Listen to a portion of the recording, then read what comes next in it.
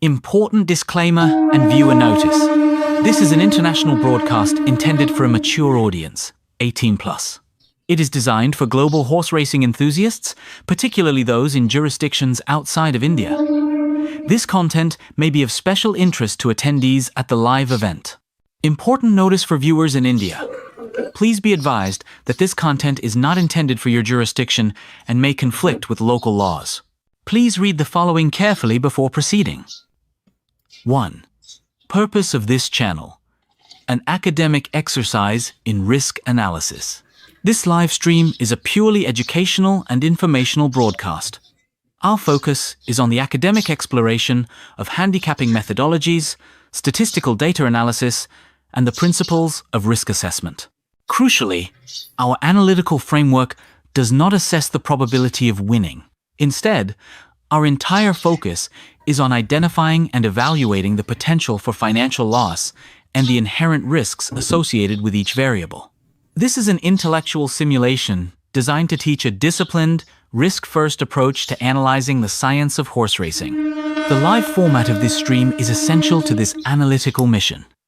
A spreadsheet alone provides only a static, quantitative snapshot. A complete and rigorous risk assessment requires the inclusion of dynamic, real-time variables. These include qualitative observations from the paddock, the physical condition and behavior of the horses, last-minute changes in weather and ground conditions, and the strategic decisions made by jockeys during the race. Therefore, the use of a live race feed is for the strict purpose of data collection and model validation. It allows us to test our pre-race statistical analysis against the reality of the live event, which is a critical part of the educational process. 2. No betting advice or inducement. A firm policy. This channel does not provide betting tips, financial advice, or picks. The content is not intended to induce, encourage, or promote any form of wagering or participation in online money games, which may be prohibited by your local laws. Any analysis is a theoretical exercise and must not be interpreted as a recommendation to place a bet. 3. Strictly independent, supported by viewers. The host of this channel is fully independent. We have no affiliation, partnership, or financial relationship with any bookmaker, wagering platform, or any other entity in the gaming industry. Our analysis and content are not sponsored or influenced by any outside entity. This channel is made possible through the voluntary support of our viewers via YouTube's official features, Super Chat, etc. All contributions support our educational mission, and our content will always remain free and accessible. 4. Community Code of Conduct. Fostering analytical discussion. We encourage an intelligent discussion focused on the science of racing. Encouraged. Sharing your thoughts and analysis on the race or any horse, focusing on data, strategy, or observed risks. Prohibited. Discussing personal bets, encouraging others to bet, requesting tips, or sharing links to wagering sites. Violation of these rules will result in comment deletion and a potential ban. 5. Viewer responsibility, legal compliance. You, the viewer, are solely responsible for your own actions and for understanding and complying with all laws in your jurisdiction. This channel and its host assume absolutely no liability for any financial losses or legal consequences. By continuing to watch this stream, you acknowledge that you have read, understood, and agree to these terms. You confirm that your purpose for watching is to learn from our methods of live data analysis and the critical study of factors that influence race outcomes.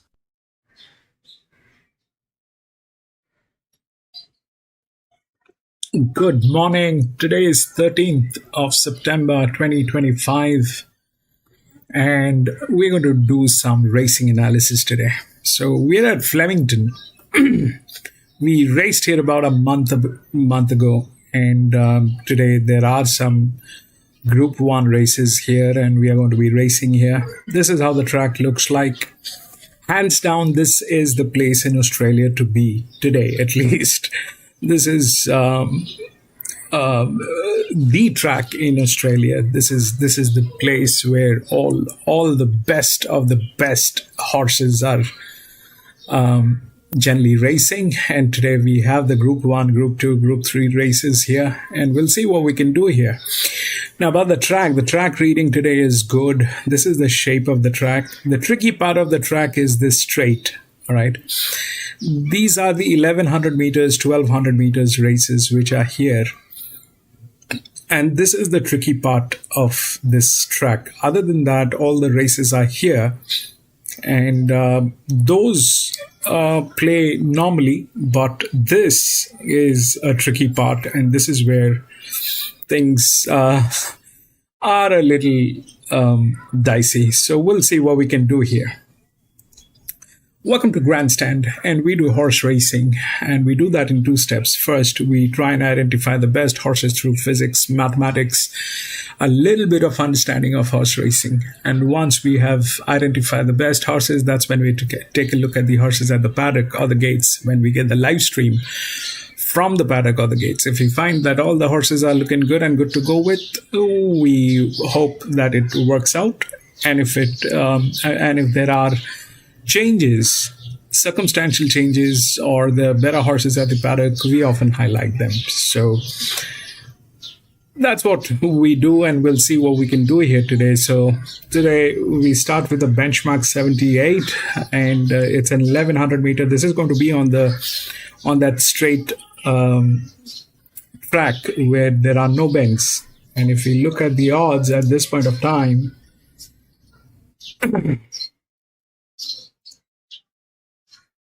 10, 7, 8, and 18.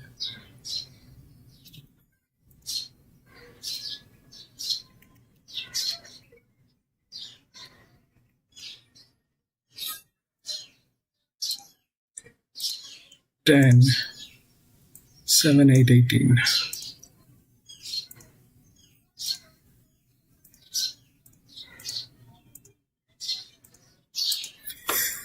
So that 10 people think is going to win. It's a benchmark 78. And I remember this horse, the last time, 10 weeks ago at Flemington, we've done that. Unfortunately, that day we did not have feed. But I remember what happened. This was the favorite, and it came in second. And the reason why it came in second is definitely because of the pressure. All right, the pressure has not reduced, but it's still there. Okay.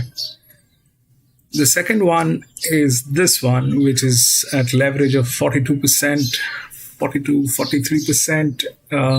The 8, but that's something which has raced 2 weeks ago at Sandown Lakeside.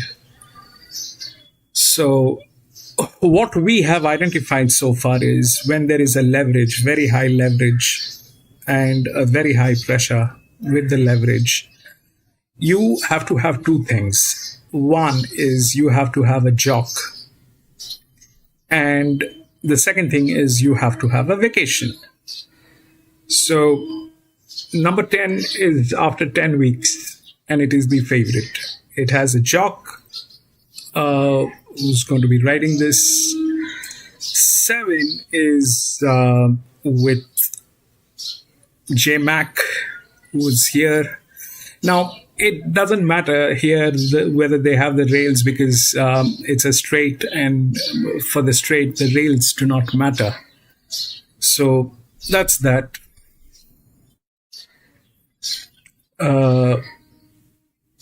And then here we have the 18. So apart from the 8, I think everything is looking good. What else can go wrong? Okay. What else can go wrong?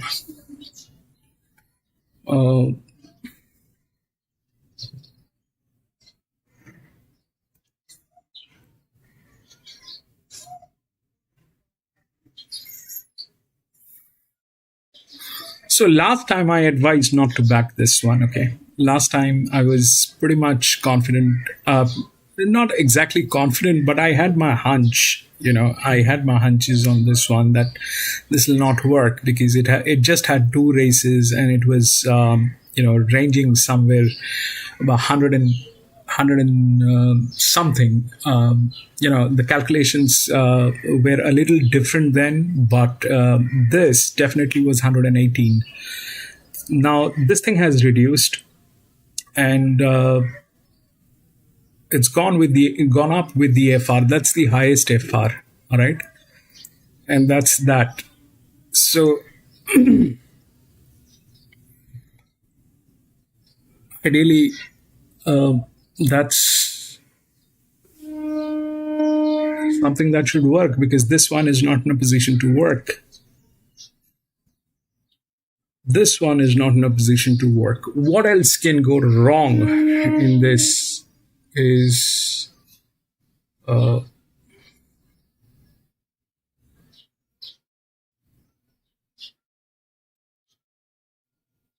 not work.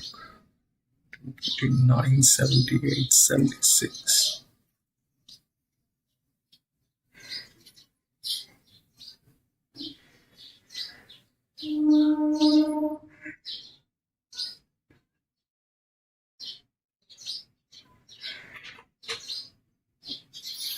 It looks all good apart from that, unless we get a surprise from down here where things can go wild.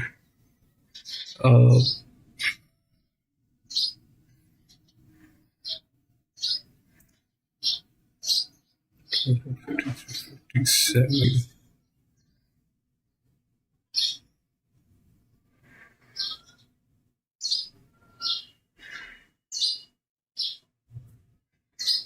$3.565. It'll drop further, 67, 70. Still, this is there. What if that fails?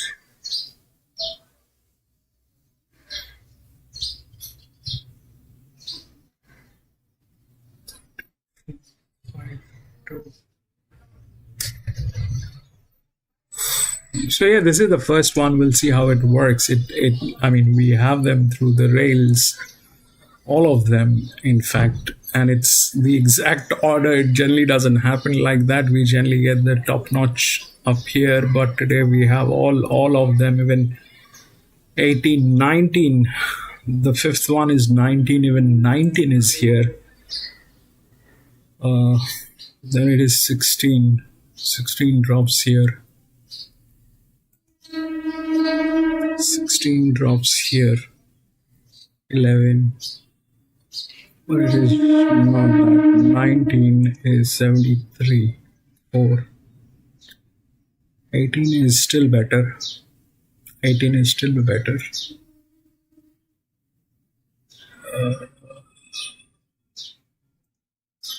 So it doesn't look like there is a lot of threats unless it fails to deliver that pressure. Last time with a similar kind of a pressure, it was about 10% more on the on this side. So we'll take about 10% more here also. So it was 188, and now it is 198. Here it was 188. Now it is 198. So there's definitely a reduction on pressure on this. But that was a 1200 meter. This is an 1100 meter.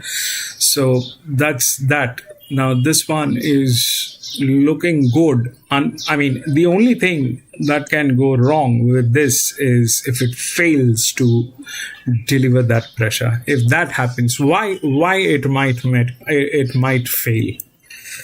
Why it might fail to deliver that pressure? Because it failed last time to deliver the pressure. It failed. Last time it came in second.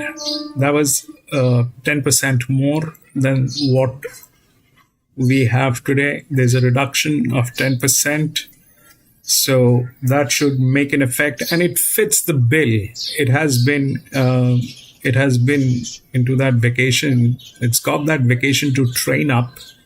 I hope they figured out, that this is not going to be easy, and they trained this one. So if that's that, then it is okay.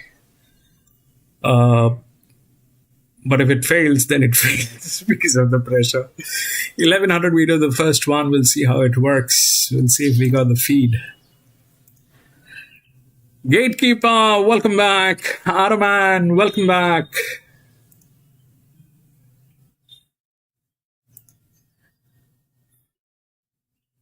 See where the big money's going with big bets. Access real-time punting info and follow the sharp money moves on every race. Ladbrokes shows you the big bets live. Go you good thing. What are you really gambling with? Here we go. We've been banging on since markets opened on Wednesday, and it's now time to have a look at the first race at Flemington headquarters today. Benchmark. Both the 15 and 16 looks good. Clearly the best 15 and back runner on the sports bet books. Smashed, as a matter of fact, into $1.85 to resume. Stolly Bolly next best. Look where Stolly Bolly, Sean J Mac outside left of your screen as they run to you. Into $7. He's third up hard bit now. It's a drop. It's a drop. Now we've got plenty of value right down the page here for you punters. It's a great an advantage. race, multi-race. So get on your Which is sports here. and have a look at the value right down the page. But it's one-way traffic. Race 1, number 10. But out here, the one that can actually, do a lot of damage. Before I'll read my little thing out down the bottom there, and it's James McDonald. He's in the house. 18 wins, 50 starts. The percentage, 36%. He's absolutely fine. Return on investment is 10%. This one, the 5. That's a good return on investment for J-Mac. Have a look. He kicks off with Stolly Bolly in the first. Devil Knight's been spec. Crossbow. He's second elect favourite now. Airman's also tightened up. This jockey is, I don't know, Leah's Destina and Lazura. He's two best to bring him home. James McDonald in the house. He's your hot jockey. Get around him, Australia. What's gambling really costing you? Friend confidential support. Call the 1-800 number or visit the website. This Fountain Yard is brought to you by the new Racing.com app. Now with national form, racing form for every state and every day. Download wherever you get your apps. The tab we're on, an 1100 metre benchmark 78. Kicks off Crown Makybe Diva Stakes Day. Moby Dick defeating Headwall, Barrackeel and Natal last year. Those are drops. I don't know how that will work, but this one is the one to beat. The number 10 is the one to beat. We'll see how it works. 2 to Bergerac is another one who's campaigned very well through the winter at benchmark. And I like the win down the straight 2 starts. This is a tough test. Drawn outside. 8-7. The money. He's at peak fitness, this horse. He never really carries much excess, but he's been ticked over beautifully. A bit to like about the loose win more form here for the 3-quarter glory. Definitely, and only caught in the shadows of the post by the aforementioned galloper that you said. It's a galloper that can also race right on speed, and with the claim, he'll be there for a long way. Just playing around with his tongue tie a little bit today, this horse, but condition-wise, he looks as good as he has done all prep. For Mr. Exclusive, he's had his last 4 starts up straight. He's 200 to 1. He's the right price. He's very hard to recommend. Yeah, prefer to see him another day, this fellow. 5 Veloce Caro's looking for the form that he displayed about 18 months ago. He's got a pretty good record at Flemington. He just hasn't really come back that well at the moment. He's probably had excuses with pace and patterns, but still, there's others that just make more appeal. Right time and stage to have blinkers going on for the first time. I think he needs to find a little bit. He's presented well again. Little buffer between runs for the 6 Salsa Fellow as its first start as a 4-year-old. There's still upside with him as well. Great turn of foot. He does resume jump out with sound, and he's performed at Flemington in the past. He's holding on to that good residual fitness. Just got himself a little bit warm and fresh out the back. Terrific to see the gun that is James McDonald here for Makybe Diva Stakes Day. He commences his program with the steer on the 7. Stolly Bolly, who's gone close from the back in a couple of valley runs. I think they both contain a fair bit of merit. Nige, he started favourite on each occasion. He's run well without winning, and with J-Mac on board and drawn where he has, I'm sure he'll have plenty of admirers. I feel like he's probably come on from that run too. He looked great at Moonee Valley. His coat's even brightened up a bit more. Guaranteed speed in this contest with the presence of the 8 Tonkin, who's chasing 5 on the bounce. She's a powerhouse. She's fast. She's won 4 or 5 in the day. She got beat was on debut when she started at $1.70. She may well lead this field up and take a lot of catching. Yeah, she certainly will. She's got so much speed and power. She never carries any excess condition. She's come to hand very quickly. 9-piece Warrior returned with a win at Hillside, of course, was placed at Pisanello in the final race of last year's Melbourne Cup Carnival. He's another with upside. His return win was good, but it has to be said it was against a lot easier opposition. But there is room for improvement. He looks great, this horse. He's definitely tightened up a little bit from that win at Sandown. In the Creswick at start 3, they're still putting the clock back together. What she's an artist. The 10 did to it over 1,100 here midwinter. 62.66 she ran on that day. If she goes anywhere near that sort of time, fresh up and her jump outs have been excellent. She'll be very hard to beat. She looks a stakes class horse in the making. She certainly does. She looks great again here. She never carries much condition, this girl. She's quite a light framed horse, so you can see she's very fit. 11, Wolfie was 5th, beaten 1.85 lengths. It's an $8.50 chance in this race last year, getting 4-5 times that today. Yeah, it was a good race last year. It might be a better race this year, to be honest, Nigel, but he'll get back. He'll be running on. I think there's a few here that might be a bit slick for him. It's a very tricky race, but he's been presented well. He's come to hand pretty nicely. Code's definitely improving. Well, Canny Hell's brought down from the border. That is it. 4th at Wagga first up. It was an easier race. It was a heavy track, so would need to bounce back. Capable of running better, but can't recommend. Horse looks very well, so the team have done their job very nicely. He's very fit and healthy. 14, Bernie was trapped wide, second up on the valley. Well, I thought it was an excusable run, but it was still a bit disappointing for mine. 3rd run of the preparation, Steve Day. The good thing is Bernie's placed 3 or 5 here at Flemington. He does like the track, and he's been ticked over really nicely between runs. He's been in good, healthy condition his previous 2. 15, Persian Spirit has been ultra consistent for Simon Wild. 3 runner-up efforts through the autumn. The win came during the hometown carnival. Yeah, 12 starts for 3 wins and 9 placings. Great overall records. Really speaks of an amazing amount of consistency. Fresh up's not an issue, and this horse, I'm sure, won't be too far away. A horse I don't know well, and I respect his first up record, but looking at him, I would have thought that he's going to tighten up a bit from this. 16, Tarpaulin makes its debut for Lindsay Park, was beaten a length into 4th behind first settler in the Danehill on Turnbull Day last year. That reads really well. Then just went too hard at Randwick last start. It's a clear excuse. New stable jump outs have been good. Could be a big improver. Very forward-moving horse here. It's a positive parade from him. Hopefully the change of scenery sparked him up a bit. 17, Dapper Dari didn't have a ton of luck behind Tonkin at Hillside. He's won 3 or 5. No, there were excuses. The key stage was badly held up, so he's a horse that could improve, but it's hard to know where the ceiling is. There's a lot of others that are better credentialed. His code's definitely shifted in between runs, so maybe that might be a positive sign. 18, Rich Dotty starts the day for Yulong, placed at Alabama Lass in the Moomba plate, listed level on Australian Cup Day. She had 2 goes at Flemington down the straight, placed both with, like you mentioned, behind some pretty smart ones. We saw Alabama Lass at a high level in the Group 1 last week.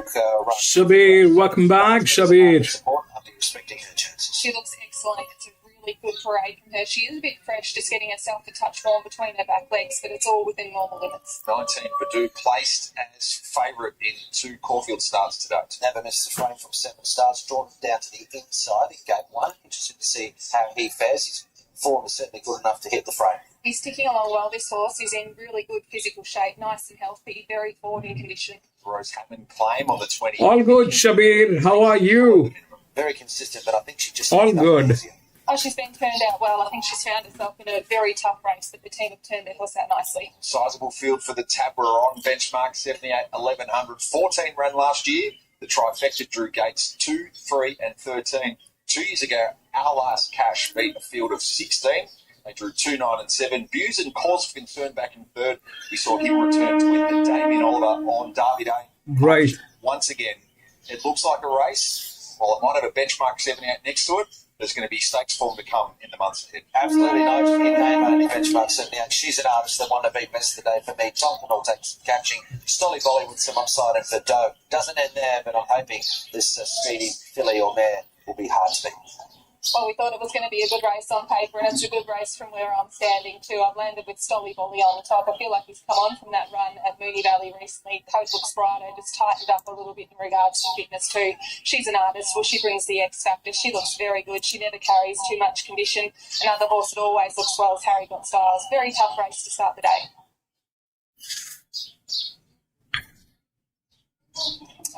Right, there we have it. Runners making their way down to the start. There's a look at Stolly Bolly on the way down to the start of the event. Caught up quickly with Blake. She was happy with his book of rides today and has a number of good rides. Of course, it'll be J-Mac on Stolly Bolly today, but interested to see how the leading jockeys fare. All right, Amy, he's about to catch up with Troy Corsons. I certainly am. Troy, thanks for your time. The Darwin's sticking along really well this preparation. I've got a positive and a negative for you. He's actually trialled down the straight and won by about 4 when he was a younger horse.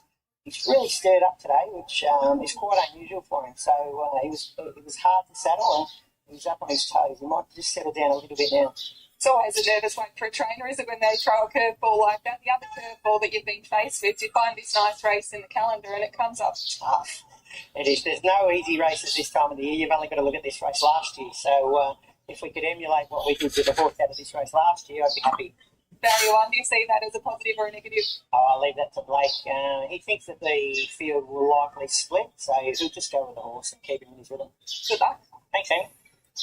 Okay, sneaking out to $16 there for Vidot. The pre-race interview there for Troy Corson's Group 1 winning team there from last weekend. She's an artiste there. Look at this.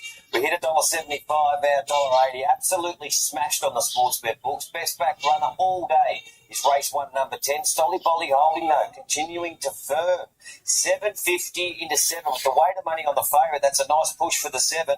And Tonkin holding the opening quote at $8.50. Right down the page. I haven't got a roughie that's towards the upset. Rails in the true. They will use the track. Adaman, Wins this. It's a it's fascinating. the first one. One, number 10, your best back though. Take it easy. Take it easy. Confidential support. Call the 1-800 number. Or visit the The 18 is the 8 is on a huge pressure, and it did not have a vacation to support that pressure. That's what the data says, Atoman. It's not any assumptions that I'm doing, but you need a vacation and a jock to deliver that kind of a leverage and a pressure. So it doesn't have that. That's the thing which is missing, but we'll see how it ends. I also have doubts on 10 because it failed with that pressure. There is a 10% reduction on the pressure, but we'll see. I don't know. I don't know. I have doubts on that also. The first one I'm going to be watching. High pressure event, we thought. Probably capped off by Freeman. So it'll go forward. I'd say we're second pair, third pair behind them. We've got experience down the straight. That'll take us a long way. And, I mean, theoretically it is 10. Theoretically it is 10, but Looking forward to seeing it failed last time. It was a 1200 meter. It failed to deliver the pressure. The pressure has reduced 10%. It is the top-notch horse here.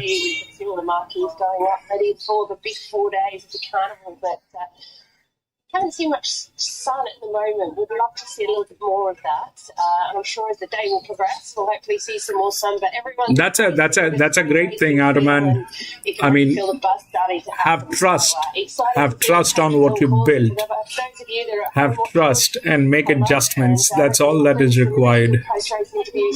Have trust. Behind the scenes here at headquarters. At times, I also. Daos, welcome back. At times, even I go blurry, Adaman. I don't know what to think. I don't know what to say.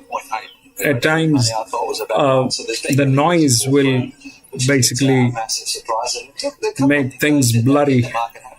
But you'll get there. You'll get there. Race by race, track by track. Are there noticeable changes in her physically from the filly you got to assess through the winter a couple of times? It was interesting to hear Jack's comments that she was about 10 or 15 kilos heavier, and that's about what she looked too, but she never carries much weight on her. So I queried last preparation how deep they would get, just given her light frame. It's something that they're going to definitely have to manage going forward, but she definitely has just thickened up ever so slightly. That might have been my last run. She just had enough time. So interesting factor. So we see her back to her best. That was 9. Starting to load up well through loading in fact. Can She's an Artist get the favourite pace? Here's Manuel. For the true position, Hutch, thank you very much. The big field loading away here. There's She's an Artist going in. Any repeats of what we've seen so far of this pair, particularly that win here at Flemington, should be hard to beat. Thinking of Gertie goes up riderless. Trapeze Warrior is the next one forward in winning form after 8 good weeks to stand up. Allocation likes the straight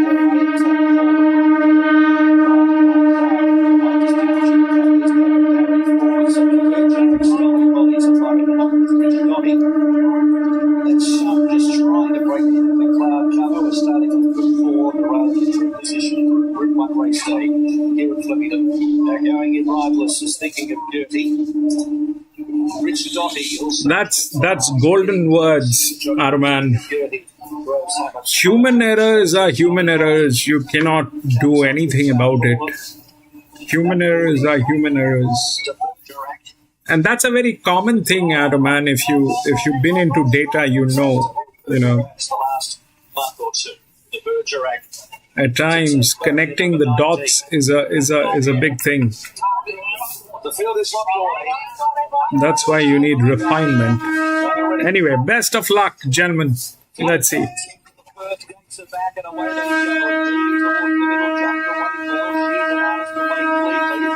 Towards the middle, Dapper Darry began fast with also Tonkin, and just behind those horses settling down, Booty up the outside, tracked by Rich Dotty as they split. The outside division headed by Booty from Trapeze Warrior, Rich Dotty, Canny Hell, Salsa Fellow, and they will follow next in the field by a wider on the track below Jake Caro, Stolly Molly and the Bergerac. Over on the flat side, it's Golden Glory leading She's an Artist Tonkin, followed by Badu, and their 3 lengths Harry Got Styles. Next, Mr. Exclusive, Dapper Darry, Tarpaulin. Thinking of Gertie, Persian Spirit and Wolfie a long way back. 400 metres to go. Over on the far side, She's an Artist tank through with Golden Glory, followed by Tonkin.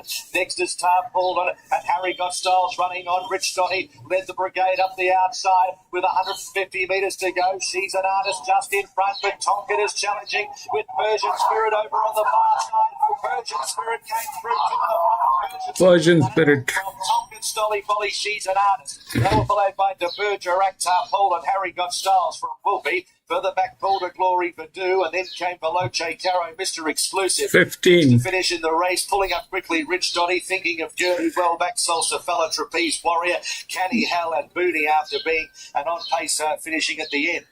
Flemington's got this uncanny ability to throw up an upset, and it started in that fashion on Crown Makybe Diva Stakes Day. Persian Spirit, we mentioned just how consistent this son of Cable Bay had been through 12 career starts, not missing the top 3. Gatekeeper. So much of that had been done on provincial tracks. Latest with the runner-up 50 to 1.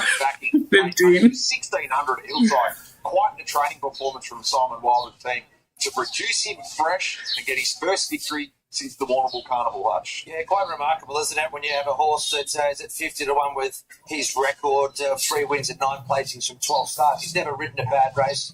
Of course, he's run 62.75. That's a very, very slick time. And looking at this head-on, he's also been held up till very late in the race. Seems as though the favourite had her chance. It was a brave effort, of course, from the runner-up as well, but no doubt about the winner in a slick race. Persian Spirit has produced a very fast time on the way to victory and he'll be handsomely rewarded as a result. Great to see. No, you see that guy, it's 15. On the boards and You spoke about the 15 gatekeeper. As well. Just a fantastic handler with a brilliant record. And I love the way that we had a good spread of results in terms of yes, 15 on the outside as we cross back out to Charlotte, who's going to chat with Harry. We're just calming Persian Spirit down after that electric win. Jesus, what a result for Grand Syndications and one of my favourites. Yeah, 15 got through. Yeah, it was a terrific win. I'll check the numbers. Hold on. 1400.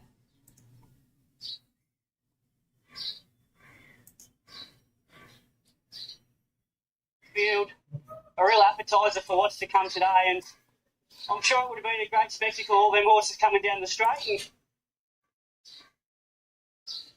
their fella to stick his head out and get the win. I was sort of unsure because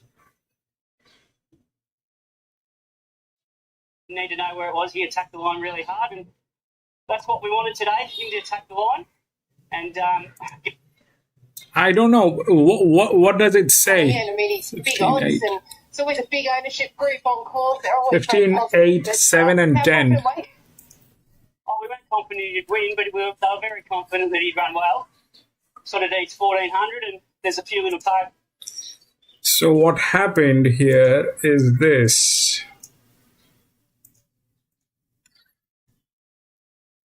$15, okay?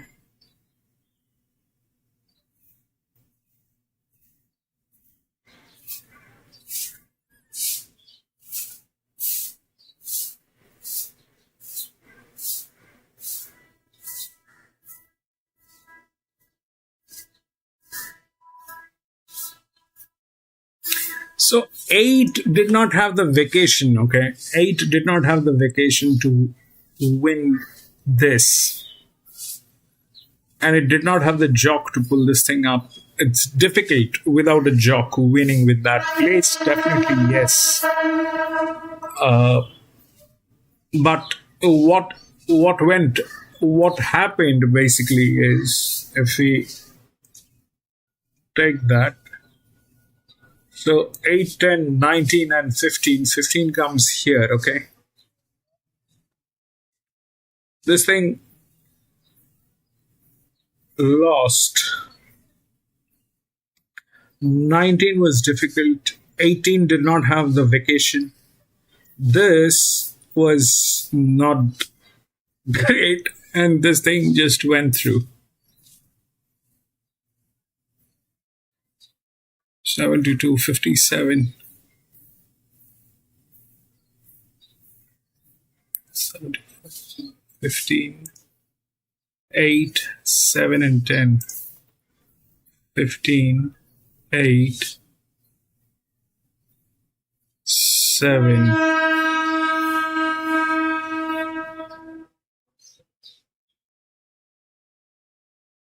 So you need the pressure, but the pressure has to be in a way so that it the 10 failed last time. Let's just understand that it did not deliver. This did not have the vacation. This had a larger competition. This was the right fit. This is 3.5. This is 7. This is here, but that's that. So they will go down. Those are all placed. But out of the pressure, this is 15 here. That's how it worked.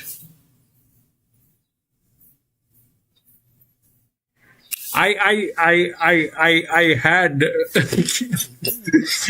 feeling that this is about to go wrong because, even last time this thing did not work. This thing did not work on this particular horse. It did not work.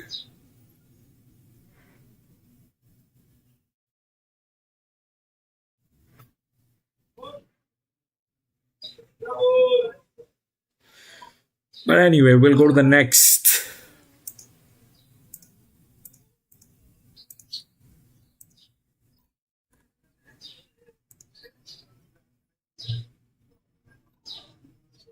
Six has been scratched. 2, 1, 3, 5.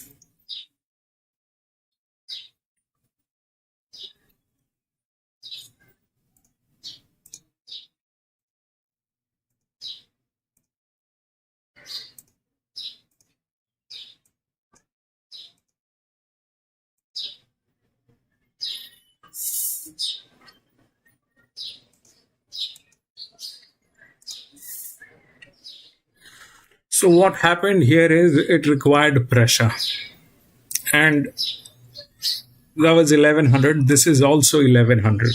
Now the pressure are here with these two horses, and in fact these 3 horses. Now if we take a look at number 4, 4 weeks ago Caulfield came in 5th. That's why there's a drop. 3 came in first 20 weeks ago.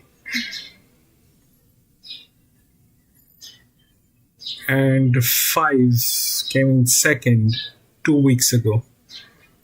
So 3 fits the bill. Okay, 3 fits the bill, but I mean, without pressure, this thing is difficult at this distance here at the straight. These two are the top 2 horses which are there. Okay.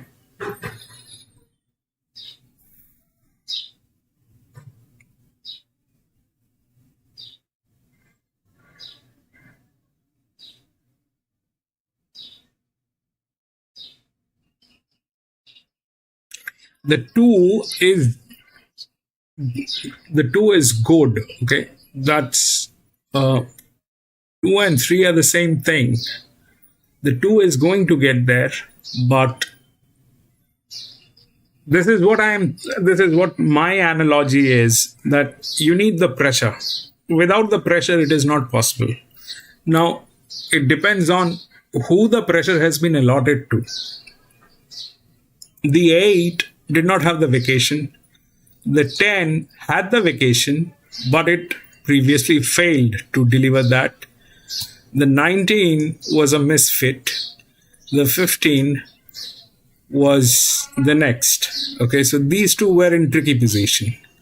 Here, let's check what's going on. So 3 is after 20 weeks, Morph.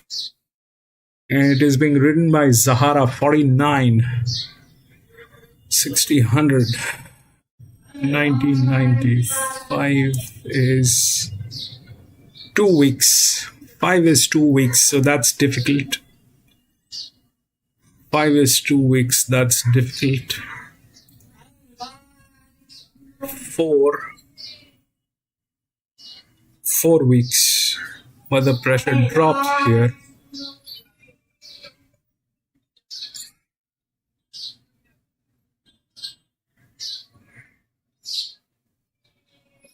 221.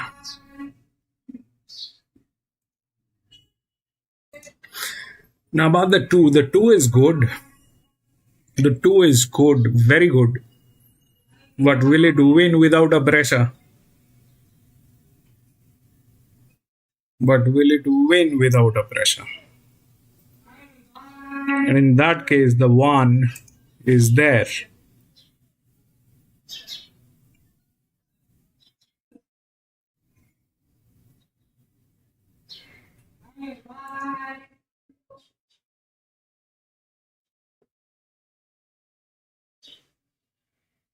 I mean, this is a better proposition because their team is kind of not exactly bleeding, but somehow that's like the second worst here. This is the worst, and they're the second worst. These 2 are the highest. The 5 is after 2 weeks, so it has a jock, but it is running after 2 weeks. I don't know if it is prepared for that 35%. 62. This is running after 20 weeks. So that's something. And 3 is our Griffin Mark Zahara. Zahara is riding this. There shouldn't be any problem. Zahara is riding this, and Zahara looks like won with this. That's the last SP, and it delivered that SP. 3. To move without a pressure is like this. What happened with 7?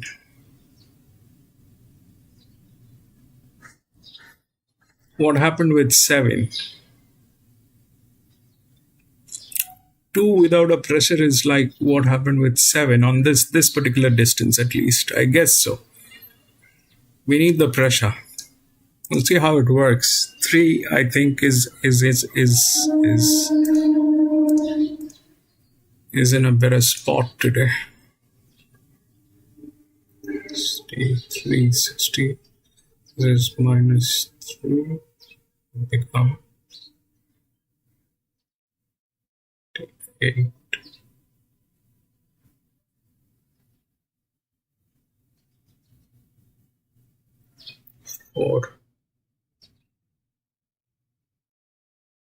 Four week coffee.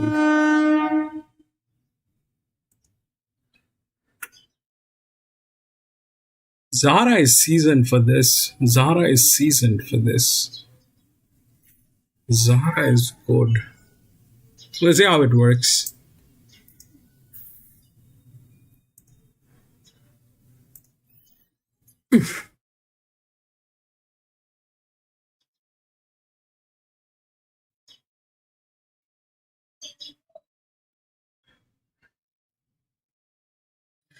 No, it is not market bias. It is not market bias. It is, see, Arman, the numbers are one thing. This is. I think we spoke about this quite a few times, here. And I think there was this gentleman who used to bring in the artificial intelligence in here a long time ago, and I clearly remember the conversation. So what happens basically is,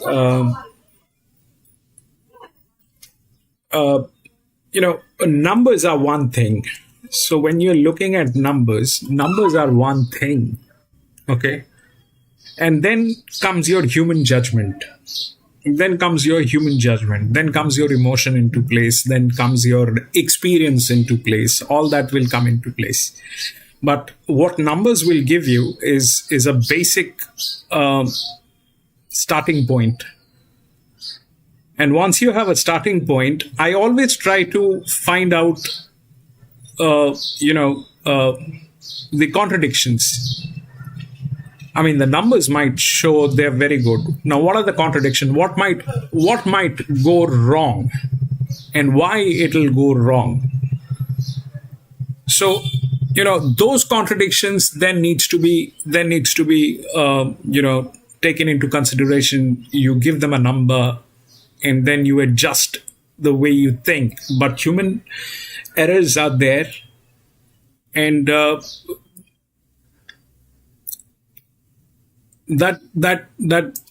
thing will work.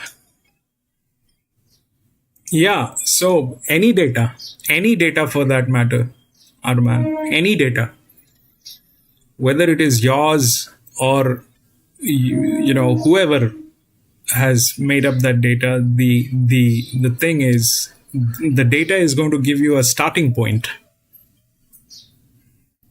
It'll give you some idea of what it might be like, which direction it is going. But then comes your racing experience, your judgment. Data will do numbers.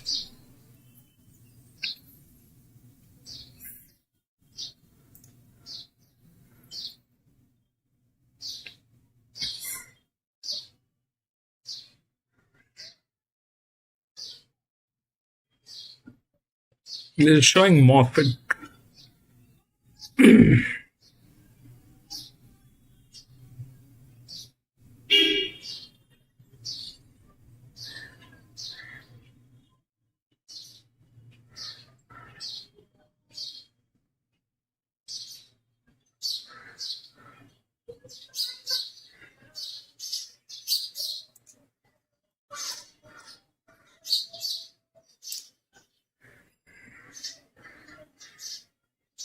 Still get each way odds. I'm sure he'll be somewhere right around the mark, race 7. All right, there we go, Simo. That's the setup here at Morphettville today. Main track, rail out of fairway, track road at a good 4. We've got beautiful weather conditions. Oh, it's still showing Moff.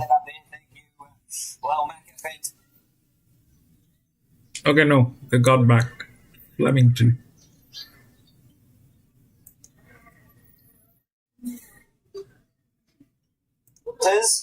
The straight track played outside and inside. Very fair. You can win on the inside. Don't worry about your inside draws. Let's rip in. The top two in the market has identified them to beat. That's Tycoon Star off his last start. Second up was Terrific at Caulfield last start. Okay, 245. The pros have had a go at Devil Knight, though. He's second up now. J-Mac in the saddle. Into 390. Back out to 420, but he's the second elect in the books and the liability as well with the toppy in the market. Outside of that, look at the value. McGall was terrific behind Tycoon Star last start on speed. Shining Smiles back down the straight. He should improve. There was some specking early. Back out to 12. And Navy Pilot is the best back at a price. Residual Fitness from Queensland had a bit of unlucky galloping room in the JJ Atkins last start. $41 to $26 is the blowout race 2, number 7. But Tycoon Star, Devil Knight, the popular elects. Bit more to play out there. Once again, for friend confidential support, call the 1-800 number or visit the website. This mounting yard is brought to you by the 2025 Woodside Park Star roster, led by dual Group 1 winning 3-year-old Celestial Legend. Race named after a Melbourne Cup winner over a century ago, but very much for the sprinting types, the Swetch, the Sidon Stakes 1100 metre listed 3-year-old Colts and Geldings contest. It was a Yulong 1-2 last year, Growing Empire's favourite defeating First Setter and King of Rousseau, who we saw come back here and win the Ori Star during the winter. Horse 1 is Devil Knight. We see the Blue Diamond winner at 2 back in Melbourne.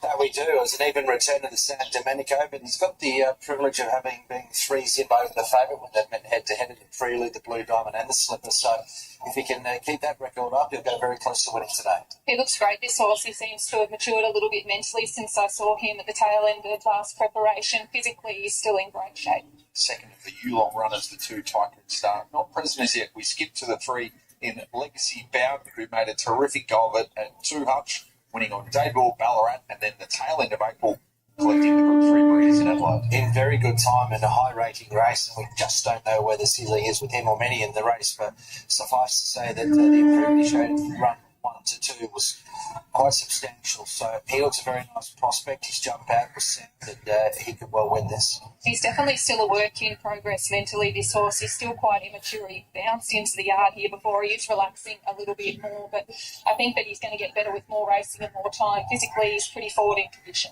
Mark Zara collected the race last year on Growing Empire. We also skipped the second of the Lindsay Park runners, the 4 Shining Smile, and go to the 5 Magor, Damien Lane, in discussion with Emily Brown and team. Manjeet, welcome back, Manjeet. Star of the McNeil, his first go at 3. I thought it was excellent because he had to do some early work to cross and go forward. He was fresh up there, heel strip fitter, and to me he looks like a horse will be well suited to the 1,000 metres as well. And once again, he's still learning what the game's all about, but he's got a lot of ability. He's come on big time from that run first up at Caulfield too. His coat's shifted a lot. It's still not there completely, but you can see that it almost is. He's quite enthusiastic here, but he's relaxing really well. I think it's the best I've seen him so far. 6 Aleppo Pine is a scratching. 7 Navy Pilot is another. Not in the yard as yet. 8 Cannyworth, finally able to get a second career victory. The second win at Bendigo, third up. Yeah, his 2 of his 3 wins this prep have been 1,000 metres. He went to 1,200. He was well held with no excuses, I felt. Somewhere in between today and 1,100. But this is a much harder test. That's why you're getting a price, and you should be getting that sort of price as well. Team have definitely turned him out looking very well. He's just having a nice little bounce, which is pretty consistent with the way that he typically parades. His coat's nice and healthy, and he's very fit with the benefit of being 4th up today. 9 is Baduri. They're racing at Baduri in Outback Queensland today. It's Cup day there. Peter Moody, Catherine. We'll get to see, bro. Metropolitan Melbourne with the Geelong maiden winner first up. Where it is, because I've got absolutely no idea. But look, it was a good win first up. It was made great, and sure that they can take that lead, but would have to really raise the bar considerably in order to win again. Yeah, I think he has found himself in a pretty tough race here. It's a really nice, sensible parade from him, though. He's handling himself particularly well and his condition's good, so he should run up to the best of his ability. Horse 2 is Tycoon Star. The third of the Yulong runners we assess. We see Makybe Diva in the distinguishing yellow cap. Went 1-2 in the race last year. They've got a terrific chance between the Blue Diamond winner Devil Knight and this guy based on his second up effort in the McNeil. Yeah, it was a very professional performance, especially compared to his first up run at the Vane, where he was all over the place.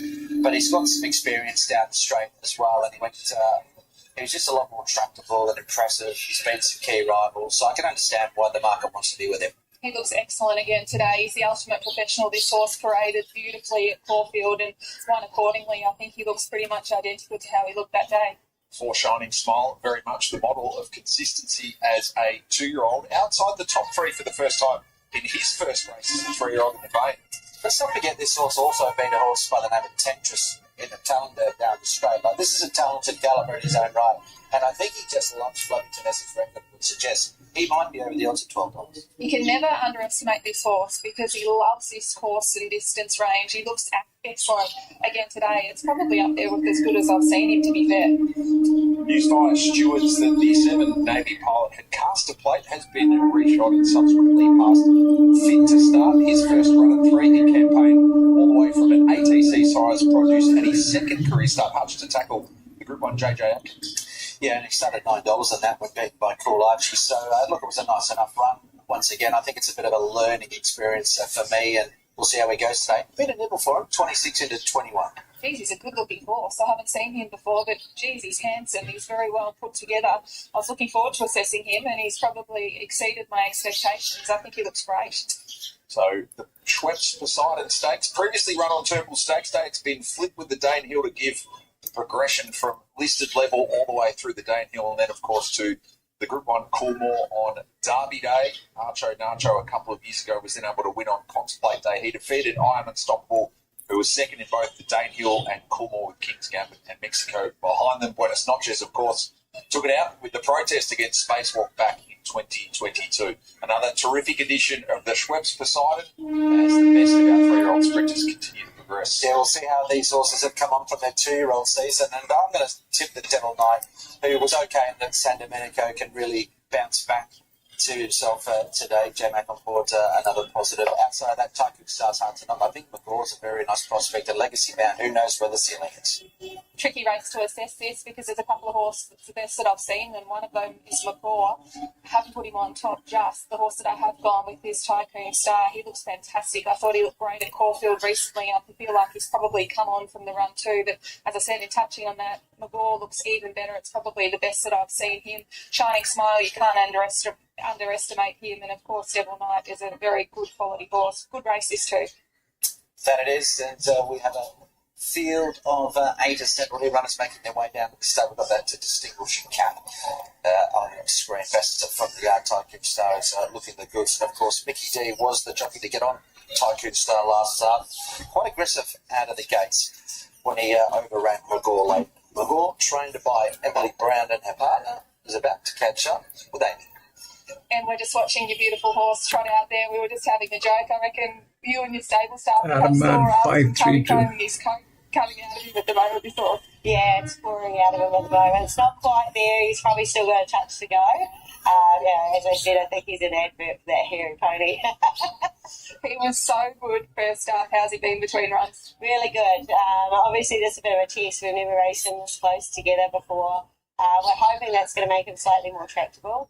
I think, though, he's come on since his first run. He looks even probably a bit stronger than he was first up.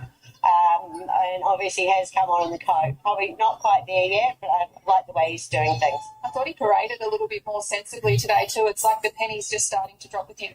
Yeah, he can be a bit of a goof. He keep up 5'3" with these fixes his own shadow, but really impressed with how he walked around today. Good luck, Ben. Thank you. A bit of a smoke and mirrors type of character is McCall. There was a bite for him too, dropped in but then back out. He ran second to Tycoon Star last start, remember. Now Tycoon Star has been heavily backed with sports bet punters. Money drying up now for Devil Knight, as we can see. So 2.35 will be your market mover. Race 2, number 2. He's one down the straight. Devil Knight drying up out for $4. Honestly, Arman, I like the 5 more, but the 5 did not have a vacation. 5 is going to be running. It's the same thing as the 8. It is the same thing as the 8 in the previous one. It did not have a vacation, but can it come? We'll see. We'll get to see. Check it out. It's a bit of fun. Short, sharp, and it will give you a bit of confidence when you're tippity-tapping the best app. What's gambling really costing you? For free and confidential support, call the 1-800 number or visit the website. Robbie Griffiths with us as Legacy Bound makes his return in the Poseidon for Finery Start. Robbie, appreciate your time. Talk us about his development from A Group 3 Breeder Stakes in Adelaide in his second start, so now what we're about to see unleashed at 3. Yeah, we popped him out after that run, and he's really grown up. He's still got more room to furnish in the body. He's quite a tall horse, but we're really pleased with him. We've got to be a little bit cautious today because he's first up where 6 of the 7 opponents have all had a couple of runs each, and they're in form and they're good horses. So, but anyway, he's got to have a look at the track. The others have already. That's another thing, a key thing. But if he can have a look at the track today and run well, it holds us up terrific going into the day. Oops. Getting tailed. Good approach to work back from the Coolmore and have him resuming this. Yeah, he hates it wet, so trying to prepare Getting tailed. the year was going to be very difficult. Sydney's quite soft 7th again today, so we made a decision. It's going to be easier to focus on the sprints. And, Getting tailed. We can do it later on. Mark Zara was aboard for the stakes win in Adelaide. What's his approach going to be? Yeah, it's getting tailed, gatekeeper. As he compared in the growing empire, so, it's getting tailed. Like the form in the breeders, albeit good, is not as strong as the form lines today. So I think the biggest excitement around the horse is actually Mark's opinion. Might not be a problem. It's a 3-year-old gelding, but still, that's something that we have seen whenever it gets tailed, then it's a tricky scene. They're always a little bit vulnerable, aren't they? That you can see the plan that the team have had there.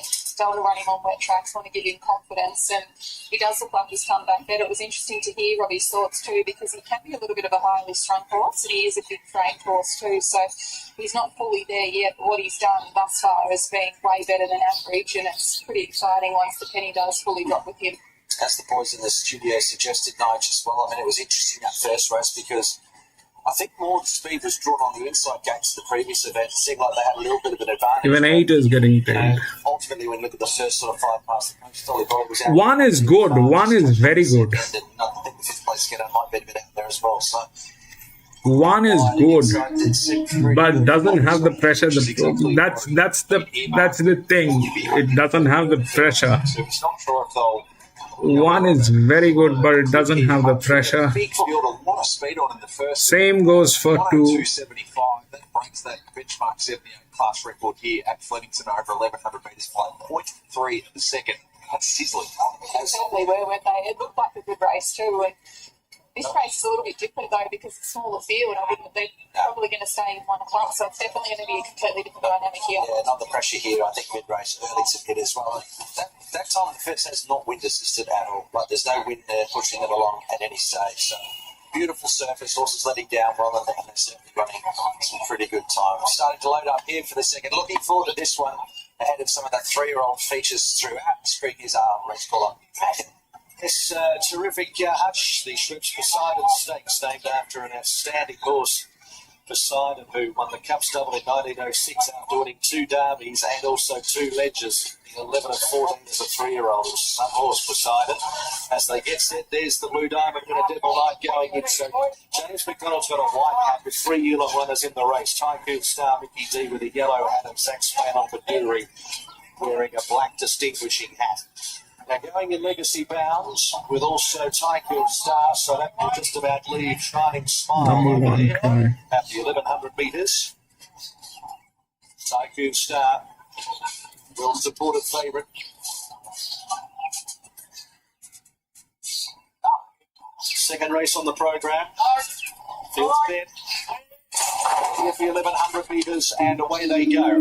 Magore in the middle jumped away evenly, and our Wine Devil Knight began pretty well with Cannyworth. It's not held to skelter in the first 150. Legacy Bound is going to drive through and take it up from Cannyworth, who's fighting the jockey, and Shining Smile wider. Then came Magore, Devil Knight, Tycoon Star out wider, and then Baduri, and at the tail of the field, Navy Pilot. Eventually, Shining Smile, 650 metres to go, blazing the trail up the middle of the course, led by a length and a quarter, Magore, who's still reefing, and they were followed by Legacy Bound. Cannyworth is next, followed by Baduri and also Devil Knight. Out deeper on the track is Tycoon Star and Navy Pilot. It's going to be a real dash, the final 350, where it's Shining Smile held together by a length, Legacy Bound. They were followed by Tycoon Star, shown its head on the outside. It's coming on, and then Navy Pilot out past the middle of the course. Shining Smile at the 150, grabbed by Tycoon Star, kicking Legacy Bound. Navy Pilot, Legacy Bound just in front. 3. Legacy Bound I think it's 3. Makybe Star and Shining Smile. Further back for Gore, in company with Devil Knight, Baduri, and Last Caddyworth. Judge will need to split Legacy Bound inside Mark Zara and Navy Pilot to the outside, who we know had those pre-race issues and had to be reshot and passed fit to run. So Jamie Mellum on the outside, trying to get the front line visible there, and Mark Zara peering back to the inside as himself, back-to-back Poseidons, growing empire last year in the year. 3. Bottle green and white. 7. This year it's the green and white. 2, 4. Finally Stud, who get it done 5 years ago this day. His side, Ole Purpose, running second in a race. 3, 7, 2, 4. Can't keep up. Coming down from Melbourne and taking out a corporate with his Legacy Bound looks to be very much on the Coolmore path. As Robbie Griffiths outlined pre-race, the first step of those 3. Zara is too good for this. Oh, what a performance. It has to Yeah. what's transpired and what Robbie said 3, 7, 2, 4. Zara is too good for this.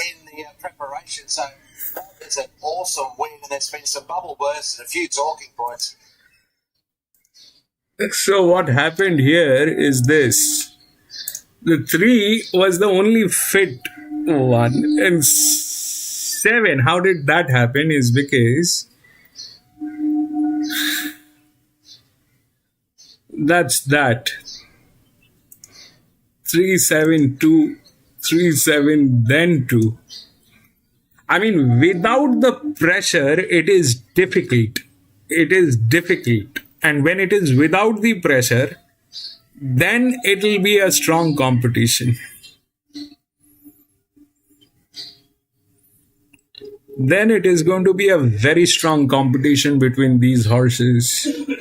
Without pressure is, you're looking at but that happened. It's a beautiful horse, man. It's a beautiful horse. 7.6. That's a stable one, actually. It did not move. 58. 3.6, 78. 7.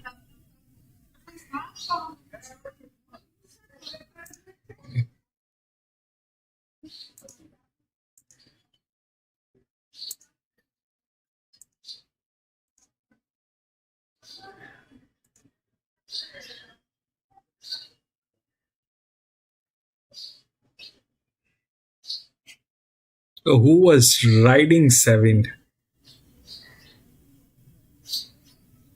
Man, good. That happened. Anyway, that is it. We'll go to the next.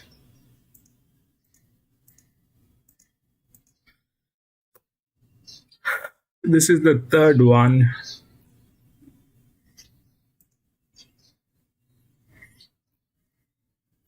Eleven has been scratched.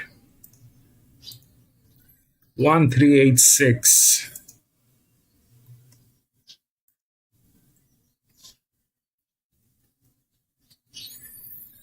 1386.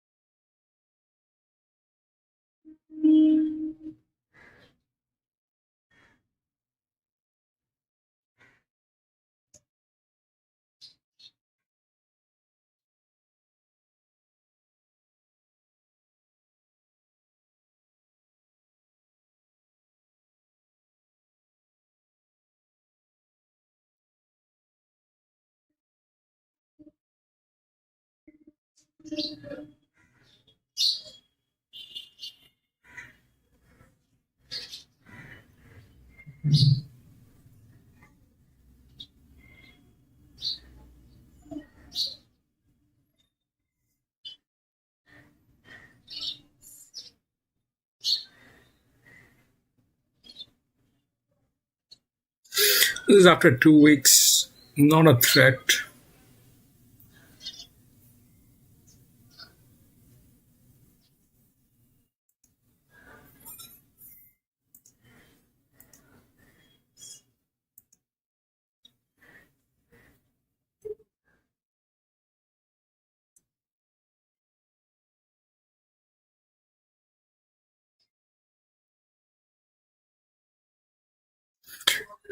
Now the 6 is a drop in class. The 6 is a drop in class. The 12 is a drop in class. That's the linear.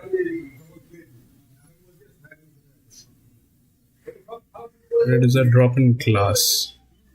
So that's not happening. 22, 11,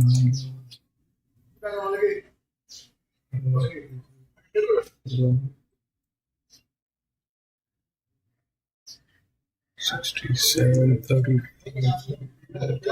Those are weird. I don't know if that'll happen. The game is kind of here. So Winrock I backed. Alright. I backed Winrock in the last race, which was at Caulfield, and it failed. It failed miserably. It came in 4th.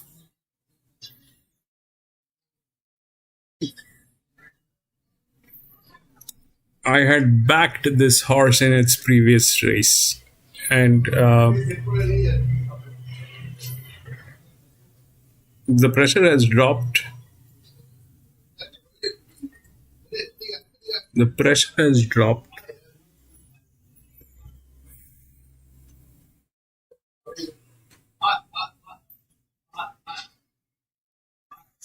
So now this is a 1400 meter.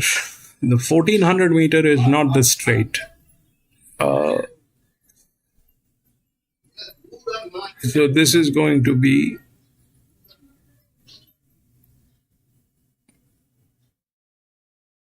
played like what? 38, 43, 43, 36, 12. In that case, that's 5 minus 45, 3, 47, 47.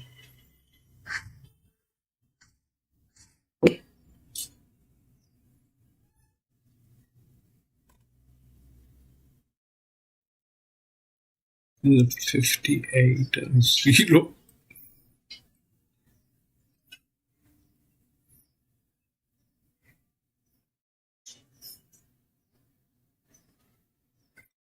That is the highest advantage which is there. I mean, we generally look for an advantage, but that is, with the advantage comes the luck baggage, which is, it's a drop in class. Okay, it's a drop in class.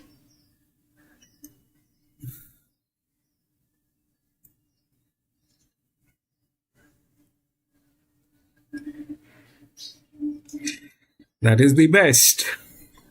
According to whatever we have, 1 is the best, but last time it did not do the thing, and 1 is being ridden by Zahara again. So I don't know if that'll work. You know, he's probably going to be tired riding. He's not a very young jockey. He's quite old. So here it was quite a job that he did, which was good. But here it is from gate number 12. Things can go wrong, and can go wrong in multiple levels. 2 is a leverage, doesn't have a jock. Then all that thing is happening. Here is 9 at 82. 82. 2 doesn't have a jock. 2 is 2 weeks. 9 is 5 weeks. 9 is 5 weeks.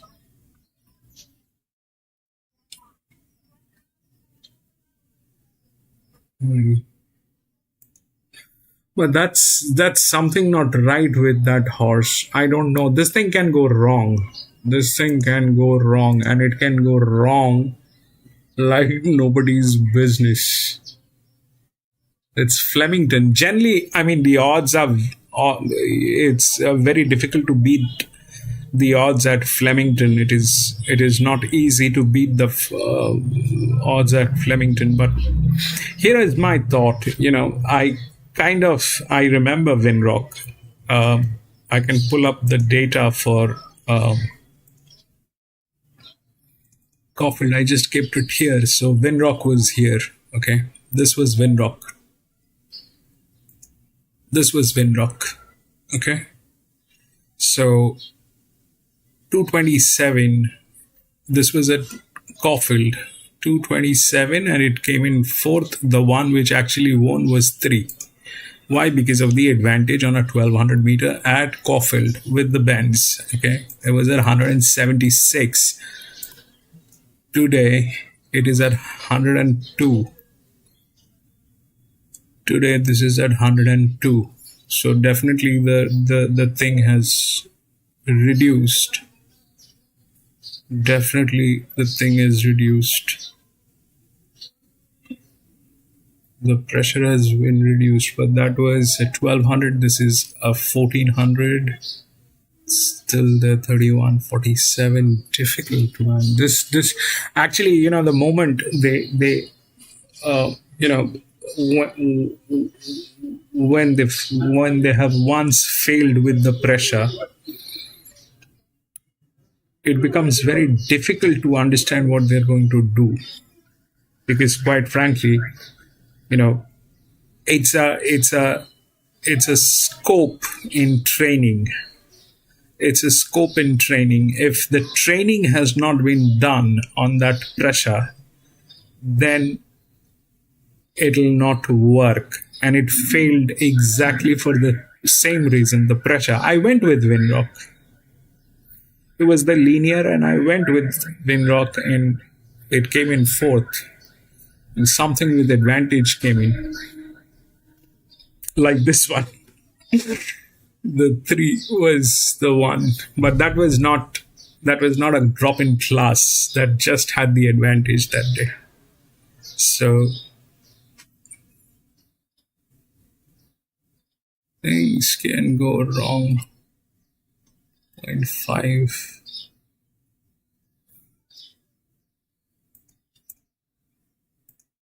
I don't know.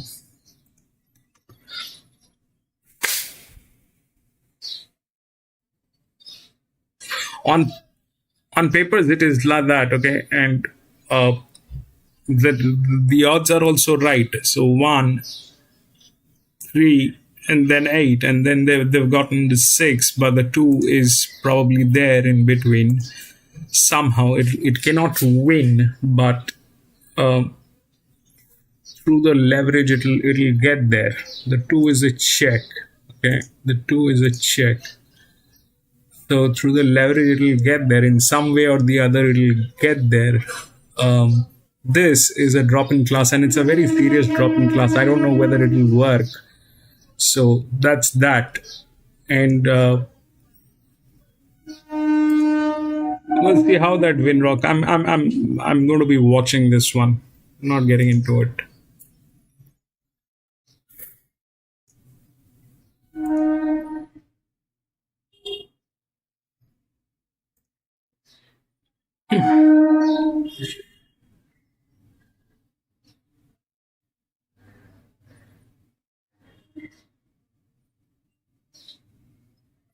No, the thing is, Araman, I strongly believe that we also get biased. I mean, I get biased. I know I get biased. In the first one, I was biased. I kind of had a feeling that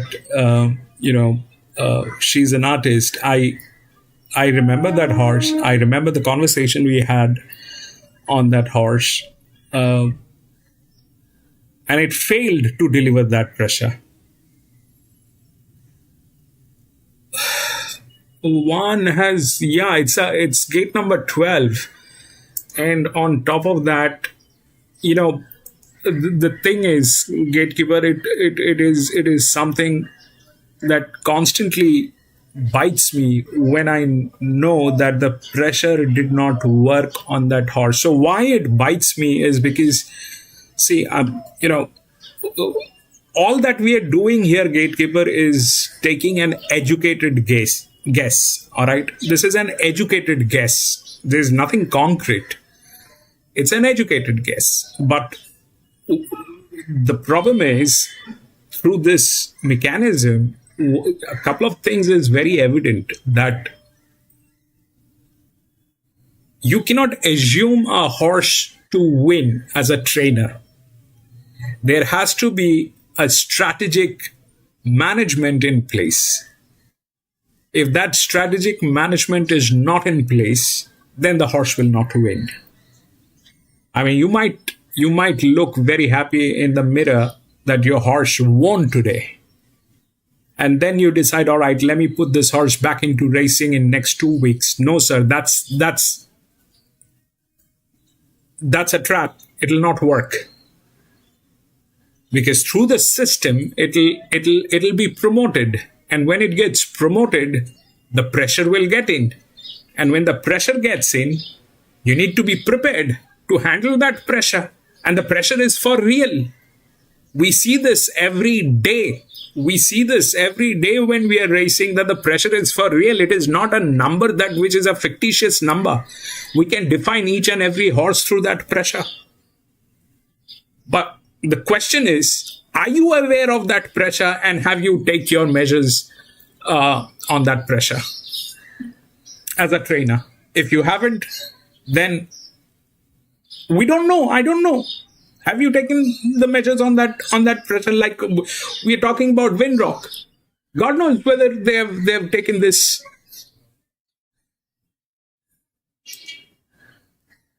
One of them, of course, being the listed Anzac Day Stakes on debut. What did you make of his return to the McNeil at 12? It was plain, but so that was the case for Windrock, the favourite as well. So he'll need to improve. But this has been his track and trip. But by report, he's working better. He's a good fitter.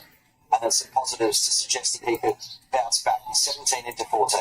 I do feel like he's tightened up a little bit with that run under his belt. It might be parading a little bit more relaxed today too. So I think they're two positive signs.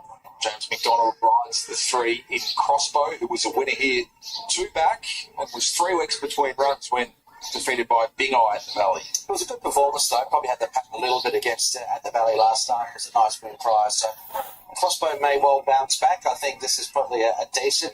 I'm going to be back from the washroom in a jiffy. Definitely get the tip from the eye. He's maintained his condition beautifully in between runs. For his prestige Ole, who joins the stable of Matt Laurie, formerly trained by his father-in-law at Bright Oak, who did a sensational job taking him all the way from a Ballarat maiden at start to victory here on Australian Cup Day at this distance, and then an okay run behind Kaleo at Caulfield. For those who like the XPs, that might be source. He started favourite his last 3. He's a track and trip winner as well. And yes, he is fresh up, but we saw in the previous race, if he got the class, he can still do it against the race-hardened opposition. He's definitely thickened up and matured from last preparation coming into today. I think it's an excellent parade here.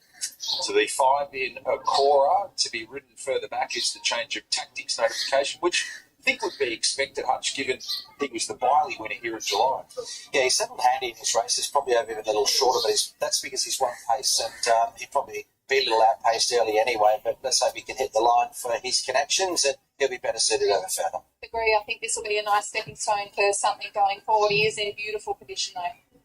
6 is west of Swindon. Now with the Mars Stable, he started his preparation at 3 at Kembla. Still a mate, but has shown good level of ability. And yeah, I thought the Kembla run first up contained some merit. He covered some ground. He single figured odds today, so it shows how well he's running some decent races, and he's won the respect. And sort of, we'll find out a bit more about him today. Lovely colt. He's got a good bit of quality about him, smooth action. He's got a bit of swagger about the way he conducts himself. To the 7 in Helio, who was the runner-up to Crossbow here 6 weeks ago. The advantage for him is he can put himself right on speed as well. So I like the way that he's racing at the moment. He's a $20 chance, so he does need to raise the bar, but he's a progressive type. He's a lovely horse with a good athletic frame that's been turned out in really nice condition here. Flemington won the race last year on dawn service for Waterhouse Mike. Combines with Moody Coleman here with last start Valley Place go to the 8 wides in more. And it was a high rating race. It really rolled along at a decent tempo. So I thought there was a fair amount of merit contained in his second on that occasion. I think there's a good chance to win today. There is some support as well, I think, to 750. He looks really well. He's got a good athletic body type. His bones not carrying any excess conditions in his peak here. Sport 2 for the 9 Sabi Storm, who Jamie Mallock sticks with for the 3rd consecutive run. Rightly so off winning that Lakeside 1600 metre maiden. What was good about that win, Nige, was that they used up some early petrol to put him into the Right, I'm back. His debut ground, but he got lost a little bit back in the field. It's better ground today. I think that'll suit me and son of Lord Canaloa. He's got a lot of upside. He doesn't need to be ridden like that. I think there's a lot more to come. Just the minor gear change with Blink's devices today too. Just trying to dot every I and cross every T. He looks really good. 10 for Stoso was placed at the same Lakeside meeting that Sabi Storm won at. That placing was over 12 before stepping up to 14 and winning the maiden at Bendigo. Yeah, I like the maiden at Bendigo. It was a heavy 9, but this horse run well on better ground than that. And I thought it had the pattern severely against when 3rd at Sandown behind Trickery. So this is a nice progressive gelding who I think is going to finish. He looks well. He's just a touch busy and on his toes, but what he's doing is within normal limits for me. 11 is scratching. The sole filly is the 12, Just Kick. She's got a bit to overcome from an historical point of view. We haven't seen a lot of fillies run in this race. We haven't had one of them win. Comanche missed 2nd last year. Snap Dancer and Tenley ran 2nd and 3rd in 2019. She was well back today. She ran 3rd to High Vol as well, and it was a really good run. And that in the Anzac Day Stakes. So that sort of form definitely. She looks like she's got each way claims in this race, being 2nd up and up in distance. Yeah, she looks well. I think she's parading just a little bit more sensibly today too. Not quite. 6 is a drop in class. So winning BRC size here at his 2nd start before collecting the good yes, there's a possibility. Saw a soft track for the first time in the big deal. 6 is a drop in class. The last campaign, that race at Caulfield, we just put a line through it. It's tough one to assess. I think Flemington's definitely going to be a better service for him. And arguably the step up in trip. But if it was a bit plain for me to want to jump into him at the price today, notwithstanding, he's a very exciting colt. He is. He's a magnificent looking individual. I had him on top when 12 is the linear, but it is not easy for the linear to do this. Second of our 3-year-old listed races. James McDonald. 12 is the linear, but ahead of Crossbow tackling this race is the Rubber Rock Expert Plate. Brutal Royal Symphony Carrara amongst the previous winners. Long John collecting it before going on to take out a Caulfield Guineas. And how much you think it could be Moody Coleman's as we might have our 3rd favourite go on. so in this one, I'm just nervous about Winrock. There's probably nothing wrong, but I'm just nervous. I know that it was not able to carry the pressure last time. It came in 4th. Yes, at Caulfield. History might say that she's going to find it tough, but she's shown enough around High Vol to so that's all. That's the thing. That's a human judgment. That's a human thing. Recently, disappointed me just slightly, but he looks amazing here today. I'm not going to get off him now. Winrock for me, for my pick of the yard. He's just a beautiful looking individual. Great parade, as I said. He looked excellent last start. We'll take on trust that he can bounce back to his best. Of the rest, I thought Prestige Olay settled up looking beautiful today, as did Crossbow. Yes, it's a good little race, isn't it? Can Winrock bounce back? Of course, a few bubbles were burst in the previous event. There'll be a lot to chat about in the coming days over some of those performances, particularly when we talk about Blue Diamond form and Slipper form and the horses that actually stood up in that specific race. And this is probably similar in some respects, isn't it? Marge, I suppose, with just some of these horses, they're all coming through different form lines and I'll have to find out a little bit more about and discuss that all in due course. But one of the key contenders in the event, trained by Greg Urell, Festoso might be a bit of value. He's with Amy. He is a little bit of value, this horse, Greg Festoso. Good to get a confidence-building win last start. Absolutely, yeah. No, it's sort of been knocked at the door and it finally broke through. So it was good to see that happen. And he's probably not 100% on that sort of going either. So I think, a bit better going is probably a little bit better for us to deal with. So it'll be interesting to see how he makes up today. He'll get every chance on a beautiful service here. What's the plan from that inside draw? Well, ideally, we spoke, of course, and, he's from that gate, hopefully lodged into the box position. If not, he'll just go one pair back, but he's not going to be too far off him, I wouldn't think. He should get a very economical run, and the rest will be up to a bit of luck and hopefully a bit of clear going. We need all of the above. Good luck to you, Greg. Thank you. Okay, Festoso there at $15, as you can see, right behind me here, punters, but it's Vinnie Rock now, second up. He's heavily back to win this race. Race 3, number 1 will be your market mover. Crossbow, really light, nothing for him, out $5. Now, Wise-in-Law steps up to the 7th furlong, sat on speed outside lead last start to go with Finrock on speed, has been spec'd 11 to 8 to 7. Just kicked the filly. Well, she's always been firm in the market, had to work a little too early last start. Now, she'll hold a spot there, $8.50 out from $6.50. We did have a little bit each way play in from that $9, though. And High Vol is your blowout, 35, 16, 14, as you can see, number 2 there. But race 3, number 1, Vinnie Rock is about to bounce back, says the market. What's gambling really costing you? For free confidential support, call the 1-800 number or visit the website. Matt Laurie joins us as Finrock returns to the scene at his VRC Sires Produce win on his second career start. Matt, I appreciate your time. Team Mornington are on board. Amy really taken with how he looked from a yard perspective. How's he improved since the McNeil? Yeah, it's hard not to be impressed by him. He's a big, imposing horse. He's definitely tidied up a bit since that run. Still can't help by looking at him in the yard. There's a bit more to come, but we're happy with him today. A little bit of conversation post the McNeil run about possible gear changes for him. Is that something you want to keep up your sleeve for a grand final of the Guineas potentially? Yeah, I mean, he's got winkers on today. There's room obviously to move to blinkers if we need it. Look, I think just, he's just that little bit older, that bit bullier. Might just take a little bit longer to come to hand. But there's been good improvement, back to the scene of a good win last prep. And, yeah, a bit of a sticky draw, but we'll see how we go. How much of a boost is getting back on dry ground? Yeah, I think that's a big positive.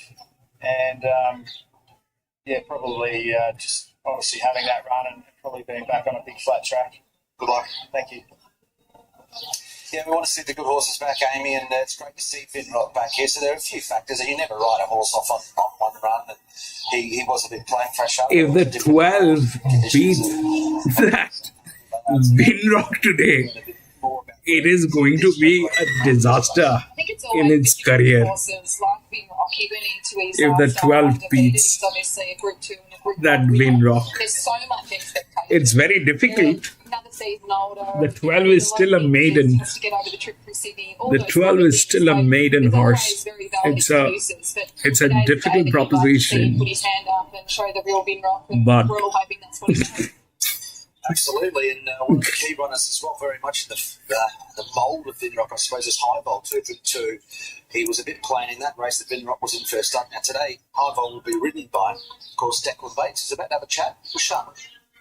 Yeah, nice ride for you here, Declan. I've spotted this horse in form and he's got 2 good performances here already under his belt. I think he's over in the market. What are your thoughts? Yeah, like you said, he loves his track, so his first up run was kind of a pass mark, and getting back to Flemington over the 1400, he should be real positive. He's a lovely professional type of horse, so I'm sure he'll give himself every chance to run really well today. You have about 30 seconds to get used to a horse before you jump out of those gates. I saw him canter around to the barriers here, and his action was beautiful. He's stretching out nicely. I think one of the better actions I saw then. Yeah, absolutely. It's the first time I've actually ridden him, but like you said, lovely moving horse. He seems very straightforward, making the team give me the rundown on all his attributes. Lovely type of horse, and hopefully he can step up today. Good luck. Thank you. Yeah, good luck. And there's a look at some crossbow on screen as well. Of course, we've seen crossbow with this preparation knives. That's run at the Valley was contained a fair bit of merit, beat by Big E, being high, but tougher race this. Yeah, the more stable going in search of the firmer footing with the drier winter we've had here in Melbourne, and good performance to beat a small but handy field in that 3-year-old race here on Ori Start before he was second again in a small field. Good one. The Valley on the Carline meeting a couple of weeks ago, so he's very much considered a key chance market, giving you a chance to follow him in there. She's 448 to 5 on the VIP. The money has come though. Been wrong. Touch 320, and that has been snapped. 280 chance to clear. Yeah, that late support is certainly coming for Finrock. So for favourite backers, let's hope that we can put one in the back of the net, because Zahara should have skipped this one. Back to back, two of the pressure horses. Zahara should have skipped this one. Sizable turnout here today. West of Swindon goes in. Wise In-Law is forward with also Sarby Storm, the next one along. As the blinkers off for the first time, wearing the visor, Sarby Storm. High Vol goes in, so two to get set. Prestige Ollie and also Finrock, who has to deal with the wide alley today. Curious for the 14 for the dual sires. The Rubberrock Expert Plex. Listed level. Finrock has gone in, the field set to go. They stand pretty well. Run. Racing at the 1400 metres. Fastoso missed the start a length and a half, and Prestige Olay is drifting back as well with Sarby Storm. Wise In-Law broke well and led High Vol, and also Finrock from that extreme outside alley is going to Finrock. Next is High Vol, followed by Just Kick, Prestige Olay, Fastoso, Sarby Storm, Arcora, and Crossbow. Calm execution from Mark Zara to work Finrock across from Gate 11, sit outside High Vol, and put that race to bed with 150 metres to go. 1687. At the Flemington 1400, he's now going to transfer his talents across to the other side for Melbourne Hutch, ahead of a shot at a Caulfield Guineas. that's the Finrock we wanted to see today, and he certainly turned up, and it was a lovely ride from Mark Zara. Just worked forward, parked outside the pace. It did. So what happened is one Finrock went through. Then came the 6, the advantage here. 8 and 7.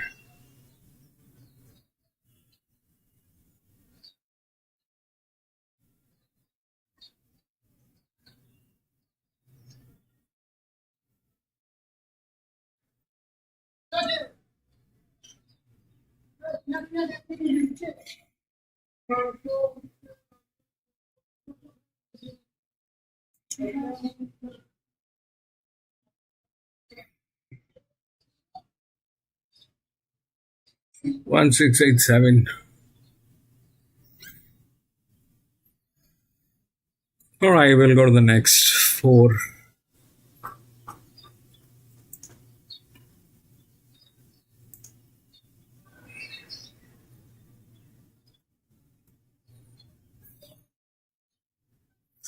Ten and 20 has been scratched. There's no 10, there's no 20.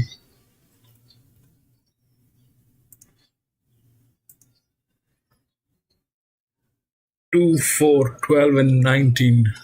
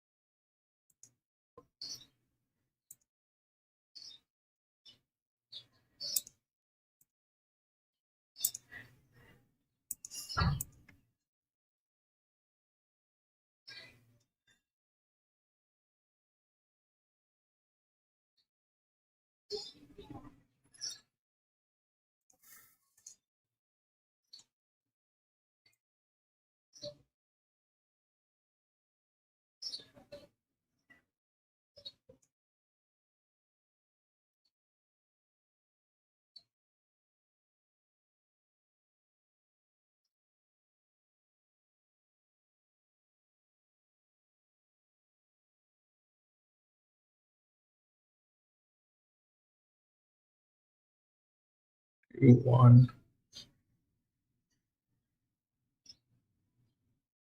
19, 17 weeks. 4. That's difficult.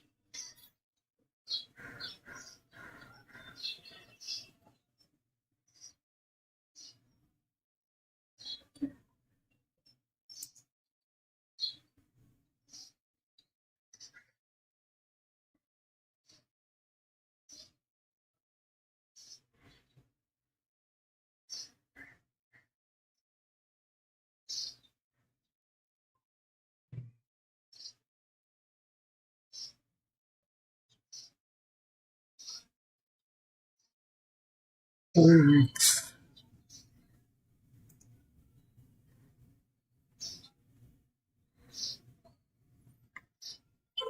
1 is with JMac.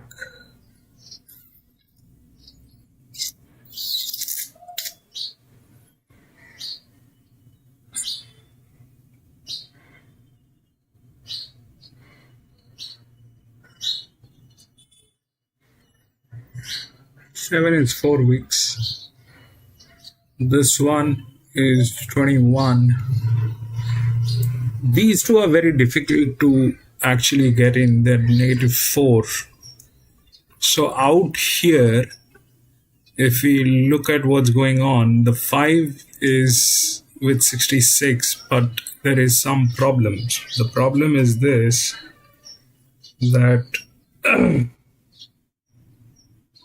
it gets scratched often and it lost a little bit of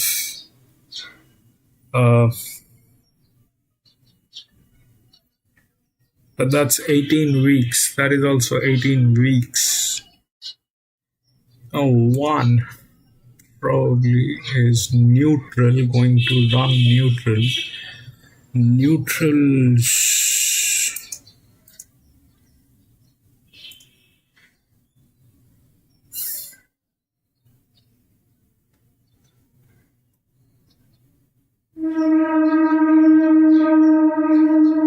13. JMac. 29 weeks. 43, 54. 54. 2 is a 51. 42.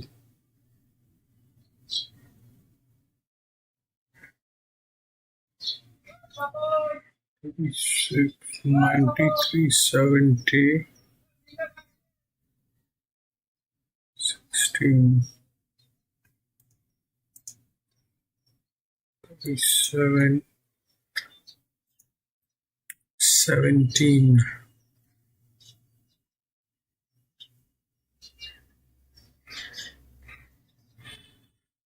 Just one race. All that is just one race. 17, 3 weeks. No. Then it is here. 2.5, 27. 7 we've checked. Scenic point. 8 4 weeks. 12 is 80. 82. 12. Signature. Again Zahara. Again Zahara. This is on Zahara. Not going to do that.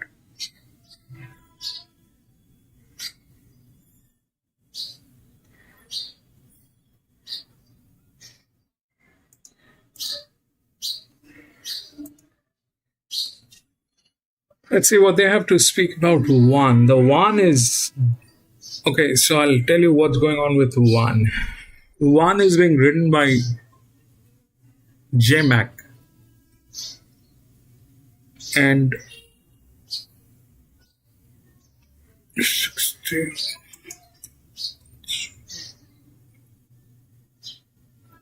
So out here, if we do this, then those are the top horses, okay? 2, I don't know. 2 came in what? Second, 4 weeks ago at Caulfield.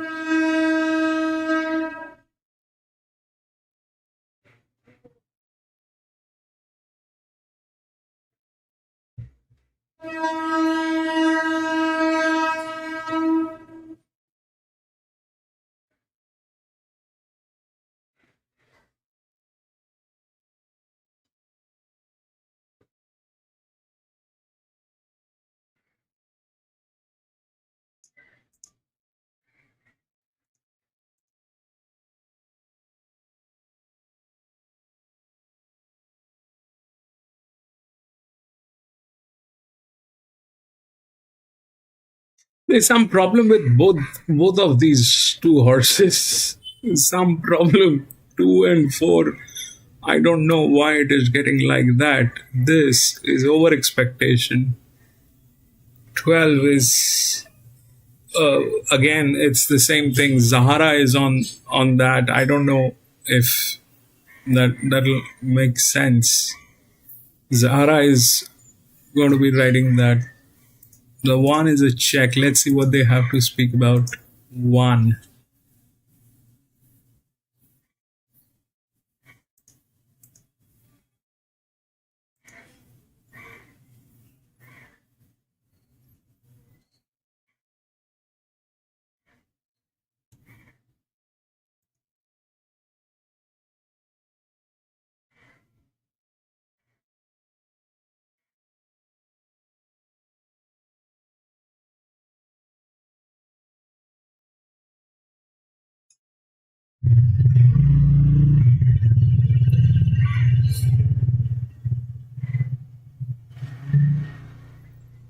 I mean, these two horses, 18 and 19, okay? 18 and 19, they have 18, 19 and this one, they have the highest pressure on. So last time that is exactly what happened. So The pressure has to be there. Without the pressure, it is very difficult. But along with the pressure comes the pressure this side. They're not even fit for this race. This is over expectation on them. So if that's that, then they have the 12, which is the right fit. Okay, then it falls here, which is good, the 12. But the 12 is being ridden by Zahara again. And if it actually gets into that mode, then the 1 is here in between. 12 is here. So that 1 is a check, and we'll see how what they have to say about 1. It's a dangerous proposition, the 12 is good. I mean, by what the pressure is looking like, if we look at the pressure, so that's the pressure, okay? But along with the pressure comes the difficulty here. So up till 16, 18, 19, 17, 16 has huge difficulty. Then it drops to 12. It's being ridden by Zahara. It's going to be back-to-back 3 wins if he does that, which I doubt. Then it falls to 7, which is here. 7 says what? 7, we've checked. So 7 is after 4 weeks, Caulfield, that's on leverage. Then it is here 14, which is the linear. Okay, the 14 comes from Scone. 1, 2, 3. Peter Snowden. That's that. But it doesn't have a jock. Then it is here 5. 5 is being J. McMahon, 18 weeks. 5 is a strong one. 5 is a strong one. 5 is a strong one. And the other one is this one. 76, 73, 77, 71. This is 77. Turning out to be 77, 54. This is drop. We'll see how it works. I mean, we'll see what they have to say. Tuna, welcome back, Tuna.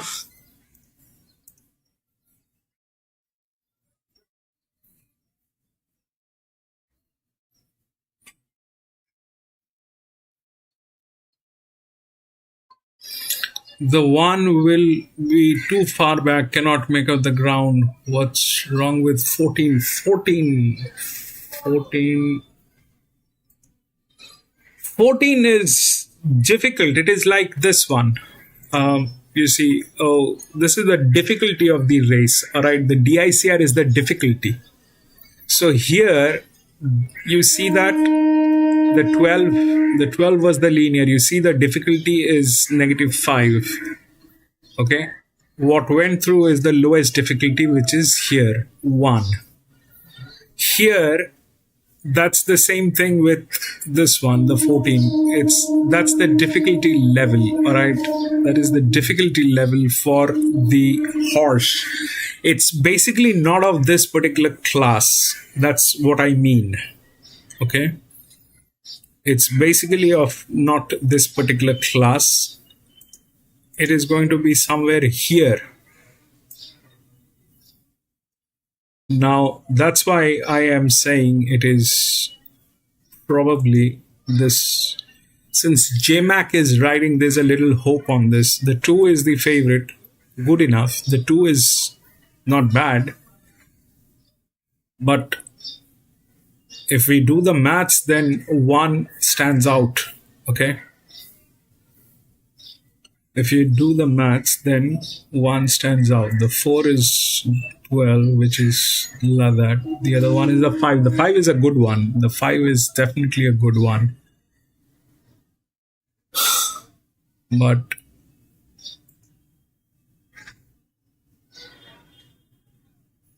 this is good. We'll see what they have to speak about that 1. I'm not very sure.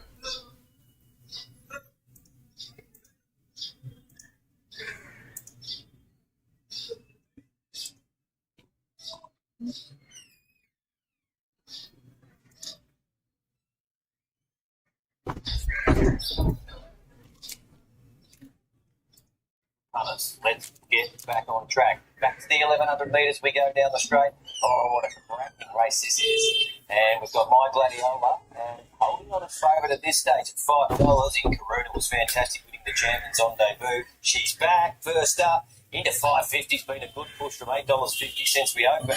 Looking down the page here now, Biologics is also back first up, just the one run undefeated, $10, $8, $9. Akeisha switches from Sydney.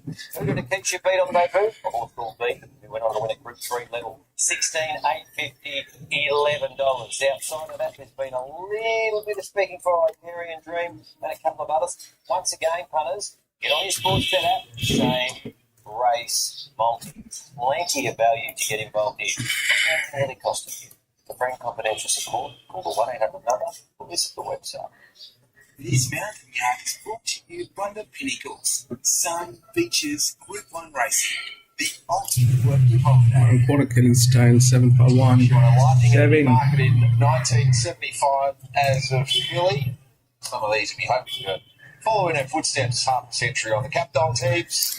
The 7 is good, but it's 2011 for the fillies. No sign of the one Palm Angel as yet. 2 is My Gladiola Hunt. Impressed us at 2 and impressed in the Gazette 3. She's easy to like. It was a terrific return, wasn't it? Speed on. She sat back, ran on really well in the Gazette. So she's back in great form, and she might be one of those 2 runs that's gone on. Looks fantastic. This girl always been a fan. It's probably the best I've seen it. 3 is Icarian Dream. Has her first run in Victoria. 2 is a grey. Chasing the sun and the money at 2. Yeah, they did, and her best form's good enough to be competitive, and her jump outs have been solid. 4 is Inkaruna, another who is brought to Victoria for the first time since a debut victory in the Group 3 Champions at Lakeside. Yeah, I loved her form last preparation. She was excellent, particularly I felt at the Riesling, and fresh up today. I think her jump outs have been a pass mark, but she looks an exciting prospect that could easily win. Attitude's a big problem with me with her today. She's got oodles of ability, but she's really playing up. She's a watch for me. 5 Steel Trap, an acquisition for Yulong, and now joins the Tony and Calvin McAvoy stable. Terrific job to win the Group 3. David Cole's in her most recent one. Got form around Legacy Bound. It's running all look pretty good all of a sudden, isn't it? That was from last campaign. Work has been quiet leading in, but you feel like there's a lot to offer. Very nice filly that's been very sensible, turned out well. To the 6 in Valazay. Go to Waterhouse and Andrew might bring her sounds to commence her time as a 3-year-old. She was only beaten a length and a half the size last campaign, but her second last run when leading up against Bedlock up in Sydney. So this, you'd imagine, will be a nice first up run for her. I was watching her with other races in mind. Definitely a filly to the eye that looks like she will appreciate getting over further. Lovely, sensible parade. 7 Sandy Point, one Benny having her first look at the straight. Listed winner at 2. Gazette run left a question mark. It did, a bit like Finlocks, and that was answered nice, and I'm hoping Sandy Point could do exactly the same, to be honest, Nige. But she looked a real talent, won the Reduce on her second career start, and Webster's has been great. Got a lovely athletic frame, this girl. A little bit bouncy out the back, but she's relaxing really well now. That work, of course, including a tidy effort in a Flemington jump out some 8 days ago. The 8 is Petite Artiste. All the best to Amy Yogi. Seems a big price to me. She's actually been in really good form and probably didn't get the race shape last start in the Valley, but second up run was sound, and I think she'll go well here, where she's performed nicely. The straight is difficult. The straight is difficult. 9 Blue Hotel's a big price for many. She won at Quantifying at listed level on debut and also contested the Gazette. Yeah, it was a bit disappointing, I thought, in the Gazette, but she over-raced, so she'll need to get that part of it right. Nice, strong, powerful filly this. She looks ready to rock and roll today. Crossover for the first time, and she's accepting it that well. 10 is Scratching. 11 Cavalry Girl has got a box ticking exclusivity to many of these hunts, that's being a straight one. Yeah, it was a good performance too, but it was a much easier race, I feel. Their jump out was probably since a third up run, which was playing. She's definitely strengthened up from last pressure this preparation. I think she turned out beautifully. 12 Signature Set. Favourite in all 3 runs, beaten for the first time, went top 4 in the Gazette. Started favourite, though, like you said, and Mark Zara, what a day out he's having. He's got a good chance on her as well. She looks a leading contender. She looks fantastic today. She's definitely hit her peak. 13 Tears Worthy. Lockie Nidog goes aboard, was 7th in the Gazette, the race that Lockie won. Wasn't beaten all that far. I thought it was a pleasing run. I just don't know if she's sort of top shelf, but, you know, she's not that far off it. parading really well, this girl. She's got a lovely, sensible attitude. Another one that's going to peak with her fitness. Peter Snowden's been in search of a firm track to kick off the spring of the 14th Pressure. Peter Snowden just brings down the right horses and is so astute in terms of the races that he selects. There's market support for Acacia, who's 11 into 10. It's a nice profile, very consistent, and has run some very good numbers. She's got a great attitude, this girl. I'm quite taken by her first time seeing her. 15 ETD saw the straight for the first time at her most recent run in the Group 3 Thoroughbred Breeders back on Australia. Comes over just to run This Is Harder, and I think she's a filly that will run a jump out, but she's going to need to bring a whole new level today. Another one that has had an opportunity to see this track before, which may hold her a good set. 16 Penpel resumes, handled soft tracks at Warwick Farm through the late autumn and early winter. Interesting run, just the two I mean, rounds. contradicting the odds at Flemington is very dicey, but one of those at price that I wouldn't be shocked if she went very close. She's got a great attitude, this girl. She's handling this big occasion particularly well. Conditions excellent. 17 Salopet will be looking to repeat the dose from an inside draw, as it did when scraping to paint for Dean England winning the Waterbourne over it. Nice performance, good time, and yeah, clearly a hand sort of galloper going forward, but this is a lot harder. It is a lot harder. It would be a very good training performance and good effort by her. She's been turned out very nicely. 18 Amping last set the tempo and was successful at debut at Cranbourne in May.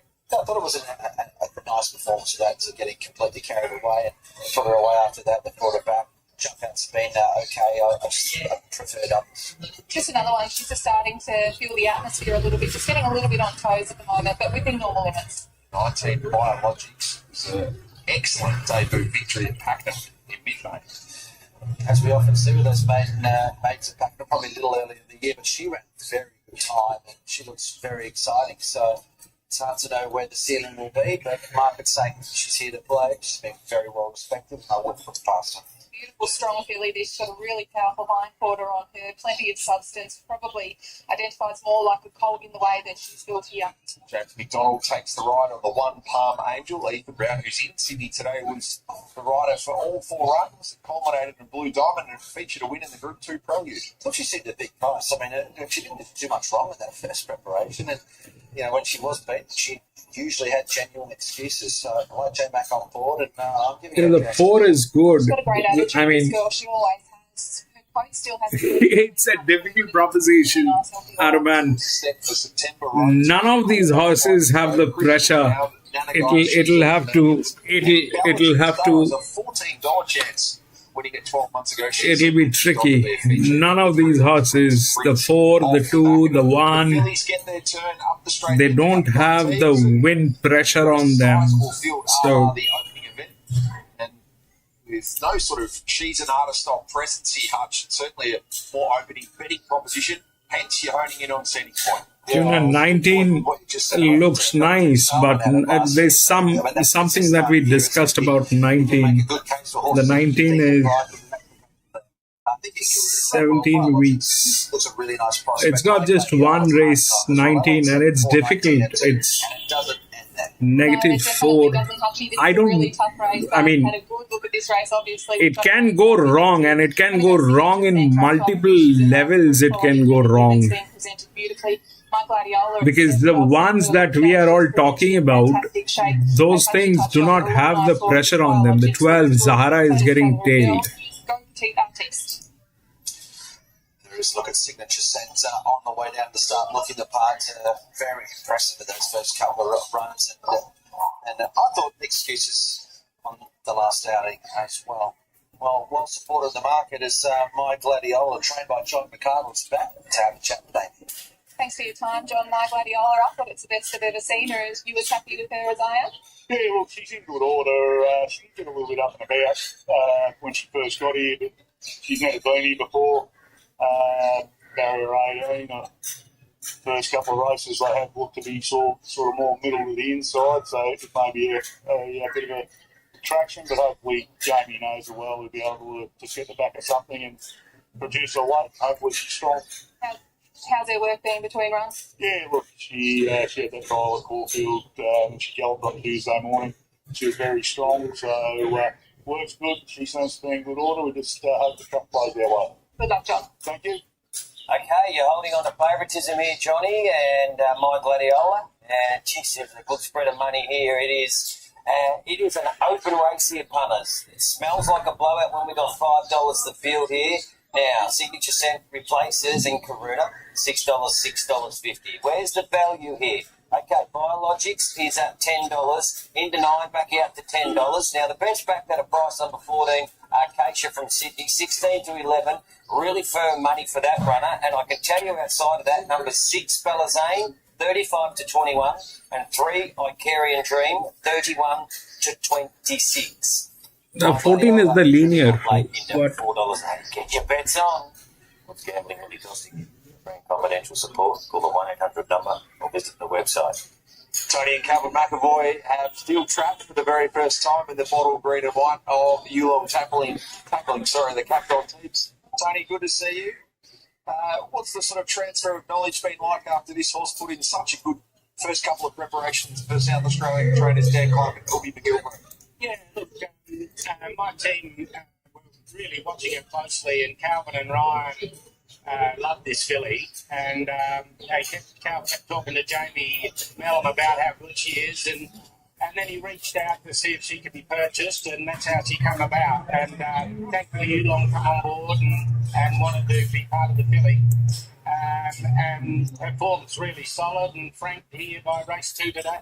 Jamie's maintaining the association that she had through the Adelaide Carnival. How have you leaned on her for some advice on both programming and the approach to this race? Yeah, I just said to the team then that Jamie knows it better than I do.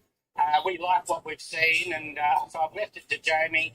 At home, she's a real miler, and she's got the stretch and scope to be a miler.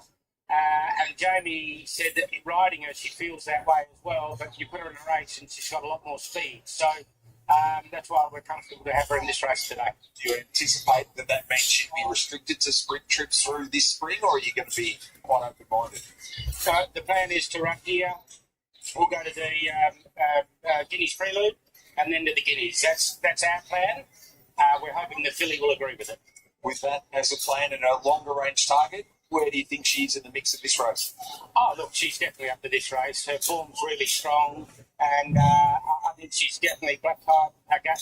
She'll be up to the black type in the spring, and all the signs coming into today would agree with that. All the best for the debut run for the stable. Thanks, Nod. Thanks.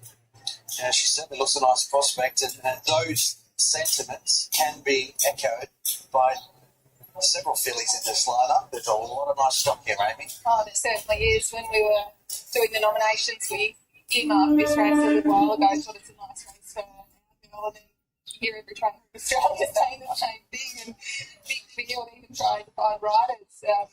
Everyone had their riders booked very early and all those sort of things, but it's definitely a better than average race, I would have thought. Interesting to hear Tony's thoughts then that this horse is going to be better over Berner. She's a pretty exciting horse with what she's done over these shorter distances, so be one to definitely be watching going into the spring.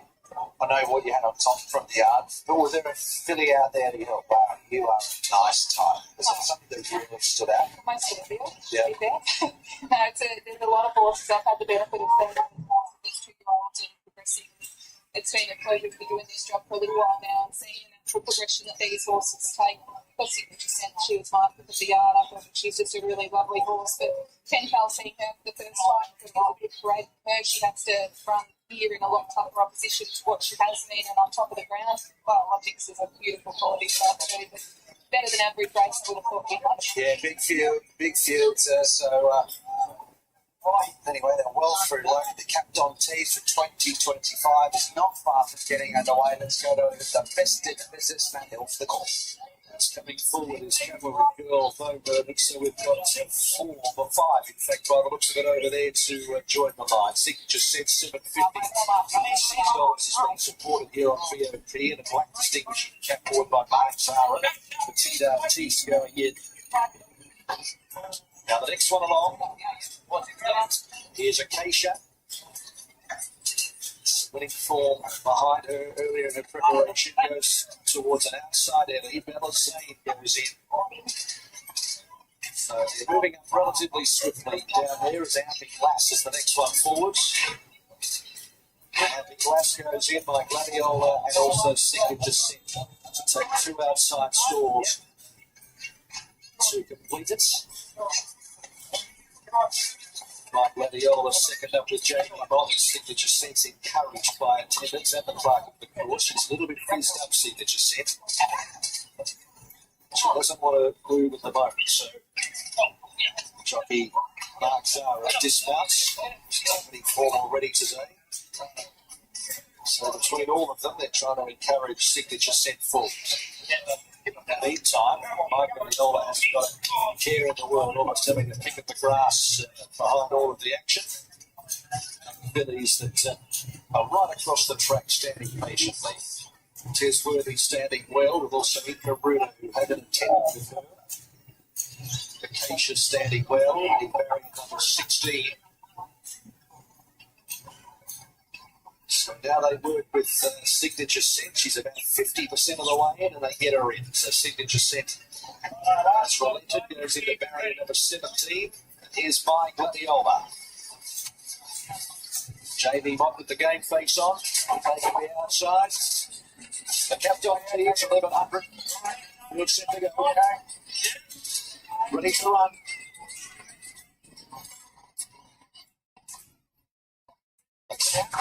Gates crashing away and steel trap from barrier number 5 began cleanly. Tisworthy in the middle also broke away pretty well. Cavalry Girl outmarked. There's a little division over on the far side. Steel trap with also Palm Angel. Cavalry Girl just hitting those off with also Scenic Point over on the far side. Up the middle, Pen Pal and also Bellazane are also up there with the leaders. Behind those, Tisworthy and also Ambing Last Blue Hotel. Back in the field, ETD. Mike Gladiola's one of the widest. Salivat's in the back half, with also Biologics and also Inkaruna, Petite Artiste and well back Acarian Dream.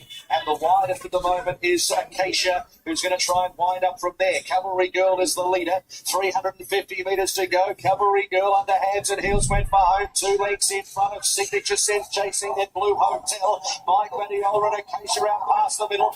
Cavalry Girl approaching the 100. Mike Gladiola. Mike Gladiola stands the place.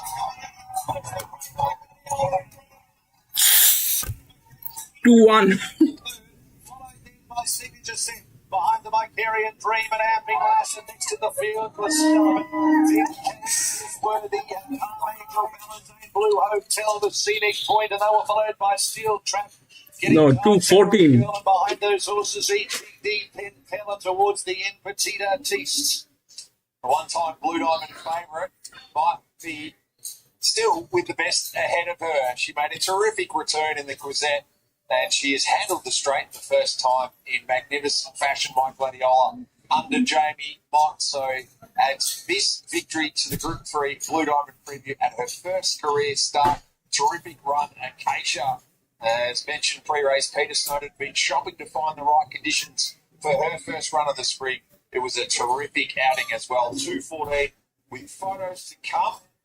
Looks like it might be Inkaruna and also the 12. Signature Set fighting it out for the placings. Jamie Mott's had a great association with Mike Gladiola and John McConnell, who's alongside Charlotte. Yeah, I am alongside Jamie Mott, and God, you'd hate to be a beer around Johnny McConnell now, wouldn't you? Yeah, I just thought to be that really happy for Johnny and the connections. They've got a beautiful filly. We've known for quite a while. Look, she come back in good order.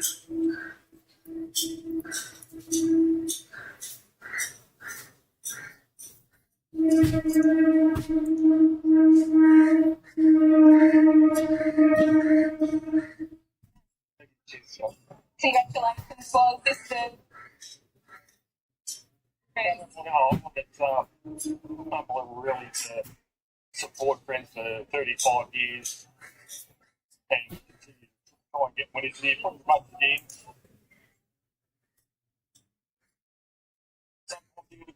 And that's what we do. We come here every day, not every day, but every so often. 2-14, 4 and 12. Funding and get the winners, so it's unbelievable, Amy, and just congratulations to Red Gun. They do a fantastic job with a small team, and you know. So 2 was the right favorite.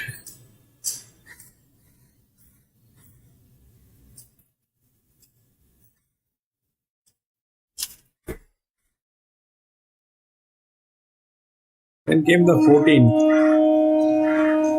It was difficult, but it got the job. 2, 14, 12.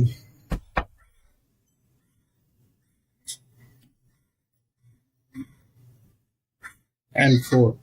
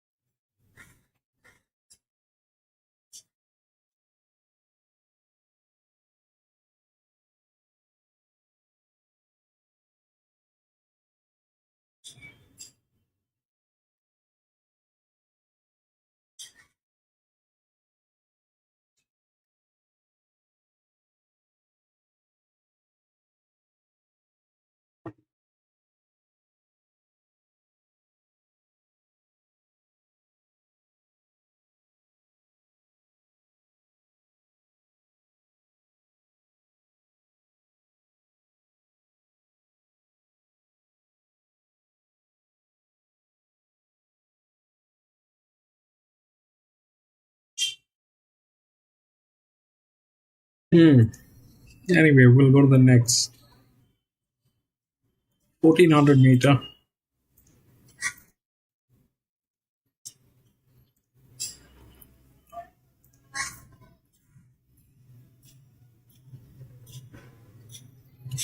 Two and 7 scratched. 2 is not there. 7 is scratched.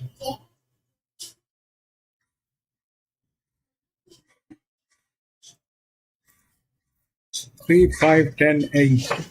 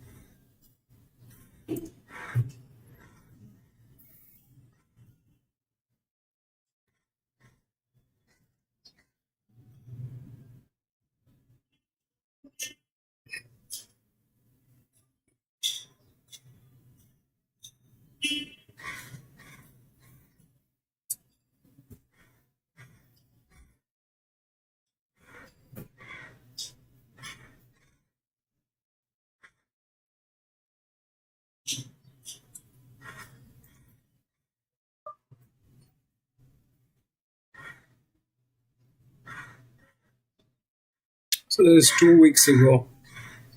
Not work.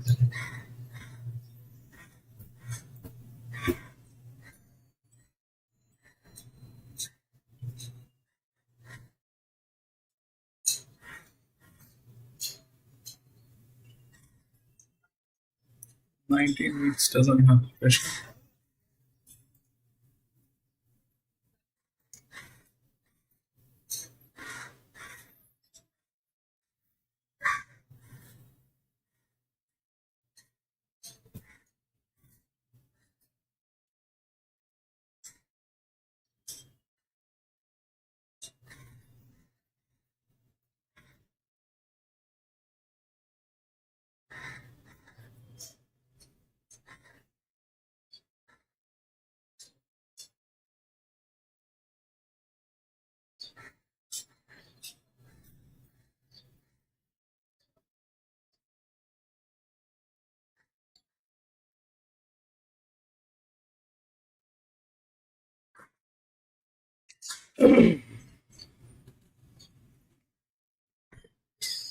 So this is going to be an open race, listed race.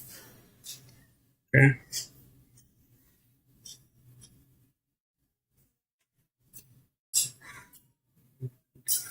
Five,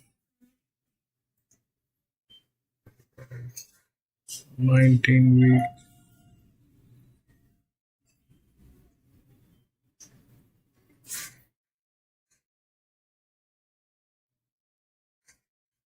Third, 1400, 2 weeks of the 10 has at 14%. We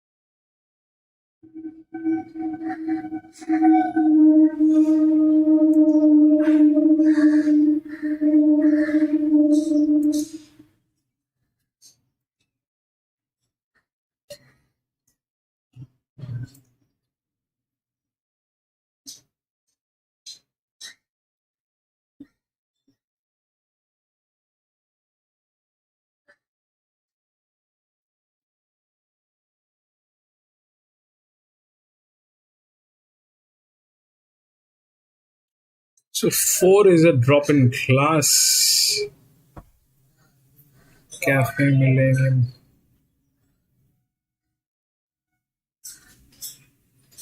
4 is a drop in class. Very capable of getting in.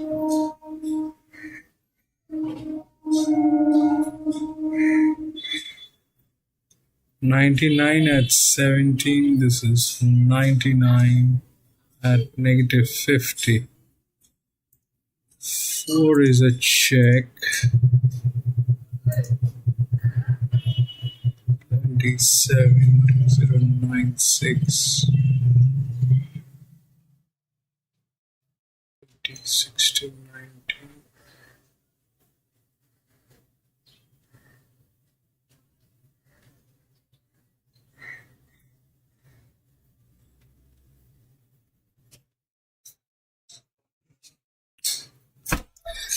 So what's happening here is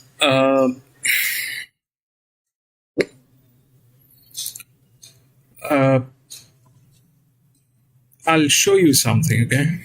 Now,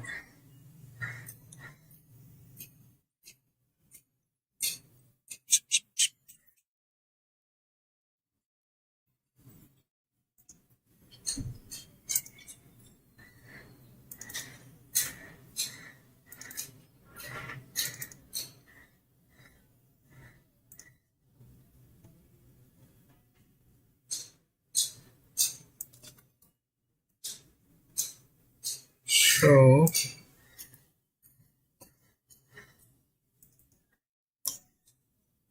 what we are dealing with here is the 3 is the favorite, okay? The 3 is the favorite here. But this is a listed race. 54 listed race.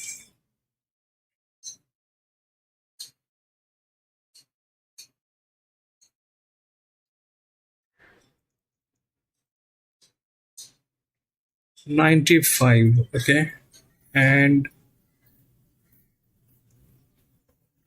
58.5, 104.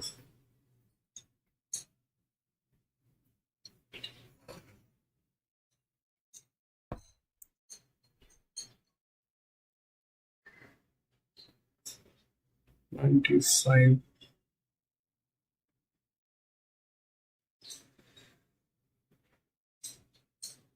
Okay, so the thing is, the majority of the horses are 95. The rating is 95. All right. There are few horses which are here that are above 95, and they're going through that thing. Out of which 3 is a favorite. Okay. The 3 is the favorite. Now, if we look at the 3,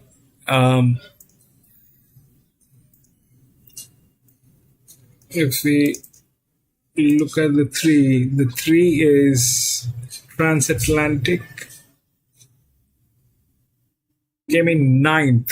So there is some problem with that 3, and that's why it's a downfall. Okay, does it have the mathematics to win this? It has the physics. Okay, but it is going to be competing against the 95. It is a little higher rated. But it is going through some problem. So the majority is here. Okay, the majority is here, out of where we see the pressure. This is where we see the pressure, and 10 is the linear. The 10 is the linear. The 3 is a good one. It has a jockey and all that. Now, who's riding 10? That's a bad idea probably, but 10 is being ridden by somebody who's a dedicated jockey. Now, this is too high, 139, and that's the second linear. And if we look at 6, then 6 Pop Awards is, again, it went through some problem 2 weeks ago. So it is returning back after 2 weeks. It doesn't have a jock to deal with that 48%. That's not a great idea. The 10, the linear, so far the linears have been ruling. The 14 came in that 1100 meter part, being though it was very difficult, it just got there. The second position was here. The 2 definitely was good.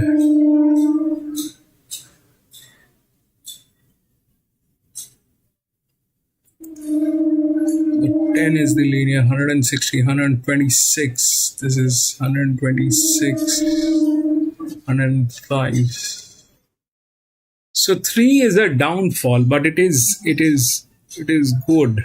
It is not bad. Now, the thing is, this thing comes from gate number 11.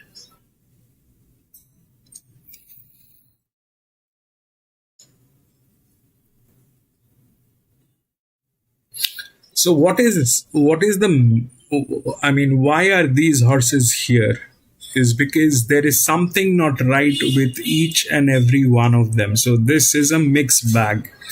There are horses which are about 95, official rating 95, but here we are getting a little more than that because this is on regression. And the 6 definitely is the highest, but that is also with that pressure, and they kind of like that. So I don't know how good they're going to be. And it is returning after 2 weeks. But this one, the 10, is the linear. So the linear is a linear. Beating a linear is a little difficult job. That is there. And the 10 is after 2 weeks also. But it is not at that mad leverage. It is not on a leverage like a crazy leverage. It is sustainable. The 3 is 19% with a jock, but the pressure is low here and it is problem.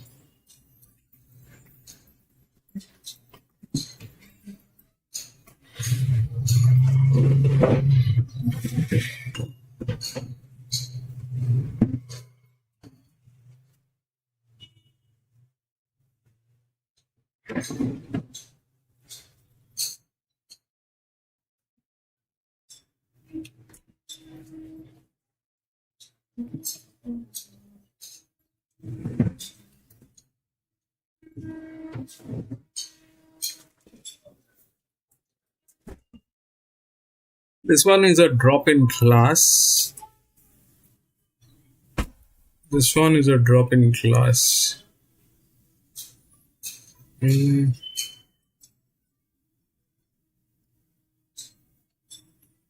We'll see what they have to say. I like the 10. The 10 I like.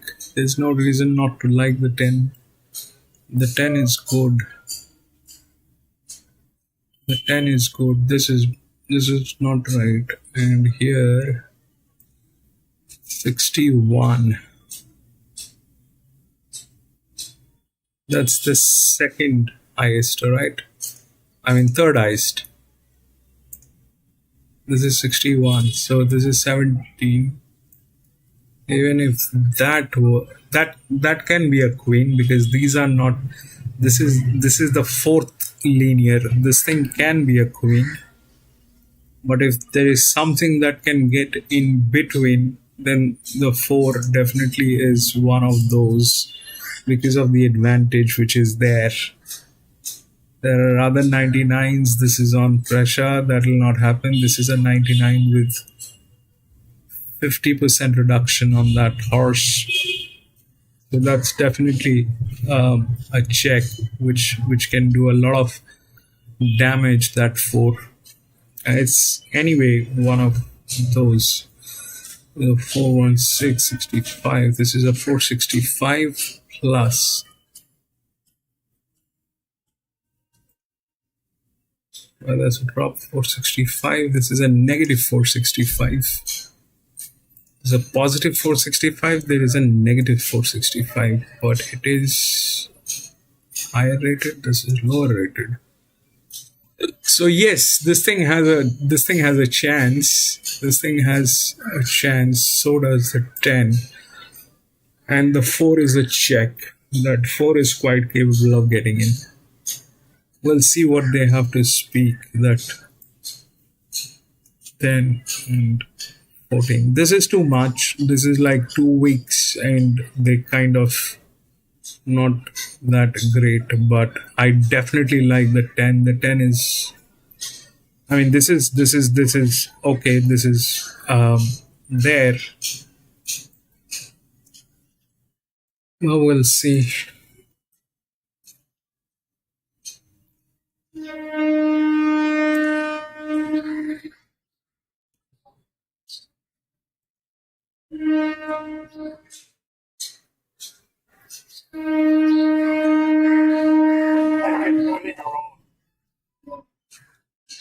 Eight and morph.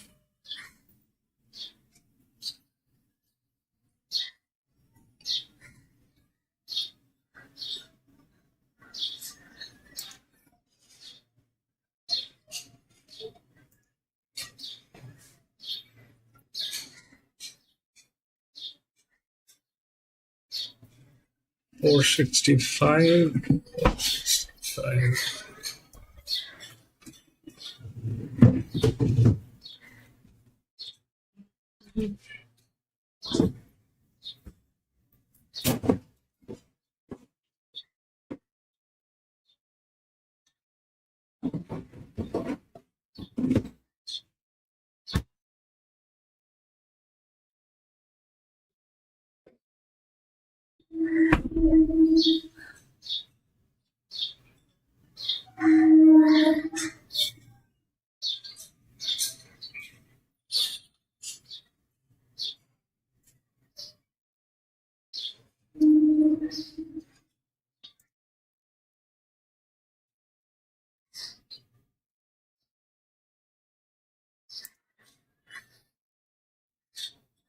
The transatlantic here from Queensland and is quite firm in the market with Sportsbet punters. Not holding a great deal of money, so once again, there's plenty of value. Normally upsets happen here in these races. Athanatos gets up to a trip that he likes now, 650, also rock solid. Warnie's been spec, 950 into 750, too good to be true. His first up run after Queensland last start. Now Wonder Boy, $6, soft to $7.50. Gerringong was on speed and terrific last start, $9, different sort of class here. And then outside of that, punters, boy, oh boy, are we getting some value. I thought that not on the page there, I've got Roderick Boyer, number 11, 23 to 15, and Rhinoceros, the rank outside, if you don't mind, 151 to $101, with just a 2 cents deduction. So if we bought a play out here, we'll have a look at it in the yard coming up. What's gambling really costing you? Okay, confidential support. Call the 1-800 number or visit the website. Dismounting Yard is brought to you by the Racing.com Tipping Hub. National form, tips and analysis. Download wherever you get your apps. Just had a wonderful ceremony in the Flemington Mounting Yard with a number of Melbourne Cup winning jockeys and trainers of yesteryear honoured with honorary VRC memberships. And it's like a living, breathing racing museum, seeing the great Darren Beekman, Stephen King, David Oliver amongst those receiving their honorary memberships from VRC chairman Neil Wilson ahead of the Tontonen Stakes. And Hutch just had a chance to catch up with a couple of the greats. They're having a good day. They're having a very good day. I think it's going to get better as well. There's a few tales being told, nice. What would D. Beekman and C. Months passing on to you? Dare I ask? They were just saying Mother was being rather entertaining. To be expected at 2:16. Things will only escalate from there with the two-time Melbourne Cup winning jockey. The Tontonen Stakes, named after the horse who won a Crankley 50 years ago today, won a slipper and a size of 2 in 73 and a Doncaster in all 8 in 74 as well. It's been the domain of Chris Waller the past 2 years. More on that in a moment. 1,400 metres at listed level, which was the exact parameters that Rise at Dawn was able to win the Elms at here back in February fresh. 3-4 French on speed runner, beat half a leg there at Doncaster and carries 59 here. He is a genuine winning chance. He's an absolute beauty. I was looking forward to seeing him today. It's as good as I've probably ever seen his coat. It's a beautiful, bright colour today. He's very healthy. Queenslanders won this with Scolopini back in 2022. Here, the 3 transatlantic, the remaining runner for Tony Golan, coming off a win in the Spear Chief, and then we didn't have the greatest of luck in the strap, right? No, I thought there were genuine excuses for sure. There were for a few, it has to be said, but look, you're still starting a $9 chance there, and I thought his work letting him's been good. Usually gets better with a run. Second up, it's really good profile, but I'm with him today. I can see why he may take a run. He's quite a robust, nuggety type of horse. He's a touch fresh in the yard too, but geez, he's in fantastic shape. He's definitely one for the next start for me. Nothing wrong with what the 4 Cafe Millennium has done since joining Lindsay Park. That culminated in the stakes win, betting Splashback no less in Adelaide. Well, the last 3 runs at Flemington, really, there's been genuine excuses in defeat, but she can just show this great turn of foot. I love the win on the park straight. It's hard to do what she did, round them up from back in the field, and coming back to this horse is a big plus. Looks great, this horse. He's always lovely and relaxed. He has reached his peak now. He's been fit for a long time. 5 Warney, ran in that very strong race, the other 1,400 metre contest on Makybe Day. He's shown good talent here previously, placed at Bel Air and Isn't Me during the Cup Carnival last year. I was giving him a really good chance at Caulfield and behind Seppels, and Seppels gave nothing else a chance, but I was still a bit disappointed. That said, he was sort of 6-7 weeks between runs. Maybe he just needed it. He looks fantastic. He's such a good-looking individual. I've always been a fan of him as a type. I think that the team have got him going as well as they can. 6 Top Award, Regal Roller winner, 2 back, then tackled the Cochrane. Change of tactics notification to be written back and with colour permitted. Yeah, it's interesting because the excuses in that last run of back-to-back wins prior were excellent. 1,400 metres now. I'm not sure one way or the other whether she's been too good today to discount, so it opens a lot more options for her if she will see out the distance. The coach shifted really well. I think it's probably the best I've seen her for this whole preparation. 7 Von Hawk was scratching on vet's advice a couple of hours ago. 8 Gerendol, likely to be on speed, stretching the bungee cord to 1,400 for the first time. She was terrific first up. She was close in a fast race, the fast Cochrane, it has to be said. The tempo was strong, and she's only back a length and a half. She'll strip fitter. She's got a good second up profile, and she can land on speed. She's got a beautiful action, this girl. Really nice, smooth walking horse and an excellent attitude too. So you would think that those two things combined with a step up in distance will hold her in good stead. 9 Rhinoceros, another via the Sept price. 100 to 1 right price just needs to improve. Probably does need to improve. You've had to take on trust after last start. The team have turned it out looking great. It'll be frustrating. It's a likeable return from Athanatos in the benchmark 84-1,400 on Makybe Day. Dan Stackhouse to ride him a half kilo over. His consistency is scary. I mean, he hadn't gone out of the top 3 ever. It's quite remarkable. Sorry, once, but in such a long time. William, welcome back, William. A little bit of luck from the game. Genuine each-way chance following an excellent first up run. definitely gets a tick from the yard. I do feel like he's tightened up a little bit. He's still just hanging on to his winter coat a touch, but it's made significant improvement between runs. 11, Robert resumed at the Valley behind the runaway Red Hot Nick, was a winner here as a winter 3-year-old. Needs another win. Trending towards 600 days. And, he's racing well. He can improve. I think he's good enough, but don't want to keep making excuses either. Yeah, I saw the winning days, and it is a little bit ominous. I think the horse looks great. He couldn't be in any better physical shape, but you're going to have to take on trust that he can get the job done. 12, Wonder Boy, the winner of the listed Bendigo Guineas, and he's second to most recent run. His best form is clearly good enough. I think he gets a good run from the barrier. And, he's had a Queensland trip, so he's got some residual fitness there as well. Definite each way contender. He's such a big barreled horse, it's hard to get him fit, but I actually feel like Jerome's got him really quite forward for today. Missed a place this day last year on a soft track in the Exford Plate. 13, Ponda Lowry kicked off the preparation at 14. Yeah, I thought it was a plain run, to be honest. I mean, it was fresh up. We'll see how she goes today, because she showed a lot more, probably 2 preparations ago. She looked very exciting, but she hasn't recaptured that form. Yeah, I'd probably echo those sentiments. She's in really nice shape here. Coat's lovely. She's moving well. Her fitness is where it needs to be, but you would have to take her on trust also. 14, Emirate is an interesting runner. Resumed at Rosehill at benchmark 88 when trapped a little bit wide. Chris Waller has won this race the past 2 years with Polino and Chrysler. And it's only his 8th career start. He's shown a good level of ability on occasion. So he's one of that market would be, I think, quite telling. He's 13 out to 15. I can see your point, Nigel, but it's hard to sort of have 13. Not that consistent. 13 is good. Sometimes the eventos, they can just have a little bit 13 of a is He's good. playing around with his tongue so much, this horse. You can see all the white foam from his mouth there. Condition-wise, he's in great shape. He's got really good muscle definition. His coat's nice and healthy.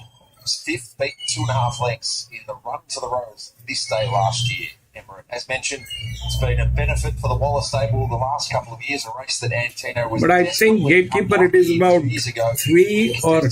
Makybe Diva, and he looks a key chance in the small. It's about 3 or 10. Hughes winning this race. Cornwall won it, then won a Rupert Clark. And it was Faulkner's first black type. It's about 3 or 10. Makybe Diva Stakes. That's what I think. He's going to hunt you with the Queenslander in the Tontonen. It's been a tough day so far, and I thought this was a hard race, so I'm starting to pray as soon as I get to the selections. Transatlantic on top of me. Athanatos is racing well. Cafe Millennium will be sprouting wings late. Rise of Dawn, how can you not care? He's so tough and consistent, but he does have to concede weight. 310, 4 and 1. I don't mind the heavyweight for this horse. I think he's got a huge big heart and that'll carry him a long way. Rise of Dawn on top from the yard for me. I just think he's an absolute beauty, this bloke. He knows how to stick his head out, get the job done. I feel like it's as good as I've ever seen his coat today, so I feel like he's in really good shape for this first up assignment. Also, usually fires fresh. Of the rest, Transatlantic looks beautiful. May just take a run. Copper Ward, I think it's probably the best that I've seen here, and Athanatos was trending in the right direction. Okay, there we have it. Rise of Dawn on the way down to the start, launching the goods, and when I think back to his effort, I know the tempo wasn't strong in that Doncaster. He got some good one chasing you, and he led up there with being less than half a length. Of course, he did carry 51 that day. Back in grade today, he carries 59. We have to appreciate his record here at Flemington as well. 6 starts, 3 wins, 2 seconds. It is exceptional. There's a look at Transatlantic. I don't think key chance in the race is Wonder Boy. Jerome, Hunter's the trainer. I'm about to chat with him. Thanks for your time, Jerome. Wonder Boy, such a big, gross doing horse. It can be a blessing. It can also be hard to get. Joey, welcome back. Yeah, it's the best he's come to the races first up anyway. We've done a lot of work at home. A few trials, plenty of swimming, and starting off first start, I think going to the race well. How would you like things to unfold here for you? I think we want a bit of speed in the race, just so I think the horse will be better curled up behind him. And, he's very unlucky here over 1400. Last time he came here, he just couldn't get out. So we know he's got a bit of a sprint, but there just has to be a bit of speed. Hope there's plenty on for you. Good luck. Thanks, Sam. Okay, into 480 now, Transatlantic, clean cut phone, looking like your market mover here, punters. Once again, the same race, multi clean value, chickadee, check it out, have a go. Athanatos, it's rock solid at $7. Wonder Boy's going to take a set, news that expires. That 4 is in between somewhere. $7. Rise at If it plays right, then the 4 is in between somewhere. It's either 3 or... 50 in from 12, the best back down a price. And Warning, great ball, Shane Holding at $8 from the opening quote at $9.50. Righto, let's have a look at Price Ken Jr. now. It's what it's all about. They got Roderick coming up. He's one of the horses that were supported at a price. And they're our hot trainers. 12 wins from their last 50%, 24 the winning percentage, and the return on investment at 9%. Bird Boy in the Archer can run well. On Display just has to get off the bench from barrier 1 to be a chance. And Globe was the pick of their 2 in the last. Our hot combo, Trainer Watch, is Price and Ken Jr., of course. Follow their runners. They're on fire. Not gambling really costing you. For free and confidential support, call the 1-800 number or visit the website. Cameras, papers, pens, and a new VRC membership as Gay Waterhouse joins us. Jared Gong tackling the Tontonen. But first, what a terrific ceremony the club's just put on with honorary membership dispense to those who, alongside you, have been successful in our greatest race. Absolutely. It was a privilege to be there with so many great jockeys, so many great trainers. And one lovely thing about the VRC, to honour the people who, helped put the show on the road. It wouldn't happen anywhere else. I was very touched. Great sentiment. Jared Gong's chance to stretch to 1,400 metres. What's the thought process behind that off what was a very promising run at Caulfield? I thought it was a fabulous run first up, and she's done the trick, the coat's gleaming, she'll punch you in the nose to go boom. Hopefully she punches the rest of them in the nose to go boom. But she's really spot on. Is there something that's clicked between her and Regan Bayless, who steered her up in Queensland and the race named after you? I wanted a jockey that knew how to ride our sort of style of riding. Out of 1, 8 and 4. That 4 is very, very... Thank you. Behind the barriers here, I intriguing one. That's the EW, which is in between. Beautiful length of stride, looks ready to go, nice and fit, that horse. Also had a chat with Celine Baudry, and she rode Cafe Millennium to a good win at Morphettville last start, and she's pretty confident if he brings that same race style again here today, that he'll be very confident. She'll be very confident that he can go back-to-back win. Beautiful looking horse, again, a nice big striding horse, carries himself really nicely. I'd say he's all up probably 17 2 hands high. You don't get them much bigger than him, and the way he carries himself, he's just so athletic and with purpose. He's a beautiful looking horse, so all parading nicely behind the gates here now. Well, nice to hear them parading well behind the gates. So we're parading pretty well here as well, Amy, as we take these train shots. A lot of sports for train. It's fantastic. And what about these conditions today? Absolutely magnificent. Not too hot, little breeze, so the track's just holding up beautifully. And what a great crowd we've got out here, of course, too. A really happy crowd. Thank you. Young folk, the old faithfuls as well. It's a really beautiful spread, and everyone's enjoying a really great day's racing too. And the best is yet to come with the Makybe Diva a little bit later on. Yeah, can't wait for that one. What a beauty that's going to be. We've already been treated to some special racing, and after this event, just halfway through, but it's going to be a pretty special second half of the card. But starting to load up here for the 5th event. It's the Tontonen Stakes at 1,400 metres. Listed event is back. So we've got 7 to get set over the 1,400 metres. Very, very open race. So the total favourite is $5.90 transatlantic. It's currently $5 VOT with Makybe the second election $8 into $6.50. So they need a one well. Now Edward goes into the stalls. They can turn that half next to the current price by so stepping up pretty well here for Edward. It's double figures. Transatlantic going in. Pondalawi, Pomblewood as that tactics change. We're at the fourth back of circumstances from in Pomblewood. Pondalawi with the barrier blanket going in. So completing the line will be Jared Gong, fought on well last start. That would be a situation which would be so Pondalawi. So Jared Gong jumps up down to complete it. 1,400 metres, race number 5. They stand well. They're racing. Pondalawi flopped out. Transatlantic jumped away well from Brides of Dawn on the outside. They won too early. Rhinoceros not too far away from the action. Ridden with a little bit of aggression. And Gerringong in the blue jackets forcing up. Atlantic. Cafe Melody on the outside. Transatlantic Fish fork, man. Transatlantic and they were followed by Brides of Dawn. Four. Behind those, Pondalawi, Rathanatos, Gerringong behind those. 4 and 3. In the race, Warning in company then with Roderick and then 4. towards the back, Emmerich Award right now. 4. Hugs amongst the haze, boys. They were just denied with Nicolini Vito in this race 12 months ago. No, 3. And No, 4. Sorry. inside, That's the head. the 4. Gargantua and Cafe Millennium.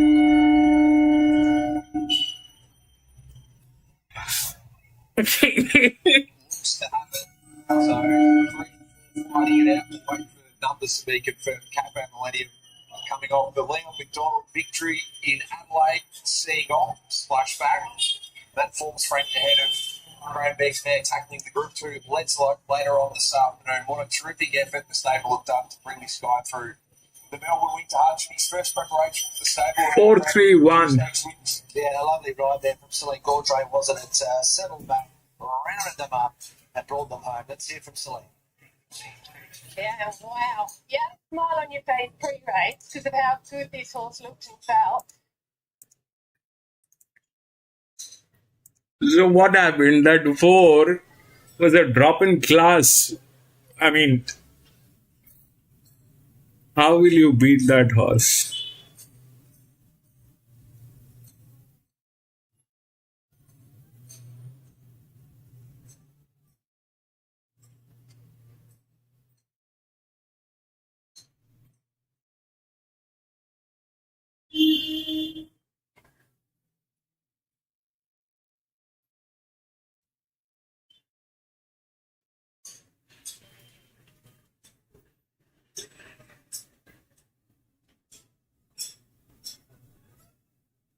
Four, 3, 1, and 8.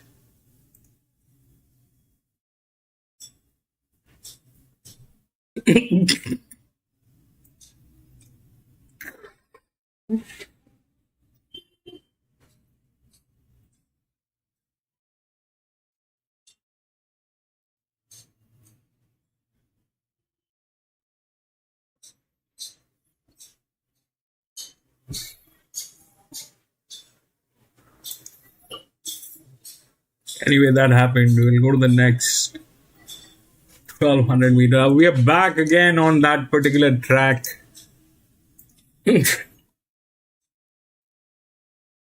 6.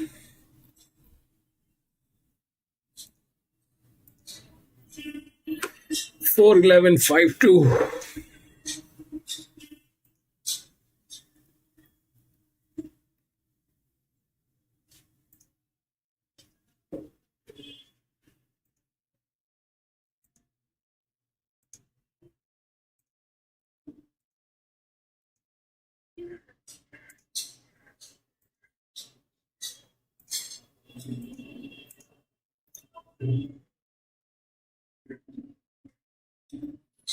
(1200 meter).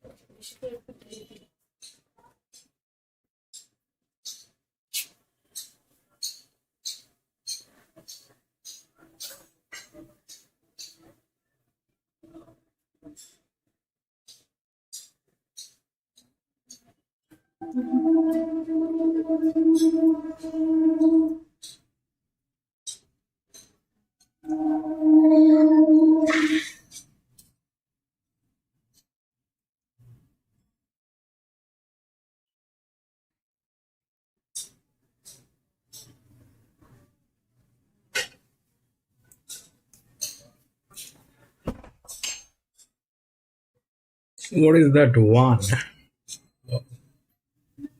Fifth, 41 weeks ago.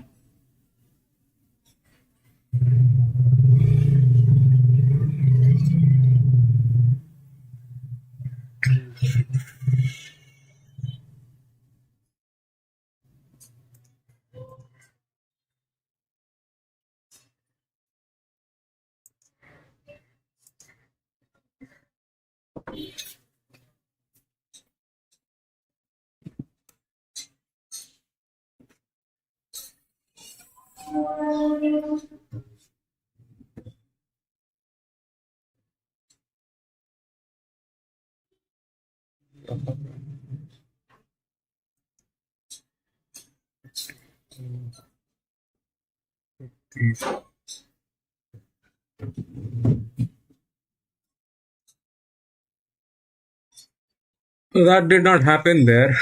The 10 did not get there. 1400 meter. Just did not happen.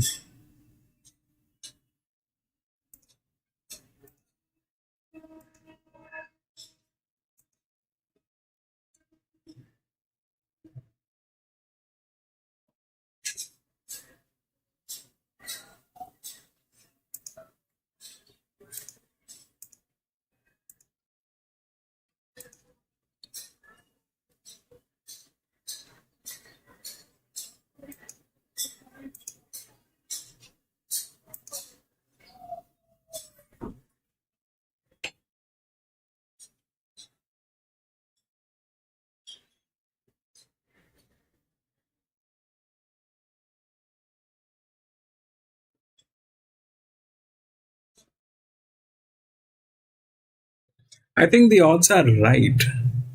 The one is not in a position to do this. The other thing is this one, which is with pressure. But if we calculate that also, this will become 88.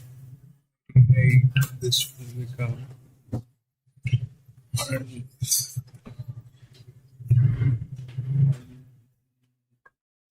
4. Still good. 88.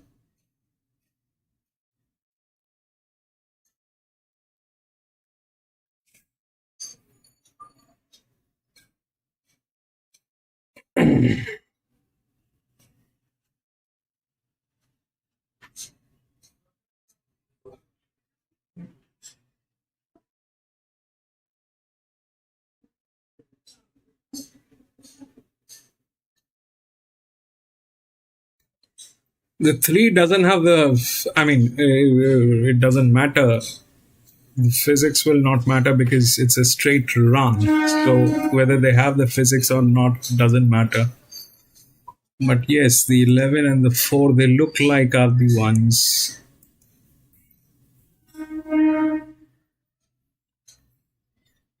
There's no surprise here. There's 80 and 99, the 50% reduction. And the 61, 71, 6 did not work. Here it is like that.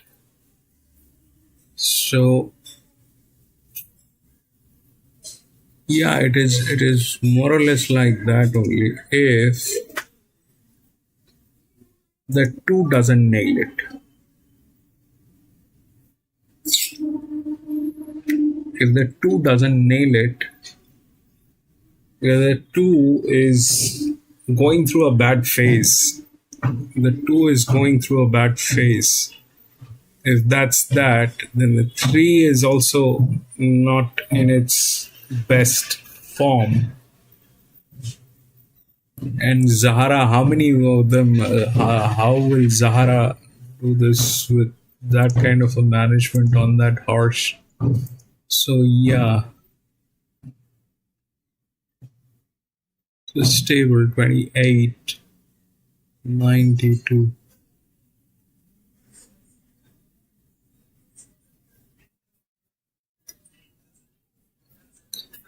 Technically the 2 is stronger, okay? Technically the 2 is stronger, but the problem with the 2 is this, that it is not going through the best of its time. The 2 is not going through the best of its time. So if it falls down, then this is even worse. Then this becomes the right one, okay? And then from down, this one is 113, 107. Okay, that 7 is there, 116. 167 is a check. What is that 7?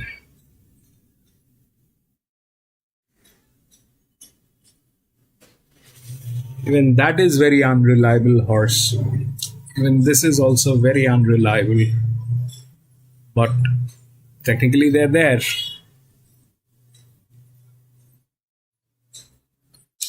Technically they're there.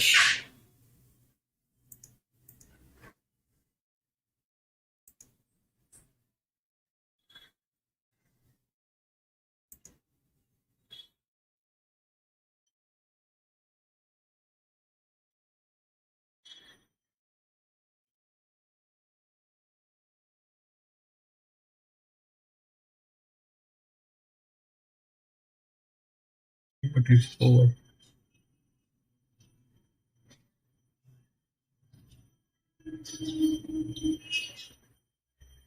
Seven is being written by Melham. Good job. 7 is there. In some way or the other, that 7 is there. But how?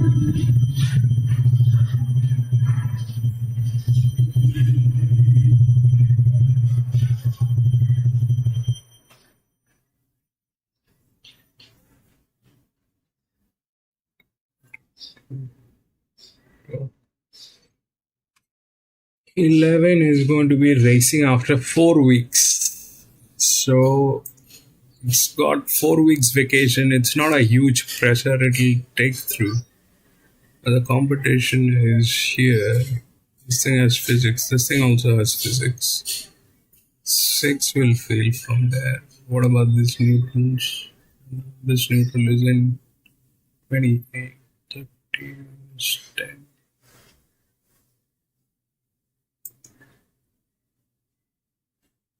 No.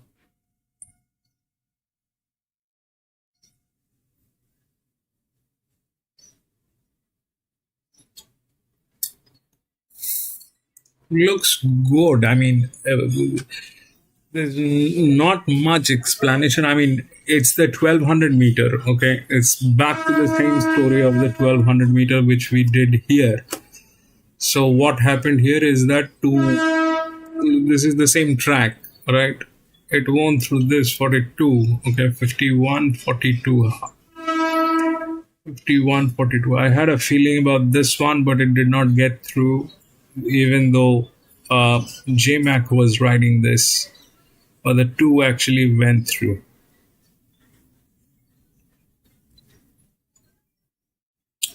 Those things did not work. The 14 came in second. The linear. Okay. That was the highest. Here,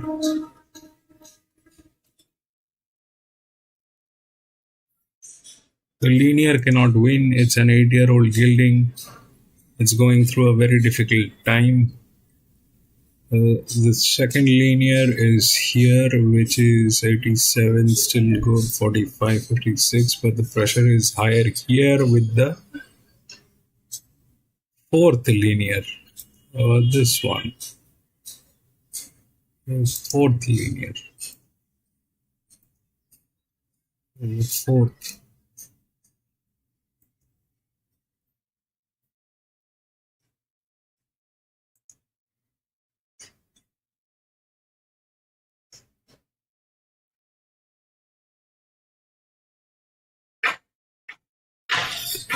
I think that is it.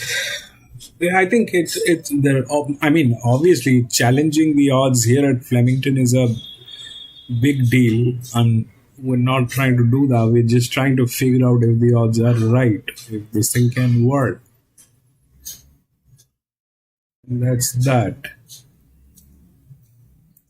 Largest that comes here is this one is an 8-year-old. This one is a fall. This one is a difficult management. This one is a good management. And then it is here 3.5. So we're trying to bypass 3 horses. 1, 2, 3 for the odds to work. 3 horses.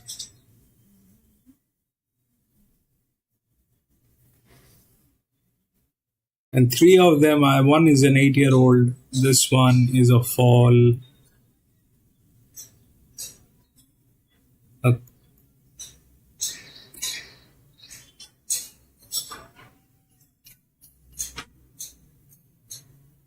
Got advantage. Has advantage. The 2 sports.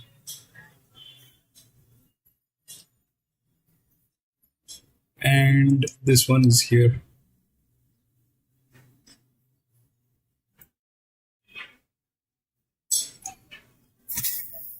If the 2 doesn't topple it off, then I think the odds are right. But for that, the 2 needs to stay calm.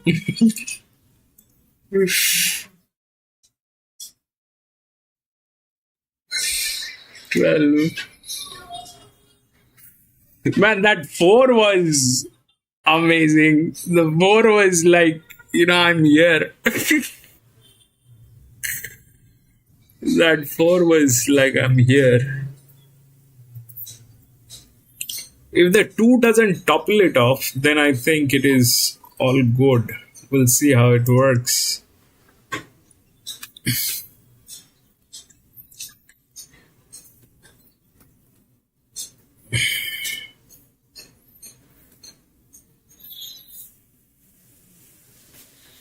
And then we have Viva Sinista coming up. Viva Sinista.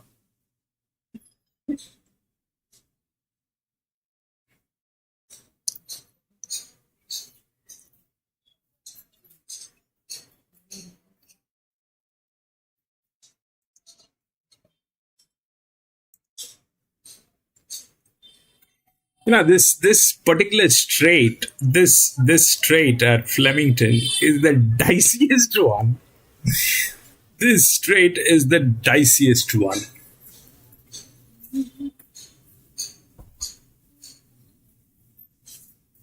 It works at times very, very mysteriously. I don't trust this straight. The straight can do things very, very badly. It's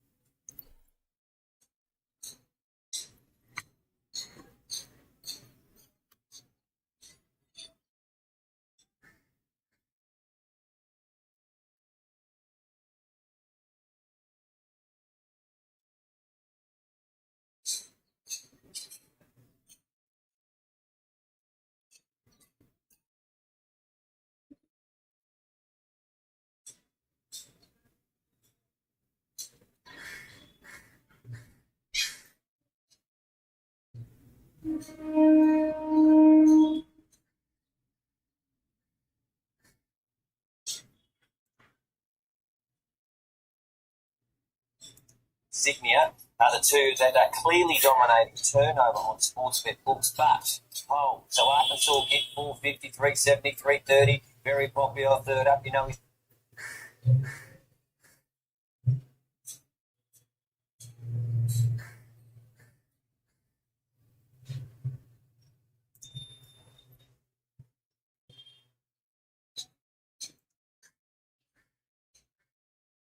Got stuck.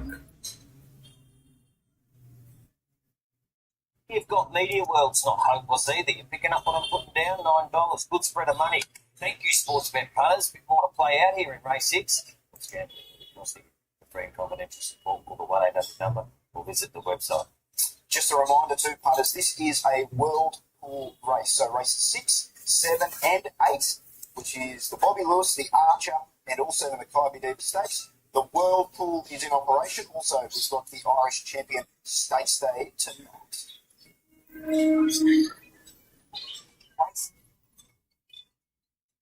This mountain yard is brought to you by World Pool, available on races 6 to 8 today at Flemington. First of our World Pool races on Crown Makybe Diva Stakes Day is the Hong Kong Jockey Club World Pool. Bobby Lewis, Group 2 quality for the 4-year-olds and up. Horse 1 is Tougaloo. He's got some quality as a Group 1 winner. A winner of a World Group over 1200. Remarkably, at his 8th start at Flemington, Archie's first look at the stroke. Gap between runs for him, so that's the little query. But he loves Flemington, 7 starts, 2 minutes and 4 seconds. And the 1200 would be on the sharp side, but the class is going to take him a long way. What a grand old horse he is, a $2 million owner. And look how well he's moving. He couldn't be moving any better. He's moving like a 2-year-old here. To Airman starts his spring here off a series of trials in Sydney. He was a winner here as a 3-year-old. His win in the Premier going back a couple of preps was exceptional. His trials have been outstanding leading in. And if you think he's going to be somewhere near that level of form, then he certainly is capable. Beautiful looking horse and looks pretty broad in condition. His coat couldn't be any healthier. Rooster Party, another one we see for the first time this spring of Bendigo and Horsham trials. He was a winner here at his second career start. Yeah, I like him over this distance range. For me, this is where I want to see him. He hasn't won another 700 days, but he's been competing at a very high level. He was placed in Nor and, of course, in Australian Stakes as well. So he's a talented horse, and no doubt he'll run his usual honest race. Looks good, this horse has got a little bit of natural improvement to come as he gets deeper into his prep. His coat will just tidy up a little bit more, but he's in pretty good shape for a start. For Arkansas Kid, looking to draw alongside Bonhoeffer and Zutori as a multiple winner of the Bobby Lewis. Like them, he's up 3 kilos from last year. And he beat a little horse called Slybird when he was on the way to victory in winning that race as well. So that form stacks up well. He's third up to both stages of prep, proven down the straight. Track's playing well. He's the one to beat. He looks fantastic. Couldn't look any better, this horse. Like the week is going on, there's a lot of intent. Star Patrol collected the Bobby Lewis and the Gilguy in the spring of 2023. We see him for the first time since Derby Day last year off a week operation. I'm keeping the faith because I know he's good enough and I like this recent jump out. So if he's anywhere near his best, then I think he's more than capable. He's a very, very good straight track horse. Like I said, he's well expected great. He looks great too. He's a lot more forward than what I was expecting to see of him today. He's pretty fresh. 6, Give Me the Beat Boys, starts second Australian preparation for Michael Friedman. This weekend last year was tackling the Group 1 Flying 5 at the Curragh, the race that Explorer is set to tackle in the next couple of days. Haven't quite seen enough out of him for the one preparation we've had. Let's hope he can improve. Does come back elder this time round. Geez, he's been busy whilst he's been in the yard. I don't have a profile on him, so he's a watch for me. A switch of states, you'd imagine, in search of riding in place of Craig Newitt, another by the Show County. And another few of this race haven't won in a while. It's over 500 days for this guy. But his form, his preparation has been okay. He was in that Reserva race. He's well held there, but different conditions today. Looks well. He's such a nice, big, strong type. He's a real ball of muscle. His coat couldn't be any better today. Got to respect him off that runner-up effort at the Ori starter, King of Rousseau here, 2 back. 9 is in Shudo, who kicks off his spring campaign. That he does. 6-time winner, but I prefer Insugo a little bit further. Fresh up, he usually runs well with that one. I think that's the way that he's presented here. He looks like he can run a TV race. He's in pretty good nick. It's fun to watch going forward for me. Saw 10th Media World here on Cup Day last year, running in the Amanda Elliott. Kicks off this time as a 4-year-old up the straight, winner of a Hawkesbury Guineas before a runner-up effort in the Group 3. Fred Best in Queensland. Behind Spicy Martini could run that. A horse that can get out there, get rolling, and say catch him if you can. So I think that he's definitely a contender worth keeping safe. He looks great, this horse. He's a real quality individual. He's just getting a little bit warm between his back legs. I'm not concerned. 11 Royal Insignia. Craig Williams aboard, as he was here in the CSAs, which was a bit of a forgive run given the soft track on that occasion. He resumed with a placing in the Regal Roll at a proper water in Arkansas. 3 of his wins, all 3 of his wins. He's only had 8 for his starts, all come up with service. So totally agree, Nigel. I think he's a very interesting runner. We've seen him perform at Flemington as well. So he's in the game, particularly in this distance range. He looks awesome. He's such a good looking 11. For him. I think it's timed up nicely. First run in 1974, a Group 2 since 2015. It could be a after the 4-time Cup winning jockey. Tried Arkansas Kid in Star Patrol's Triumphs, Baller and Splintex, but go further back. Chautauqua, Redcoat Warrior. It's been a pretty handy race and a pointer to even the VRC champion spring in time. How do you think the last 2 winners are going to run the Cornell here? Yeah, I'm keeping the faith with Star Patrol. I just like the jump out. I know he's good enough. I think he's certainly a talented horse on his day. The straight tracks his go, as we know, in these conditions, are there to suit. But I can understand if you bet around him as well. And Arkansas Kid does deserve to be favoured. I don't think there's any doubt about that. Outside of that, well, I think, look, Airman's trial was the party. I like 1200, and there's a couple others with good chances. But I'm a Star Patrol. Arkansas Kid from the yard for me. I didn't think that there was too much between Arkansas Kid and Royal Insignia. I've just gone Arkansas Kid just on top. I think 1,200 metres up the straight, having fitness advantage on some of their rivals here. I think those 2 horses are going to be held in really good stead here. Of the horses that are first up today, I thought that Media World was a beautiful looking individual that was very forward. Plenty nice types rolling around in this race, and a horse that has just been so consistent. Arkansas Kid, he has been remarkable, very gallant in defeat. Both starts his campaign. Regal Roll went right back behind Papa Ward and loomed, and probably just peaked a little bit on his run late after sitting well back. And of course, Tropicals ran a very good time last start to hold him up on that trip there. For 9 to work, the 1 had to work. Where the adversary has to be set, control certainly one of those. For 9 to work, the 1 had to work. But the 1 is in a dicey situation. 5 is getting tailed. Thanks for your time. 1 is an 8-year-old. He's great. He's come back in great order. He obviously had a wind operation, and he's getting full intake now with his airway. And trialled up really well. His last trial, everyone saw it. And, John is going to swear at me. I just feel it would be hero or zero. Tell me I'm ages. The first one to be a hero. So can't have any better. He strips well. Presented well in the yard. He's ready to go. Look pretty up and about. So your horse is getting tailed. He's a menace at home and he's a menace here. But when he's like that, that's when he's at his best. Like his trainer, mate. Good luck. That's what they say. Okay. No licking of the lips there. Disappointed, Clint. Okay, here we go. Arkansas Kid's a good go late here, punters. So he's third up. He handles the straight. We've said all of that. He's hit the 330. Good go. With that, just holding with Royal Insignia, the 53 kilos. Nice and firm. Righto, Clint, if you had a bet, $7.50, $6.50, back out to $7 for Star Patrol. He's there to place as his trainer. And Airman dropped into $6.50, back out to $7.52. Has had good support in Media World, some late support into $8. So it's an open race, and but clearly the best back for race 6 is number 4, Arkansas Kid, the market mover. Get your bets on. What's gambling really costing you? For free and confidential support, call the 1-800 number or visit the website. Party locked and loaded to make his spring return in the Bobby Lewis. His trainer Paul Prisker has been kind enough to join us pre-race. Paul, good to see you. Good to see Stapati back here at 268 down in such good fashion so many times. What made the Bobby Lewis his spring starting point?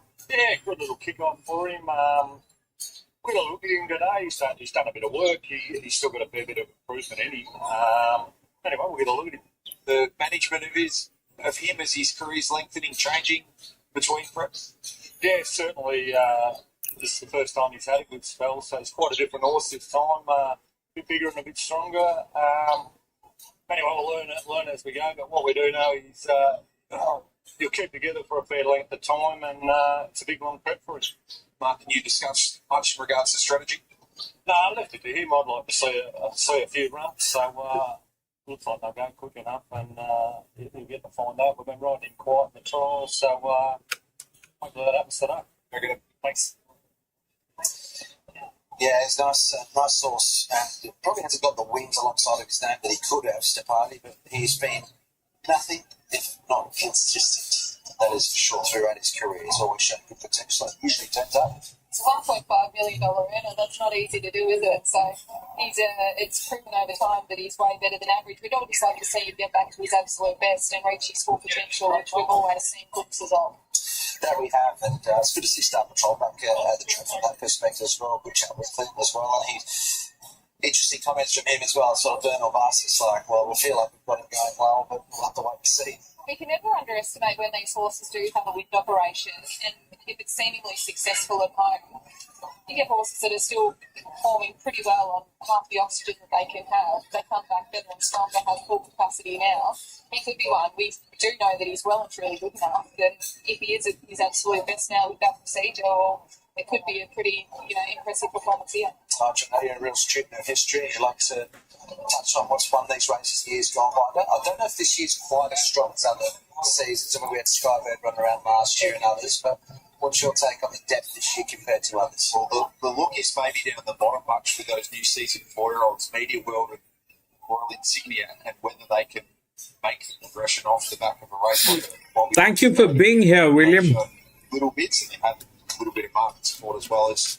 I think you're on a mobile device. William, are you on a mobile? Makybe Diva Stakes Day still the Lexus Archer, which will grant the winner a place in this year's Velvet Cup, and of course our feature Group 1.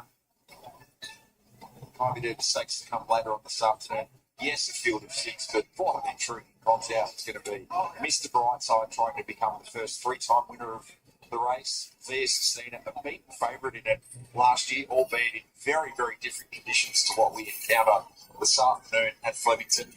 She is undefeated at Group 1 level since having won at the highest level on 7 occasions since. She's got a good buddy with her because Aliana has certainly put down a marker, not just through her deeds, smashing them, to be frank, in an ATC derby, but okay. Outstanding performance. This thing is optimized best for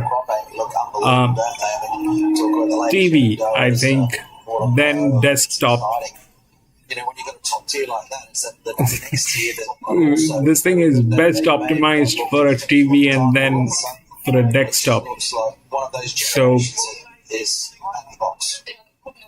Actually, it is a very exciting group of horses. Notwithstanding the chances of okay, Kid, perfect. All-Star Mile winner here, and Tino brings the residual fitness final of the Queensland winter. Promising first up effort for Dempsey as well. He's tackling Makybe Diva for the second straight year. We'll hand over to Matt Hill, the Hong Kong Jockey Club World Ball. Bobby Lewis, Group 2.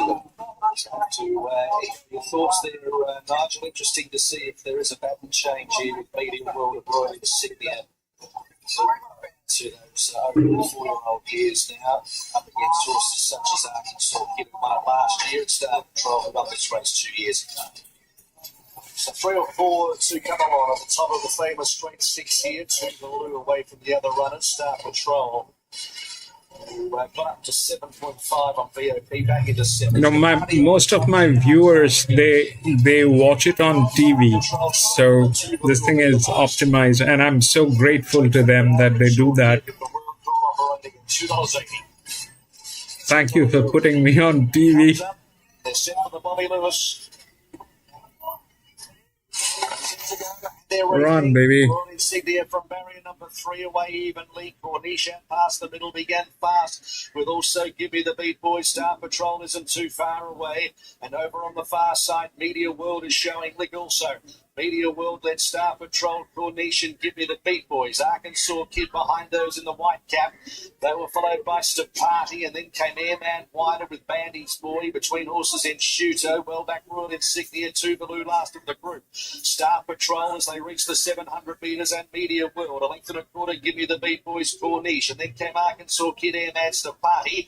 Next in the field is Bandy's Boy, and then came in Shuto. Royal Insignia is coiled up over on the inside, and Tuvalu is last of the 400. So it's Media World and Star Patrol in front by a length. Arkansas Kid, who's angling Run, baby. the back, Give Me the Beat Boys, who battles on, and then came Airman the outside. It's Media World at the clock tower, joined by Arkansas Kid up on the inside, climbs through, takes a length lead. Then came Star Patrol on the outside, but Arkansas Kid is going to 4-5.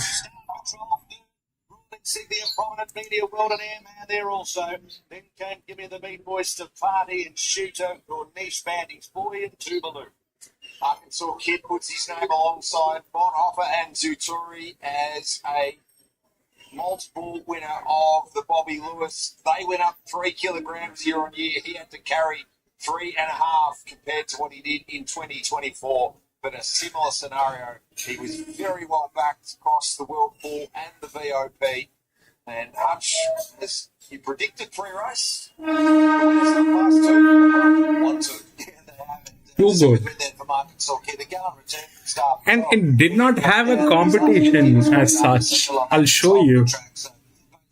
His future. Still a photo up for third and fourth. We'll get those numbers as soon as we can. But well done to the Hayes boys. We've had a good day. Back-to-back wins. They'll be hoping that bodes well for Brightside in our feature a little later in the day. And a lovely ride there for Blake Shin on Arkansas Kid. Hard fit, ready to win. He's a good straight track performer. Darted back through the inside. Blake Shin, let's hear from him now. Yeah, we'll just let him settle. He's a fight-up athlete. And you were the last one off the bridle there. You must have been pretty confident.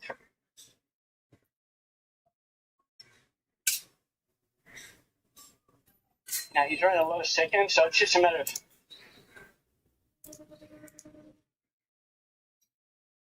two of the horses are coming down there. So, well, which I was confident was always going to. And said to the 10, wait till the clock tower to push the button and look, it just might have given that little bit of it. And, big congratulations to the owners. They get a winner on a big one day today for them. It's wonderful colours, and he's just pulled up so well. The team. Come on. I still haven't come out with the numbers. Yeah, look, they're happy horses, obviously. They're packing them, so they've got great systems in place. Great. Shout out to Victoria, John Bunt. I think it could have made a difference. Renee Hayes joins us for the second time in the space of 40 minutes up.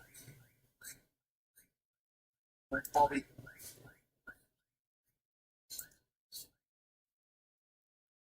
Evaluation.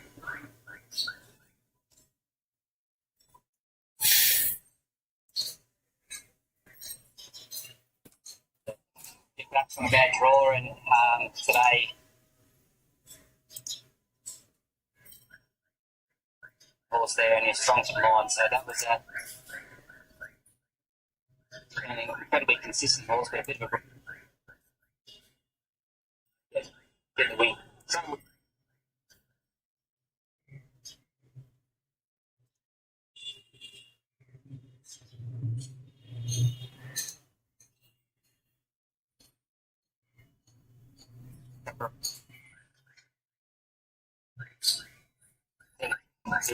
And we'll get the numbers once they're out.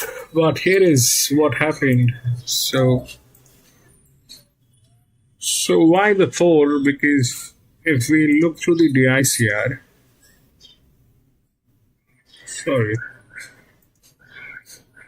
So the 1 was an 8-year-old. The 2 was a fall. The 3 was a management issue and was a fall. The 4 was right. And then it was 5.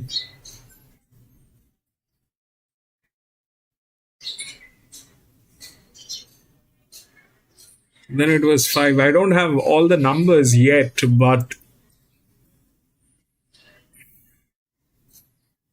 Get back up finally and get that win. we'll see what they have to. We'll see when they have the numbers. Anyway, we'll go to next 7.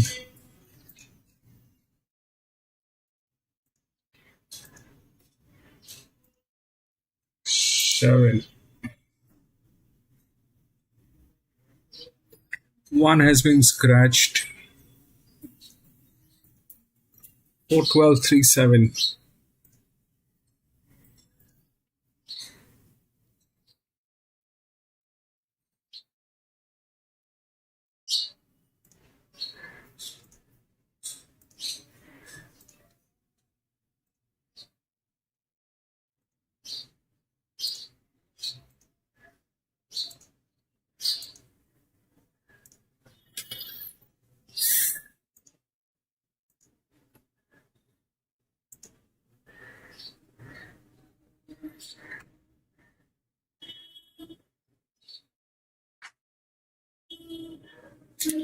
It's that horse. It came in. It came in at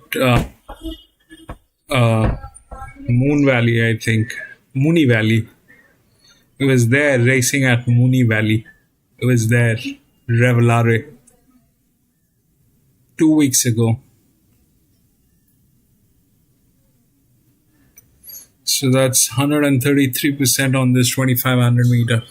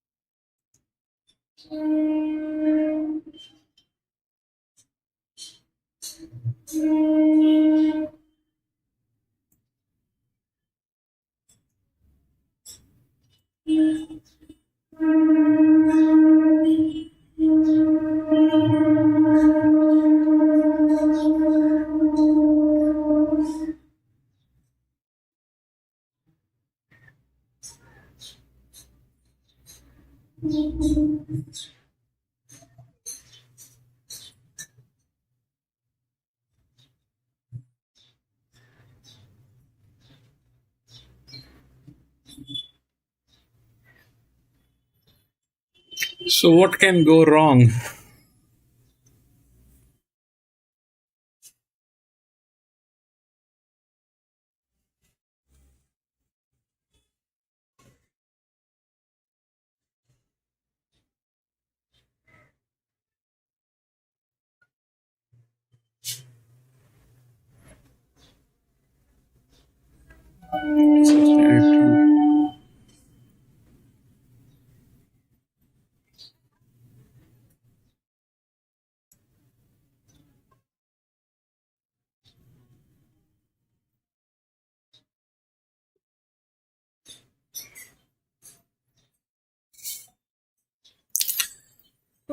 Two things which are wrong here, okay? For a leverage of 46 and above or 40 and above, we need a vacation plus a jock. None of that is present. But is it a good horse? It's a brilliant horse. We have seen it at Mooney Valley. It did that job. That was probably a very tactical decision that they took on that horse, putting at Moonee Valley. But right after that, here at Flemington on a 2500 meter as a linear,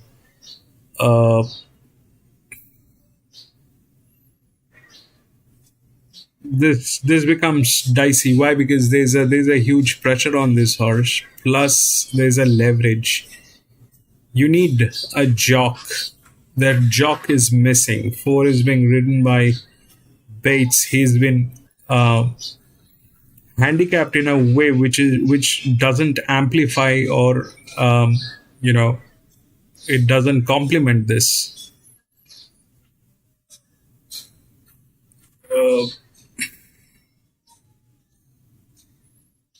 32, 51, 32, 86, 4, 4, 4, 4, 3.5. That 2 is a check. Can get in.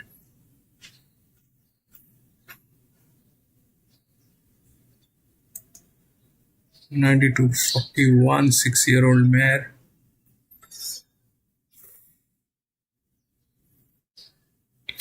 So a 2500 meter, it is basically what we have seen is it is done by the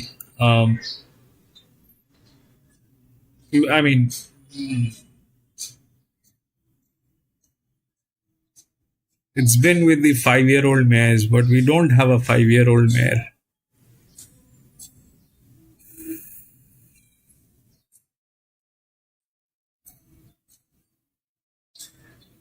Three weeks, 19. This doesn't have a job. 19 and 41 is okay. That's okay. That is okay. That kind of a person. But the difficulty is huge on these two horses. The difficulty is huge. Then comes this one, 3, which is a 32, but it's a fall. 92 minus 4.5.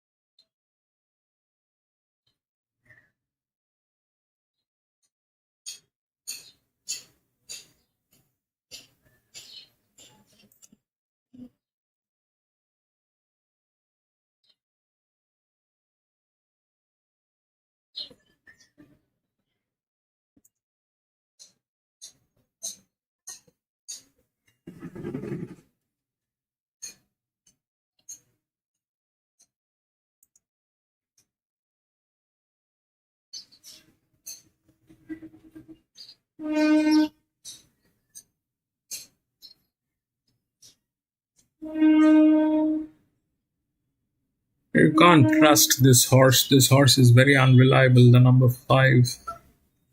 This is a very unreliable one. Ugh.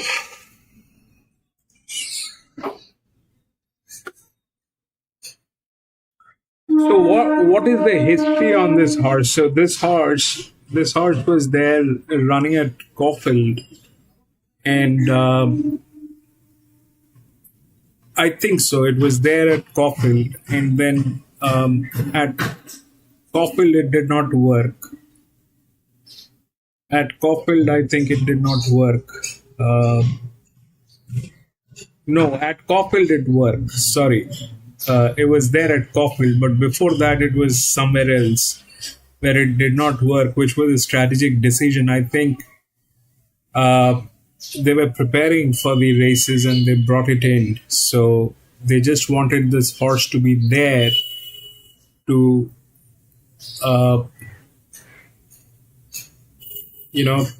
warm it up before the league races. I think that they did. It was probably at Sandown, I think, where it failed. It probably was at Sandown. Caulfield, it got it. So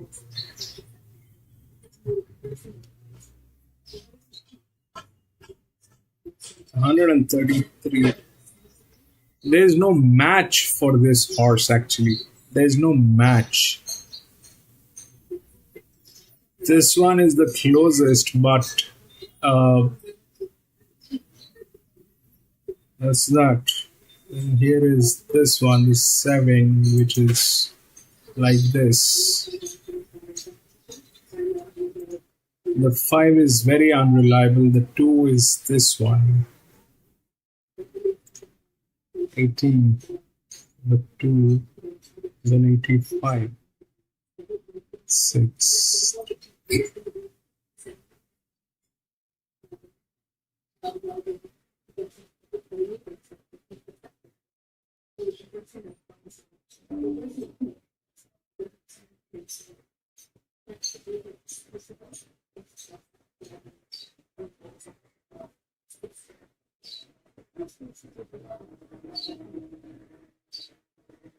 Okay.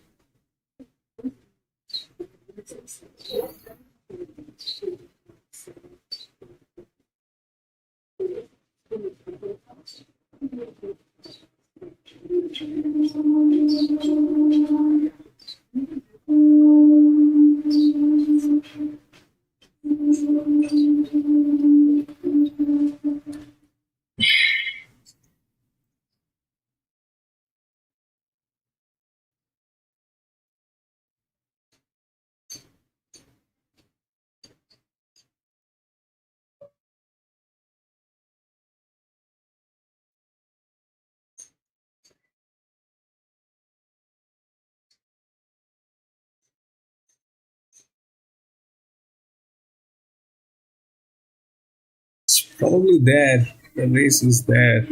I mean,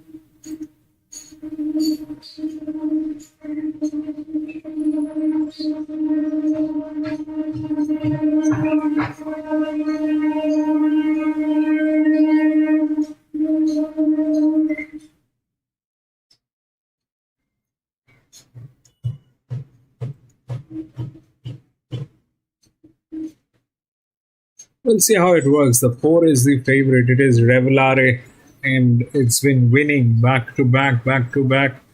That's the pressure on this horse. I'm gonna be watching this somehow over a 2,500 meter. This doesn't actually. I'll tell you my apprehension on this. So there's no problem with this horse. Okay, there's no problem with this horse. But there are 2 problems. One is this is racing after 2 weeks with a 46% leverage, and there is no jock to handle this. So either it wins because it is a brilliant horse, or it is a very desperate kind of a thing on them. They could have done justice to this. It's okay. It's a brilliant horse, but to do that, I don't know how this thing will work.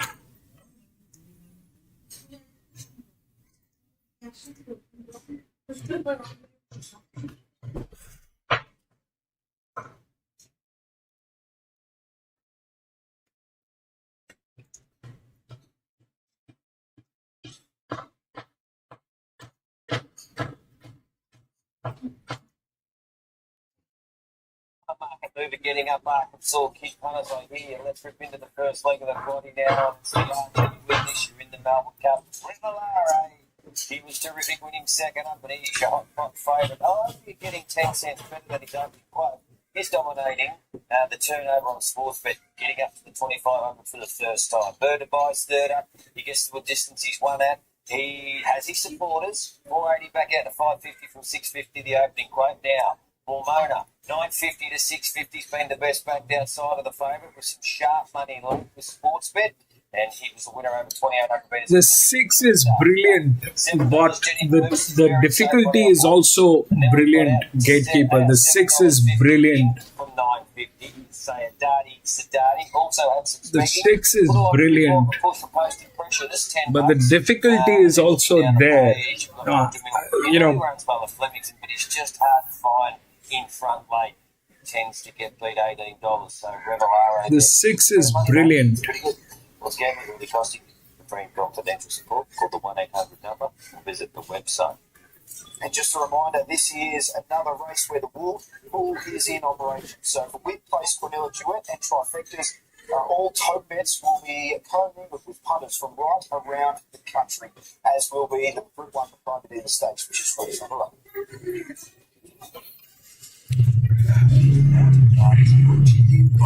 At times it is just, I think the best thing is to go and get a coffee for yourself. At times it's best to watch. Point King, guaranteed entry into the Lexus Melbourne Cup. He ran second in the Mark Cummings. Didn't progress to the first Tuesday in November, but we've got several hopefuls engaged here for this Group 3 contest worth $300,000. Smoking Roman's the one, is a scratchy. Horse 2 is Post-Impressionist. He was 6th in this contest 12 months ago.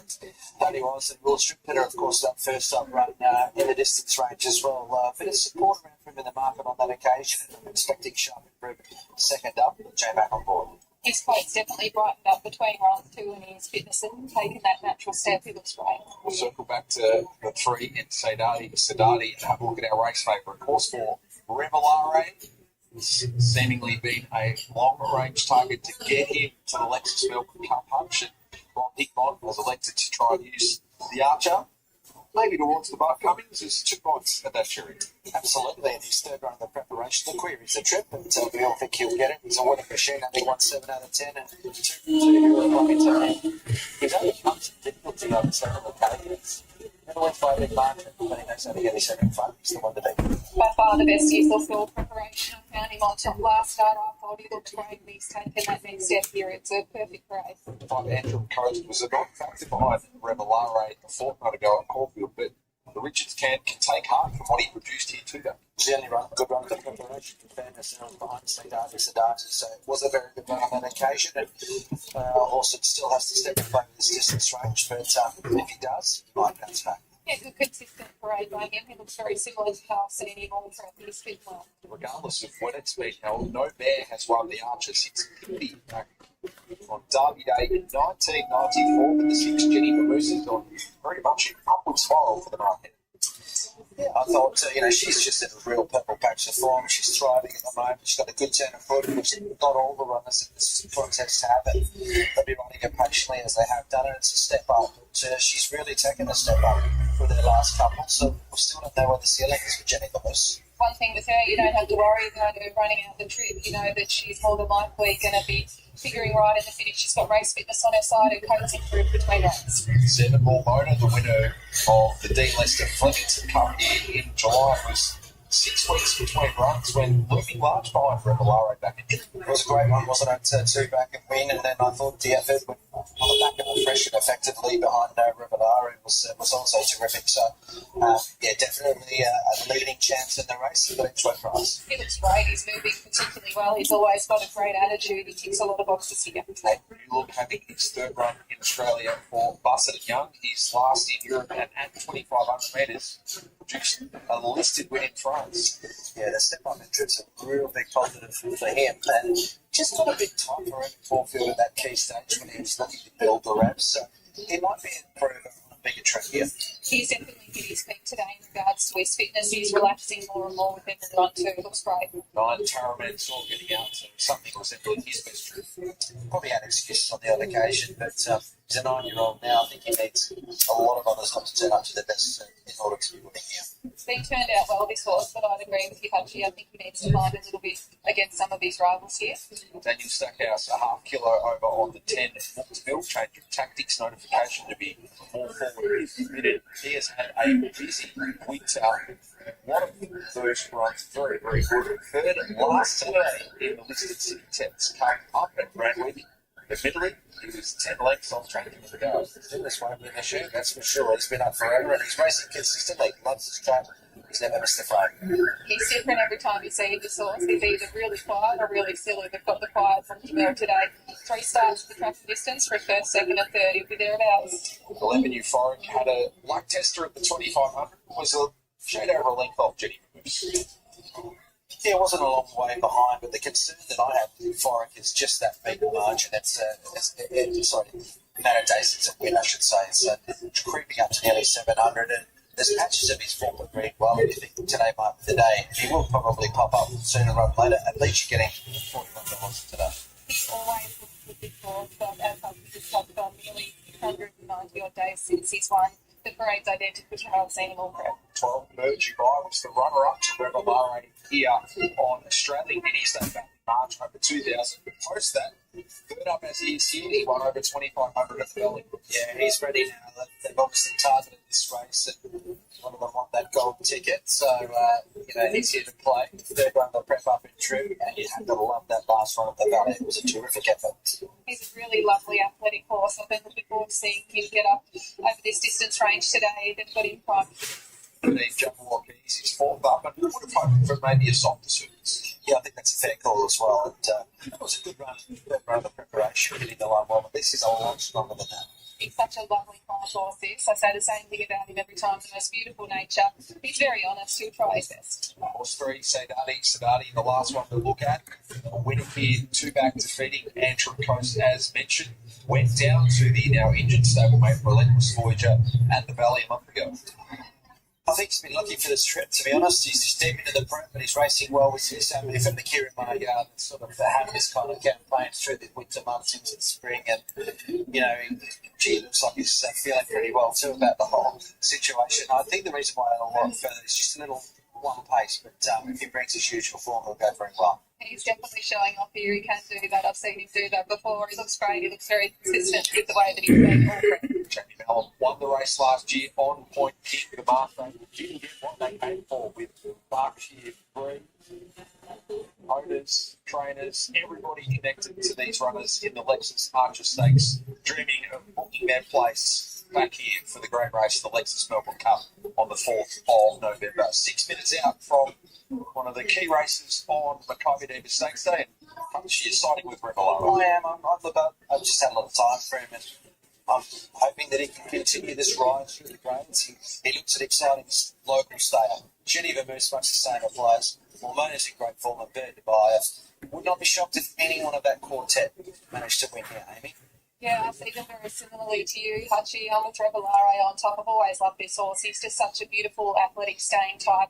Really looking forward to seeing him get over this trip today. I do think he's made really significant improvement from when he won recently, so that can only be a positive sign. As for the rest, I think it's a pretty even sort of a contest. It's not going to be an easy task for any of them. Mormona looks great. Mookville, he's going to be rock hard fit, and Bird is trending in the right direction. It's getting tailed. Yeah, there's Revelare all the way down the start. 133. Of course, Nick Monk was one of the trainers here today, honoured with a lifetime, of course, just lifetime membership, I think, to the BRC on the back of his deeds in the Melbourne Cup.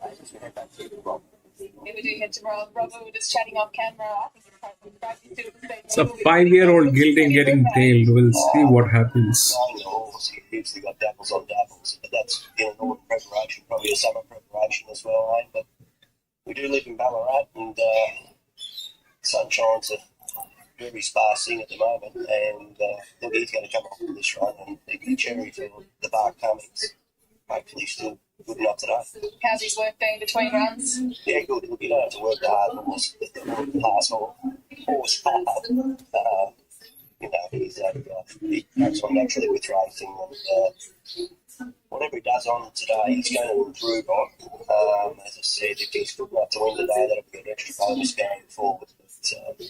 yeah, just definitely give it a nice little soft run and transit. It'll pay dividends and hopefully get the job done. Cross my fingers for you. Good luck. Anyway. Okay, so Revelare got out to $3.30 now. He's back into $2.90, but there's a good spread of money right down It's the not page getting here. tailed And at the taking gates. on the favourite.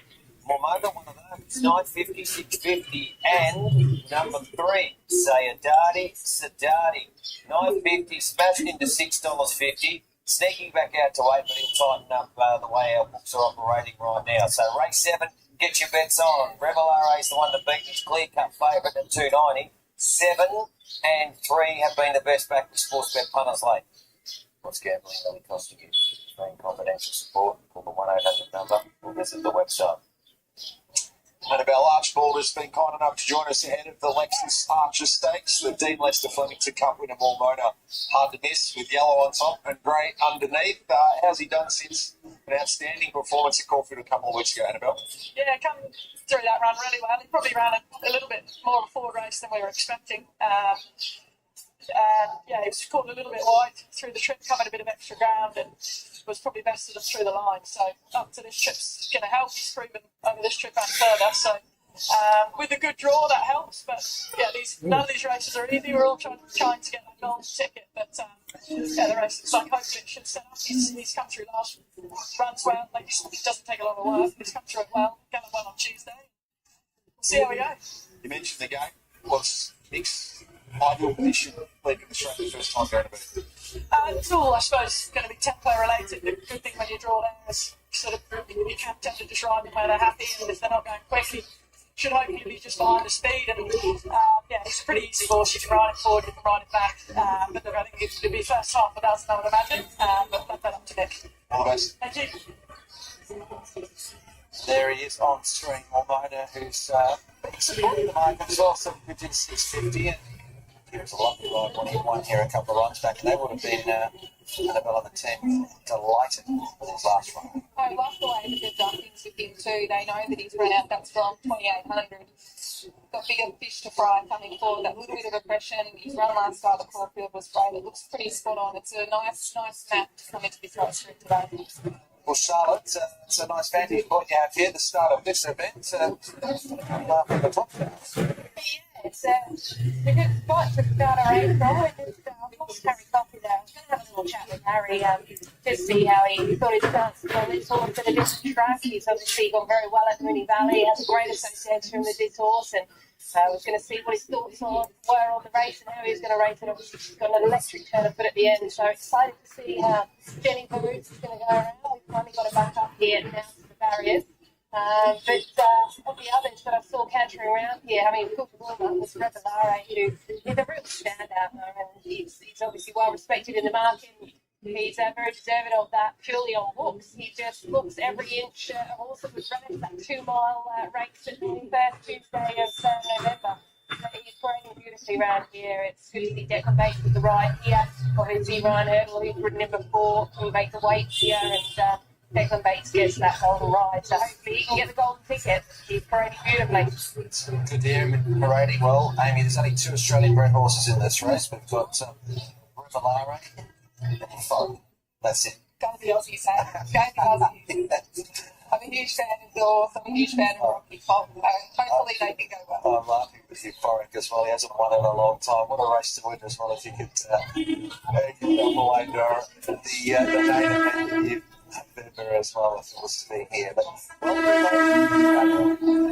So the Lexus Archer Stakes registered name is the famous Motham Handicap that was run on Derby Day famously and now moved to the middle of September to give the winner every chance to get there on the first Tuesday in November. The golden ticket up for grabs. This is the 5th golden ticket given out. Now moving into the stalls, Revelare. Jenny Vermoose about to come along. Yamawaki about to join them as well. 7, 6, 12. To complete a $300,000 Group 3 race. There's so much on the line. The thing is, this is backed by the Whirlpool. So it's not a matter of joke. With Purdue by booked a meal and there's Backed by the world pool. And the judge, Sayadati Sadati, is going to saunter across and lead from Antrim Coast, Pomona, Purdue by, and then came booked a meal, a length and a half, Revelare, who relaxes the outside of Tara Mansour as they leave the running. Post Impressionist behind them, followed by New Look and then Jenny for Euphoric and last Jabberwockies. To the riverside, just over 2,000 metres to run, and the leader is Sayadati Sadati by about a length and a quarter. To Antrim Coast in second, 2 lengths to Purdue by, and fourth is Pomona getting a lovely run. A length and a half away, Muktamil and Tara Mansour, about 2.5 to Revelare. Then came Post Impressionist, a length and a quarter to New Look, and then Euphoric Jennifer Moose, and 2 lengths away at the tail of the field. As they settle as Jabberwockies, 1,600 metres to go, and from first to last, it's about 18 lengths. Sayadati Sadati, the pilot by 2 lengths. Second is Antrim Coast. Purdue by is third. As they head towards the top of the course, it's not a fast tempo at all. They were followed by Momona, a length Tara Mansour and Muktamil. Then came Revelare, who's just a shade beyond centre field outside of Post Impressionist. A length and a half, New Look, and then came Euphoric Jennifer Moose and 2 for the back at the tail of the field, Jabberwockies. 1,200 metres to go. So Sayadati Sadati, the pilot, and hasn't had a lot of company. Antrim Coast just inching a bit closer, a half length off it now. 2 lengths to Purdue by the 1,000 marker, followed by Momona. Next is Tara Mansour, Muktamil, and then came Revelare, who's about to make a move as they reach the 800 marker on the outside of Post Impressionist, a length and a quarter, New Look. Then came Euphoric, Jenny Vermoose, and a couple of lengths away at the tail, Jabberwockies. Approaching the turn of the 650, it's Sayadati Sadati being pressed by Antrim Coast as they quicken around the corner noticeably. Momona around the outside got going and chomped Purdue by out. Tara Mansour behind them, Revelare brought to the middle of the course and then booked a meal. Sayadati Sadati tried to sprint to the 300 metres, a length in front of Momona. Revelare under hands and heels comes on, then Tara Mansour back behind the Purdue by, it's Revelare, Momona the 150. Revelare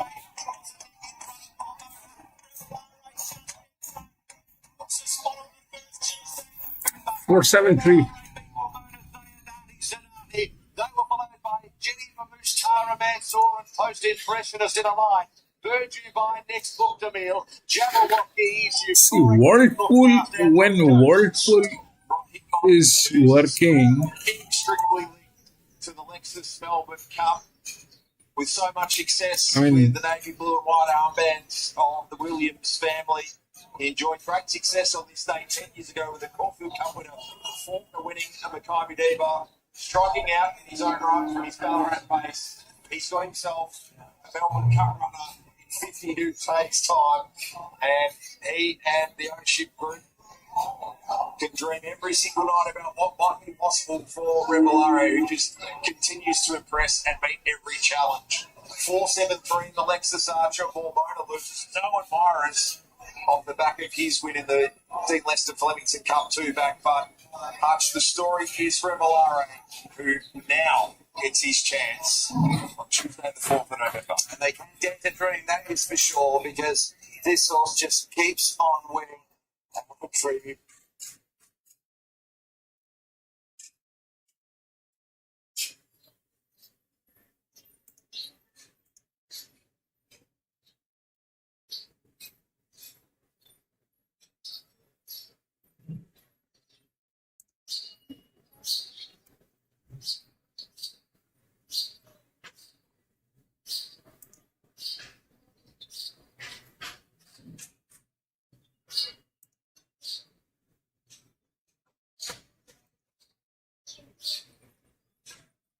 I believe he's a very good horse. He's prepared by a man who's Really, as I said, just he's got all the attributes. He's tactically versatile, and he's got more improvement to come, I think. it's just amazing to see a horse of his stature, an Australian bred horse. Ticket. Can we make it an Australian Group 1 Melbourne Cup again this year? We can. Anyway, so this is what happened. Okay, 4 with the pressure just went through. Then it dropped here. 7.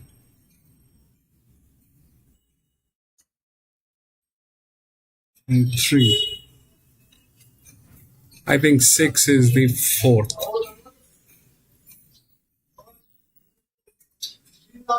6 or 8. Should be 6.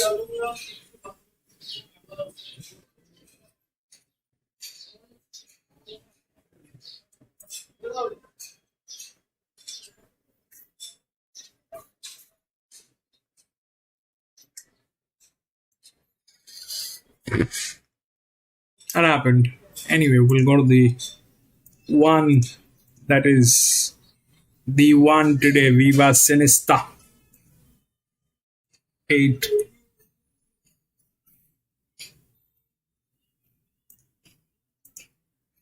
Five, 1, 6, 3.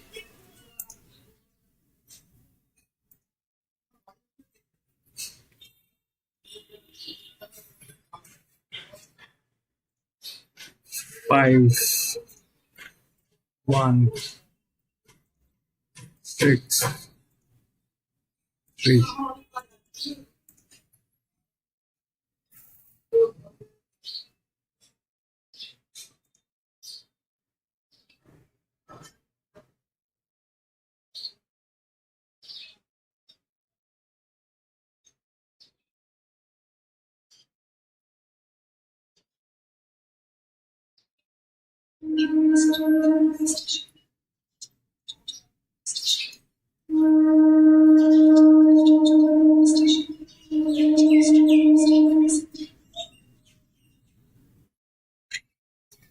So Viva Sinesta is at 135. The pressure has reduced from the last race because the last one we did not have the feed. I could not watch that race, but it definitely dropped from what it was. So they reduced the pressure on this. These two were queen. Okay, they came in back to back in the last arrangement. And today, this one is here, Mr. Brightside.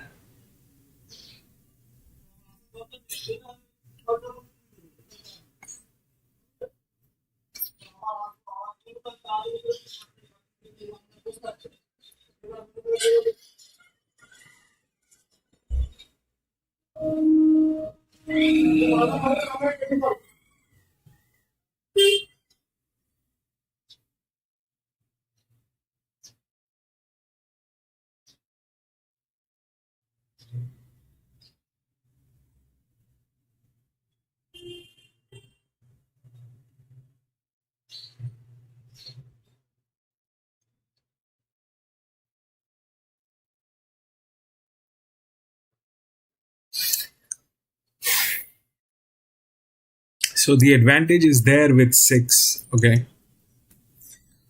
The advantage after 5, I mean, I'm not questioning Viva Sinista. Between these two, the 6 has advantage. It's a 4-year-old mare. And it actually worked out 5 and I mean, these two, they came in back to back in the previous one. Right now they're talking about this one, but it is a higher pressure for this one. So, but whatever it is within this, unless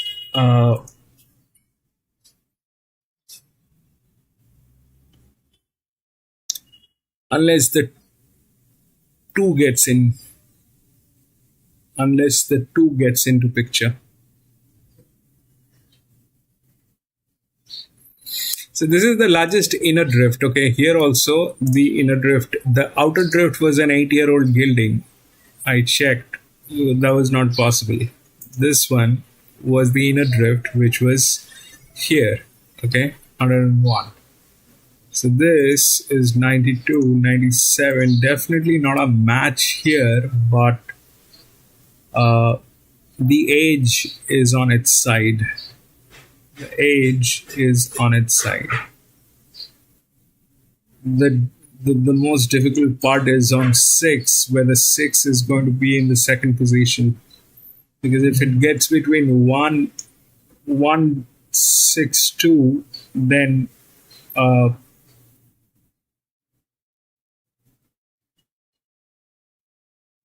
lot can happen.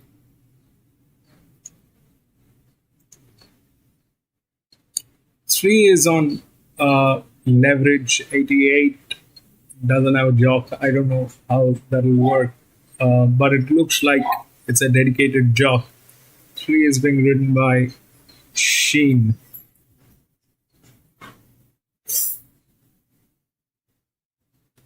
And 5 is being ridden by J-Mac.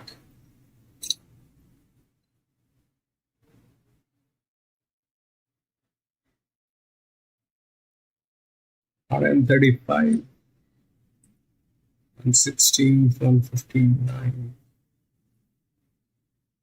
Should win unless she's really old. Unless she's really old and she cannot handle this.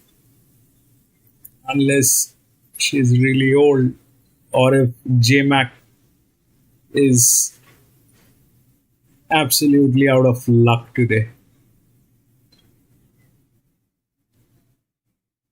What can go wrong? That's the only thing that can go wrong. There's nothing else that can go wrong. There is nothing else that can go wrong.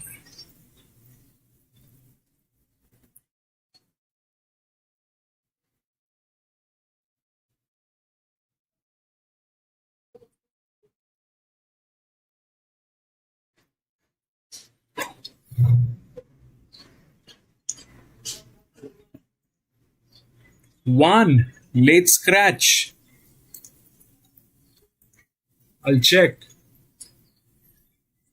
Not showing.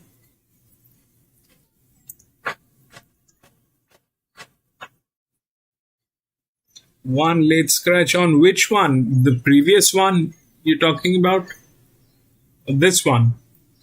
Mr. Brightside. No, it is still there. Mr. Brightside is very much there.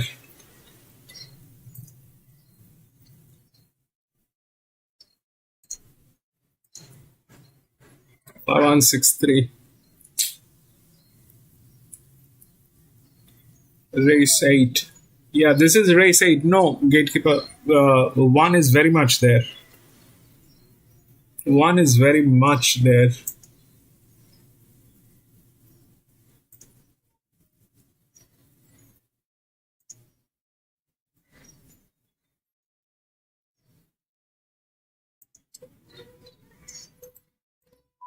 They're showing something else at this point of time. Let's take a look at this one. What can go wrong? Apart from the age, there is no other hindrance to this. This is a goddess. This is a goddess. That horse is a goddess. And ridden by J-Mac, who is the god of horse racing.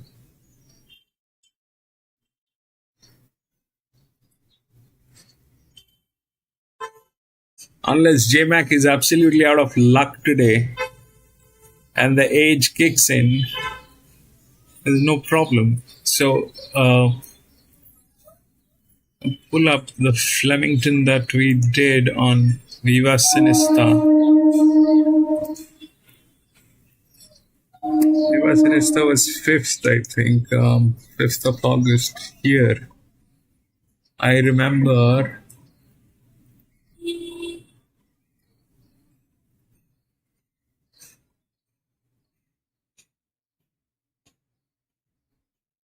Viva Sinista 3 weeks. No, not this one.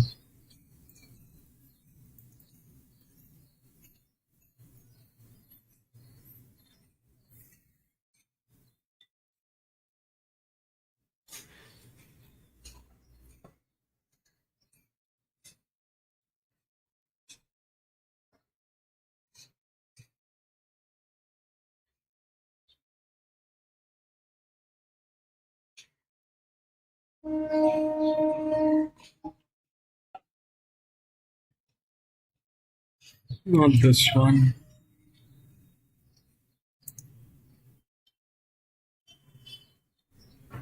Three weeks is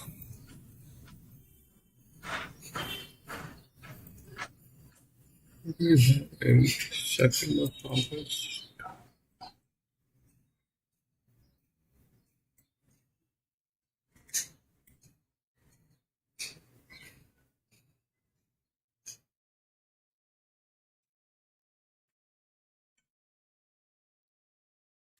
I don't know where I've kept it, but it was here somewhere. I can't find it right now.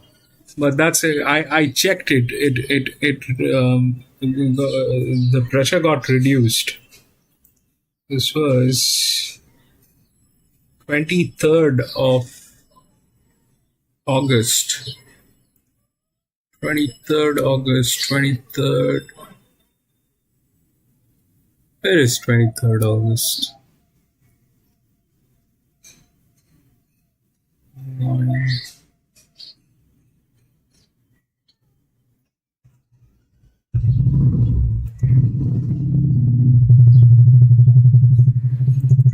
This one was 71. This one has increased. This one was 71. I can't believe this. I kept it somewhere. I don't know where I kept it. Flemington.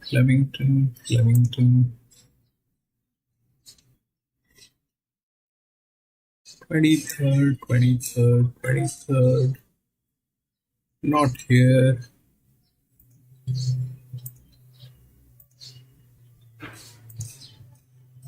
I don't know.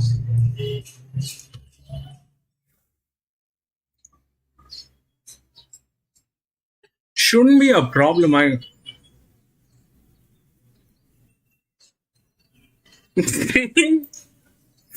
Let's skip it.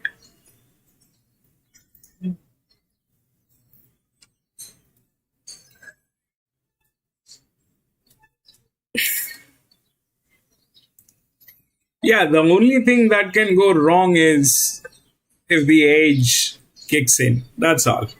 There's nothing else to it.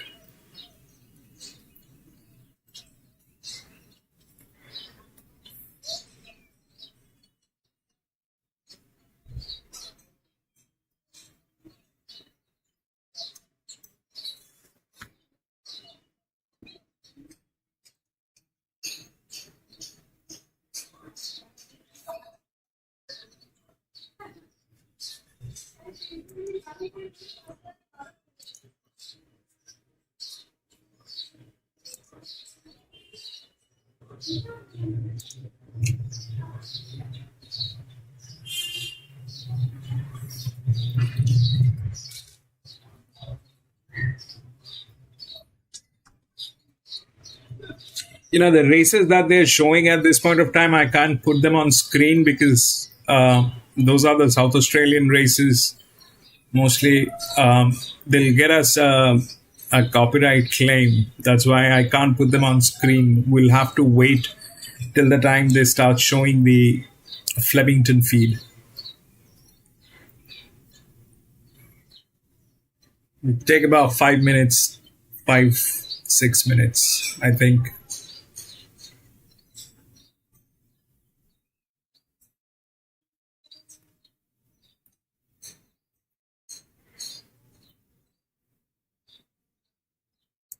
Bottom there as well. So three of the best weight for age, or two of the best weight for age horses, and an emerging star in Aliana, who should be a good call for couples.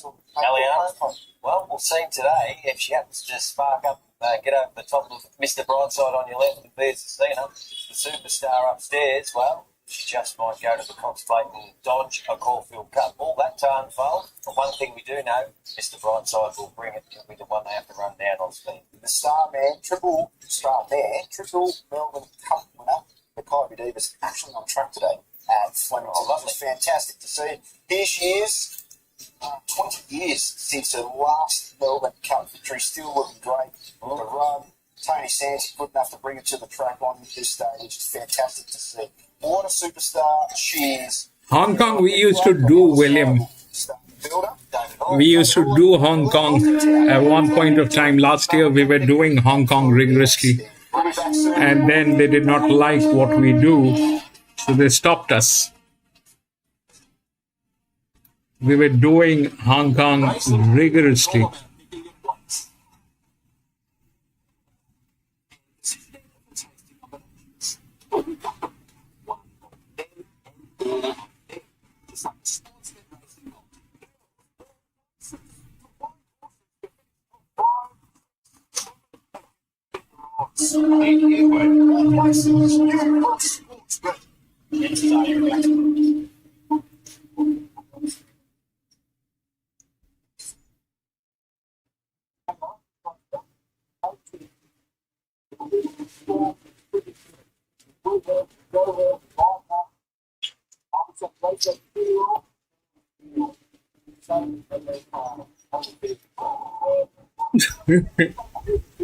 Yeah, it's very sad, William.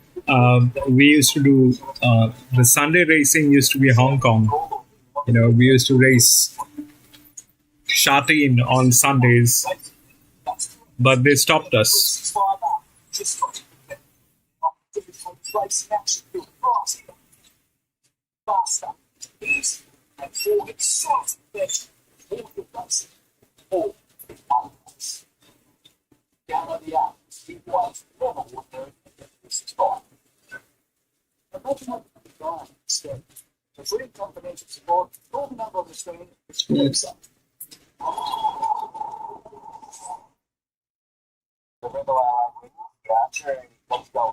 So it's 26 to 17 for the Melbourne Cup. So Bilius, if you pay the market on sports bet at $8. Let's begin. This is the feature of the Makybe Diva Stakes. Your beauty, 6 of the best. It's Via Sistina, the big mighty mare. She leads the way and she's heavily backed with sports bet. She's dominating turnover, to be honest. Mr. Brightside, well, Via's drawn an inside barrier. Brightside will lead, so we're thinking she's going to be box seatish. Brightside will dictate turns, kick hard. He's 480 and he's got his supporters too to cause the upset.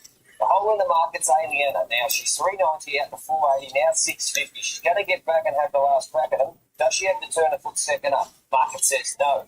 750 Antino. Will he roll forward and sit outside of Mr. Brightside? Watch that plate sheet. $7.50. Tommy Kitten. Well, we know that Ben Mellon said he's going to ride him quiet. If he's got to turn a foot, he can run over the top of him. Won the All-Star Mile this track and trip. He's 12, 11 and 9.50 to also cause an upset. Mark Twain, the rank outsider, will be last early doors, and he'll just shoot home. That is for sure. This is the feature, and it is a feature promo. Race 8. If your horse doesn't win, you'll get a second chance. You get a bonus bet back. What's gambling really costing? For free and confidential support, call the 1-800 number or visit the website. At the 150, Pride of Kenny's digging in. 3/4 a half. Mr. Brightside wearing her down. Pride of Kenny, Mr. Brightside. Pride, but Mr. Brightside. Tom Kitt on the outside. Another wheel got chopped down. Mr. Brightside just in front of the fight. Tom Kitt coming in. Tom Kitt all the way. Something else to beat that. Followed by Craig. The score. Peter.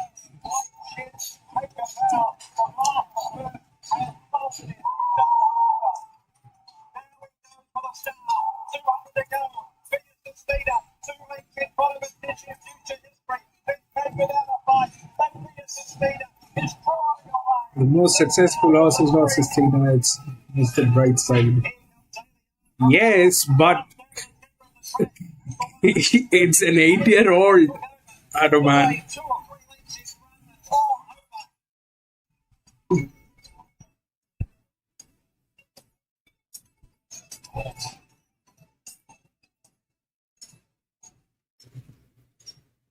This mountain yard is brought to you by World Crew, available since 69 today at Flemington.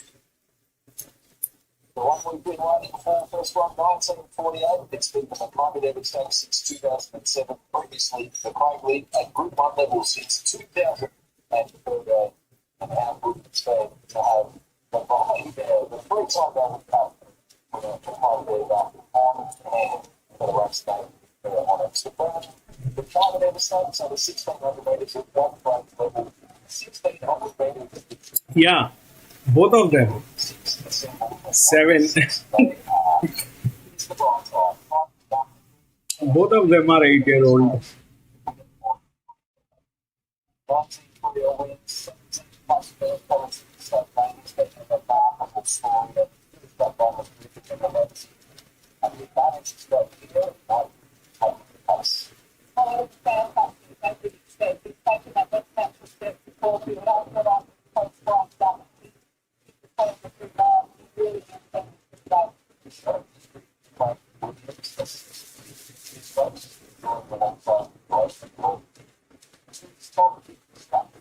No. Arvan, that doesn't happen.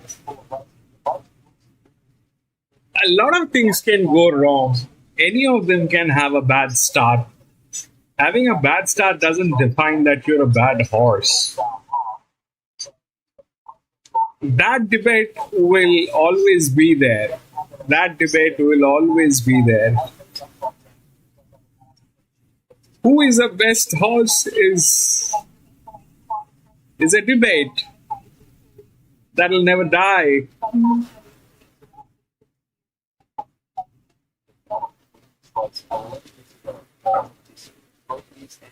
Who is the best horse? That is a debate that will never die. Anybody can have a bad start. Anybody can have some issues. The shoe might go flying. The jockey might fall. All those things can happen. That will not decide whether it is a good horse or a bad horse.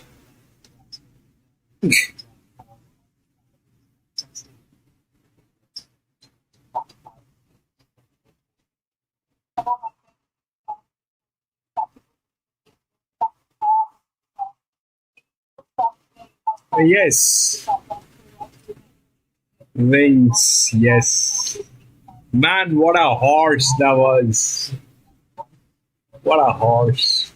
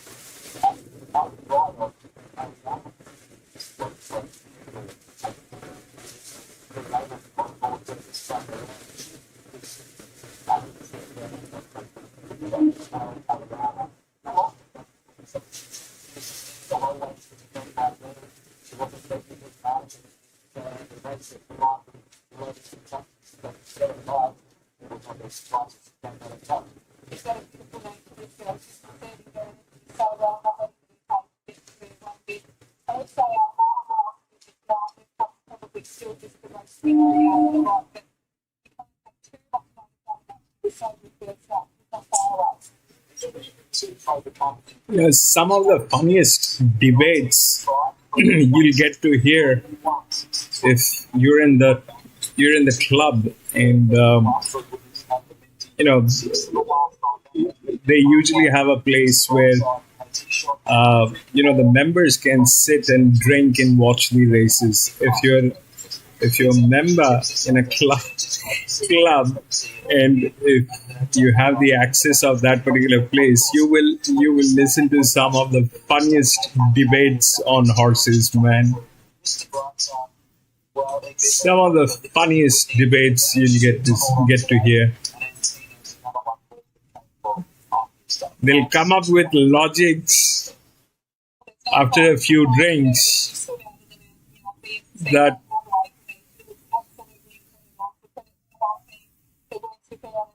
is not only crazy to hear, but I think that's a part of it. I mean, this is something that you enjoy with your family, friends.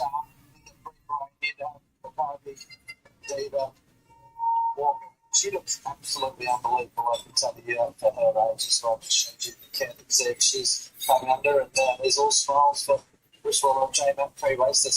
That is the case post-race as well. But obviously their main target is preparation will be the Cox Plate. A lot of these are going that way. And it's just so fantastic. Nice to see them line up against each other at an early stage, and it won't be the first time they'll be clashing this time. We didn't think we'd have Stina here much. Of course, a lot's unfolded in the previous week and a half. You'll announce the trek at the moment, and Stina would go down different paths towards their meeting this spring in a Cox Plate. Trek at the moment's small bout of colic earlier on in the week triggered Stina to pivot, and now come to this race second up. She's likely to go beyond this, and then, of course, it's the Turnbull, the race she won last year before, trying to defend her Cox Plate title. And at the moment, we're hopeful we'll make a speedy recovery. The news at the moment out of Mornington is that is the case. We're hopefully going to see her get out of the truck after her withering performance in the men's series. Yeah, there's a couple of missing pieces in that jigsaw puzzle, and she's a big one, isn't she? So fingers crossed that she bounces back. Matt Laurie and his team have done a fantastic job and enjoyed success earlier today to get Trish the moment back as well. Obviously, the key trainer with regard to chances in this race will be Chris Swallow's got Thea Sustana and Aliana, and Name's Battle Chat. Chris, thank you for your time. I know these are exciting and nervous moments for everyone. Thea Sustana, wow, what a parade for them. Yeah, she looks well. Both come through nicely, and yeah, she's handling the occasion well. She's been to these types of races before. Mr. Brightside winning this race is like Rambo winning Miss Universe. So that makes the trainer or the coach feel pretty easy when your players are in form and some of the best in the world. Have you just left them both with an open book then? Yep. It says a diva. A diva is... What is Mr. Brightside doing into a diva pageant? You're in a very privileged position to have two such beautiful mares, but obviously with a horse like Thea in particular, does she make you nervous? First up, I was nervous. I think it was more the start of the season. The first game of the season, you were a bit nervous. First sprint one, I was, but I'm not today. So it's not the grand final today. The bright side is going to be Miss Diva. Thanks for your time, Chris. We wish you well. Ben Hayes joins us from his lucky spot here on our broadcast deck at Flemington, overlooking the mounting yard as Mr. Brightside has his day with history as he tries to become the first horse to win 3 straight Makybe Diva Stakes. We're in the right spot for him. He looks 8 years young. He does. Absolutely thrilled with the way he paraded today. He's coasting through. He looks a lot healthier. He's working to its feet bright. Really respect the whole field.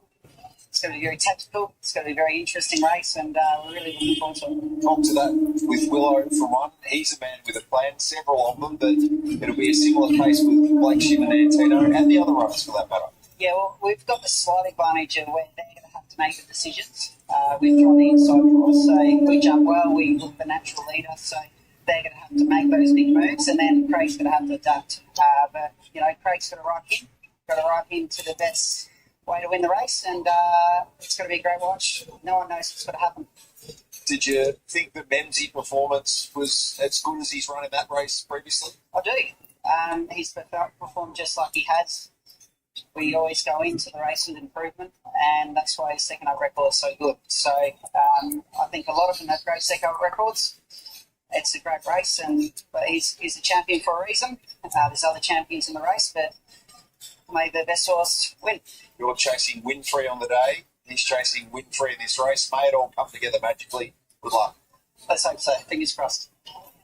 Yeah, it's a fascinating race when you boil it down to tactics, what the jockeys are going to do. Well, it's Mia Sistina that's going to lead the way. She's popular by way of bet count and turnover. She's the superstar. She's $1.80. Do you want that? Well, punters are suggesting Pat Brightside is the value, $5.55 and Pat $4.80 now. Hello. 3.9. Out of 5. In 4.80. Aliana. Now he's rock solid, Antino. Hidden. Nothing happening right there. Mark Twain back out to his opening quote. So the tactics are Brightside to roll forward and lead. Who's going to take it up? Is it Antino or Via Sistina? All right, let's gambling Willie Costigan for friend confidential support. Call the 1-800 number or visit the website. Thanks for your time, Tony. Your horse presented beautifully today. You happy with how he is coming into this? Yeah, I'm really happy with him. He's nice and sharp at home coming into this run today. I thought he paraded better today than we saw at Caulfield, whether it's been kind today for him, but definitely was better today. How's his work been between runs? Yeah, really good. He's still nice and sharp, so hopefully we'll see that sharpness today here. He really feels like he's ready for the mile. We know how he improves from his first up run to his second run, particularly at White Parade, so I think we'll see a much better performance. We all know these small fields can be particularly tactical. We've heard from Chris Waller, who's just given his jockeys an open book. What were the discussions with Blake pre-race? Yeah, pretty well done, to be honest. He knows the horse well. He knows where he's at now and where he's at for later in the prep, but he feels nice and sharp, and if it comes down to a sprint, we're not too worried. Wish you well. Good luck. Thank you. We'll find an old Melbourne chat, focus on matters at hand as Sam Friedman joins us from Pitt, makes his spring return in the Makybe Diva. Ben Mellon spoke to us a little bit earlier on the broadcast and explained what had happened in the Memsey. He's clearly taken no ill effects, but how does he present fitness-wise compared to 2 weeks ago? Look, I mean, he's forward nicely. He's had the tick over trial, which also didn't quite go to plan. So he had a 4 or 5 day stint that got the heart rate up a touch. But since then, he's had a really smooth campaign. He had a good go up on Monday, which was a nice piece of work. And he presents really fresh, but he looks fit and forward. And I don't expect it to be fitness, but again, you're waiting for race day to see how they equip themselves. What have you made of him for the entirety of his time in your care and what you've been able to learn about him? Well, yeah, I mean, he's been pretty straightforward up until, it's race day. He's had no quirks at all. He's a big, powerful horse, gallops well, and been straightforward on the ground. So he's just got his little quirks, and he's so big, you can see why he's a bit claustrophobic in the gates. So, I think this today goes to plan. Need him back again and Antonio. But I wouldn't shock if he's right. Yeah, Liana is good. She's going to be there.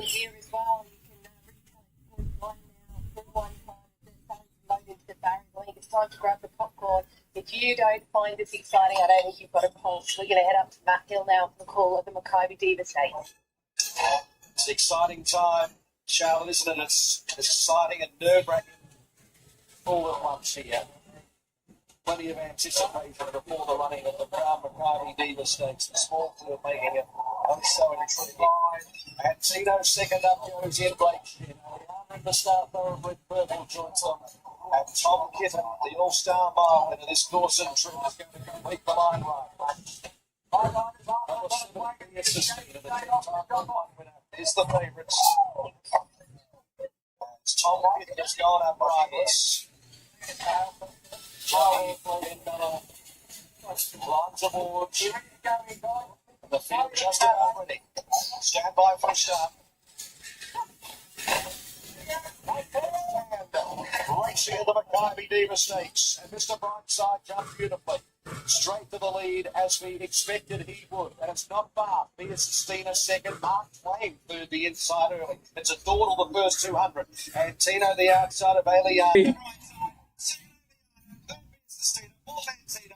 away Tom Kitten at the back.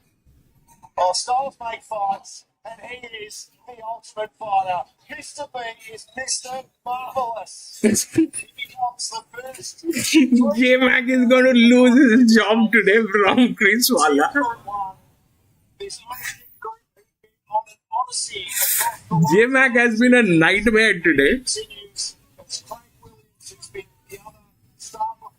Dynamic duo joins the great Roy Higgins. That's what I was talking about, Arman. Now, you know, 6, 5, 3. this thing is going to be called Miss Diva Rambo. Rambo won Miss Diva. And a beautifully rated ride by Craig Williams. He controlled the speed, and when he said go boy, well, he left them in his way. Righto, too strong, too good for them here today. He had conditions as far as tempo to suit, but it was a professional performance, a dominant win, and Charlotte is about to catch up with Craig. What are these?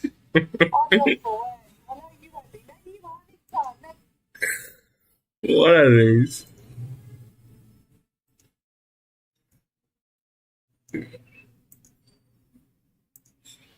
So what happened? He went through.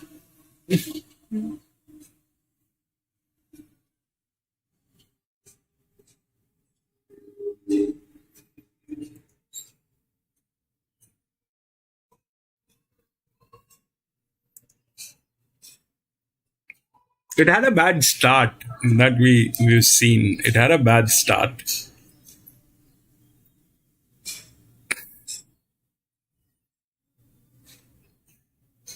Mr. Brightside came out very brightly. Anyway, we'll go to the 9th.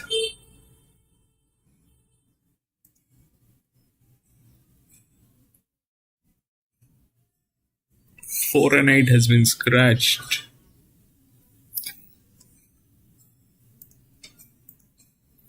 Three, 7, 10, 6.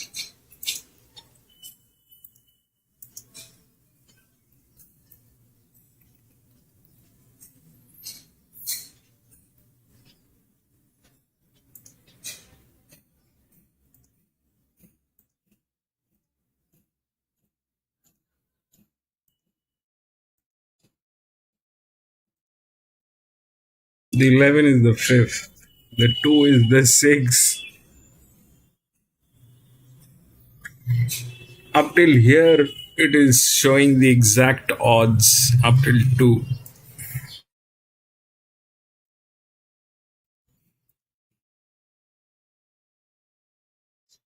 So 3 is the favorite.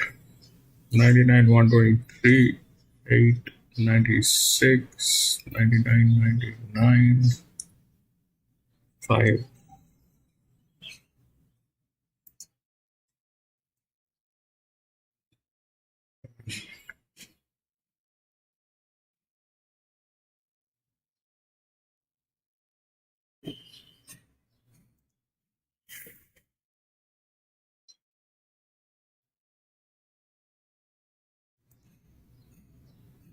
That's very far. This is okay.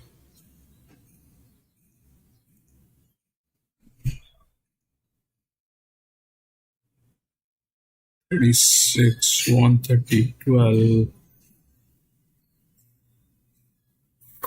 12.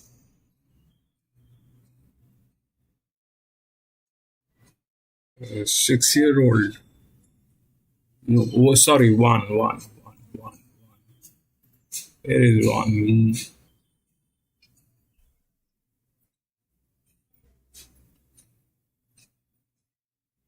Sure, Lucy. 22 weeks. That's the highest. 22 weeks.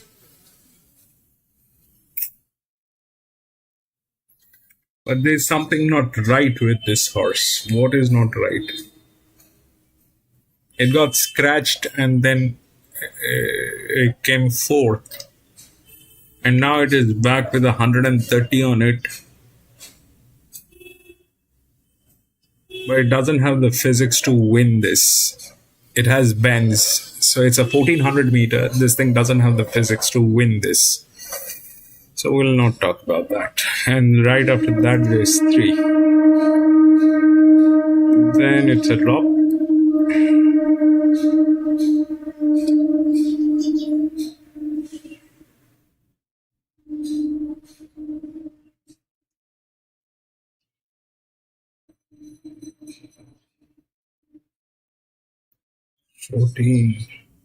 Jenny the Fox. 2 weeks ago, Caulfield. Not stable. This thing is a drop in class. This thing is a drop in class. So that's that. This doesn't have the physics to win. 3 is the right odd. 3 is the right odd.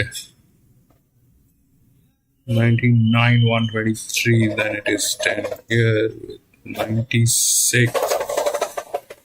This is the linear 10. And that's difficult. That is difficult. That is difficult. Here, 7. So we'll play that.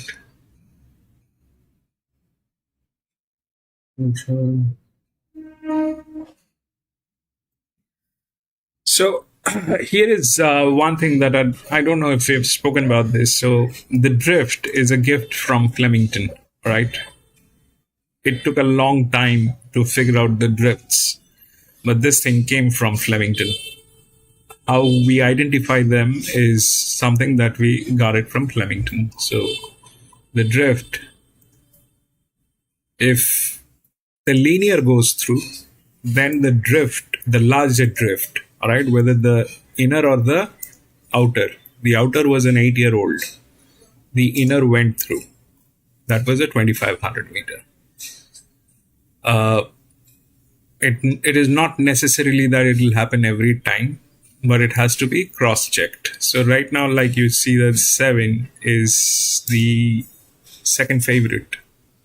Huge chance it will go through. Huge chance it will go through. Especially why? Because the 10 is in a difficult position, right? The 10 is a difficult position. The 10 weeks ago at Flemington, though it is written by Damien Lane,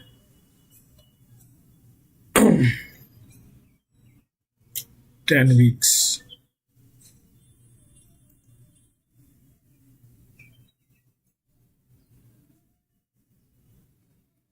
A 6-year-old mare. 19.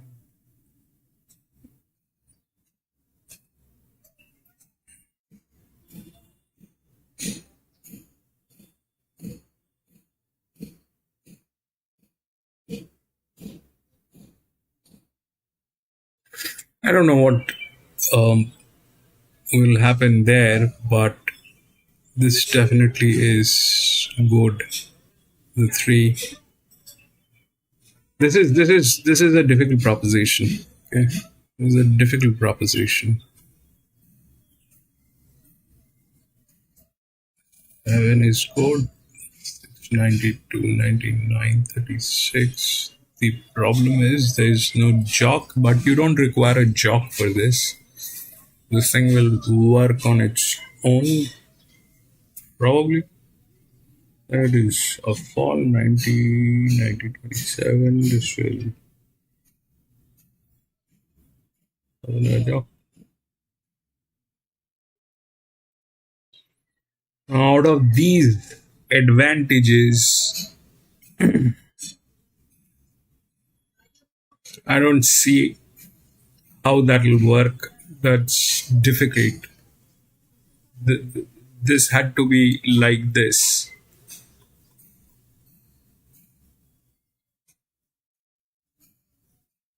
Over 50%. So that is not there. That's not there. This one is at 42. But the difficulty is very, very strong. The difficulty is very strong. What it can replace is 10. What it can replace is 10. So if the 10 is there, then it can replace the 10. The 10 is with a very good jock.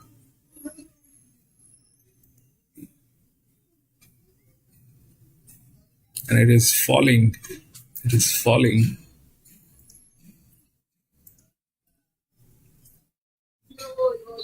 So yeah, 3-7, they're the right odd.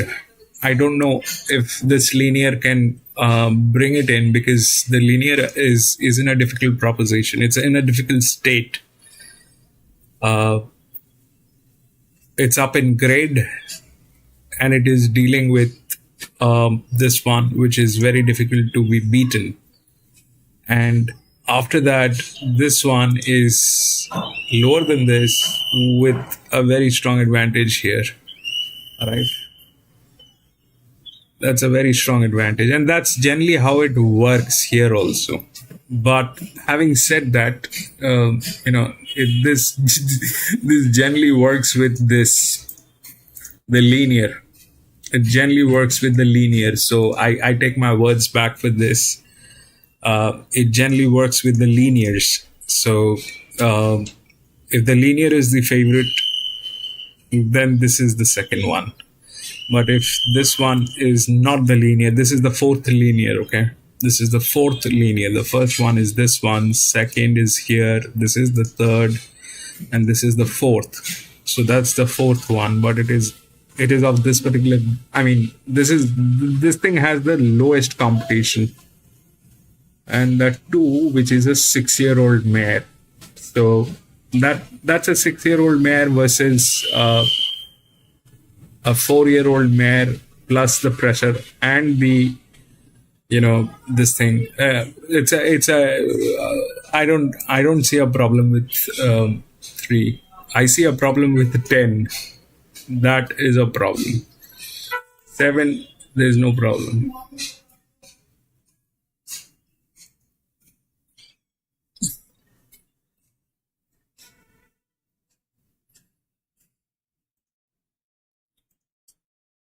Twenty 14. Difficulty is there. That 2.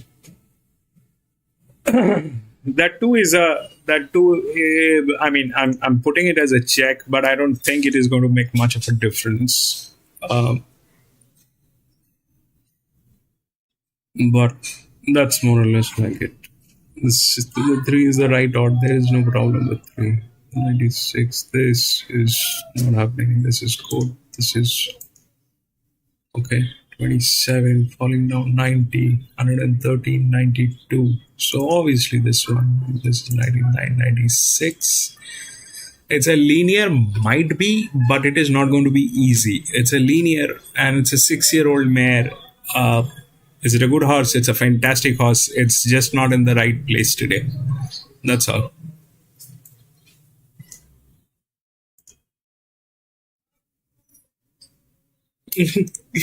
Viva goes down. We were just... That concludes the debate. No, it doesn't, Adaman. That's not the thing. Mr. Brightside had a good start, and Viva Sistina had a bad start. We spoke about all that. It doesn't define anything. We need to have another race where it is just going to be Viva Sistina and Mr. Brightside.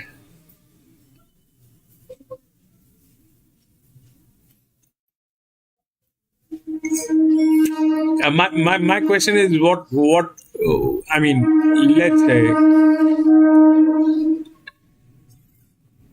say a man who wins a beauty pageant. I mean, tell me something, Adaman. Today, if you win, let's say you win the beauty pageant, you you win the Miss Universe. How are you going to, celebrate that? You will bring in your friends and tell them that, I won the Miss Universe.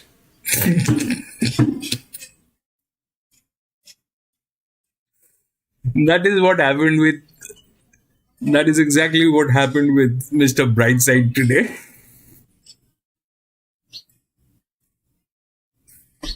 What would you tell them? You'll celebrate it like how? You'll bring in your friends and tell them that, you know what? I won the beauty pageant. Now I am Miss Universe. I used to be Rambo at one point of time, but today I'm Miss Universe.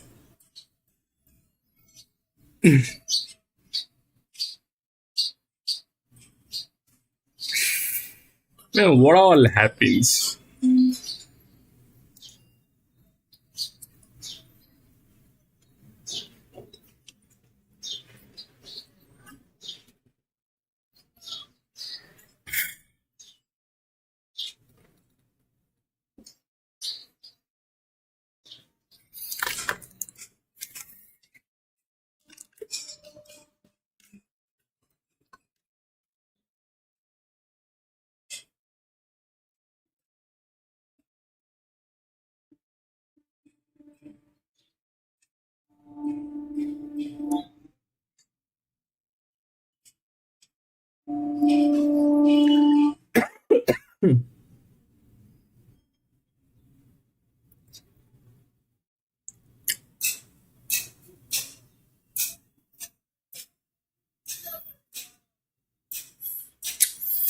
J-Mac was a total disaster today.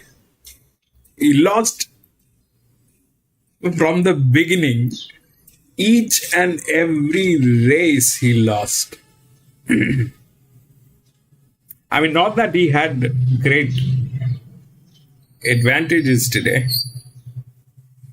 There was the only one hope that I had on that particular horse, which was there, but still he couldn't do nothing. It's a total disaster today. Where's PC? PC would have been abusing. PC would have been swearing by now on J-Mac.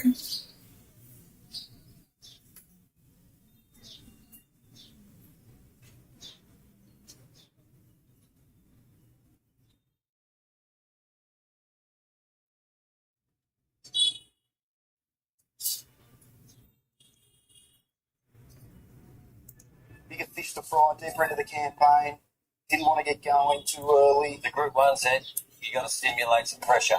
When you're going that slow and mid-race and you know the tempo's against you and you know the best horses are going to clip home 6-4-2, you got to get on your bike, you got to get going, and good horses need good hit-outs too. They got bigger and better assignments coming up. So they had their time again. Craig Williams is smiling all the way to the bank. And that's the good thing about a horse like Mr. Brightside, who can make his own luck. And it seemed that way on paper, that the majority of the people looking at the race would have thought he's going to win.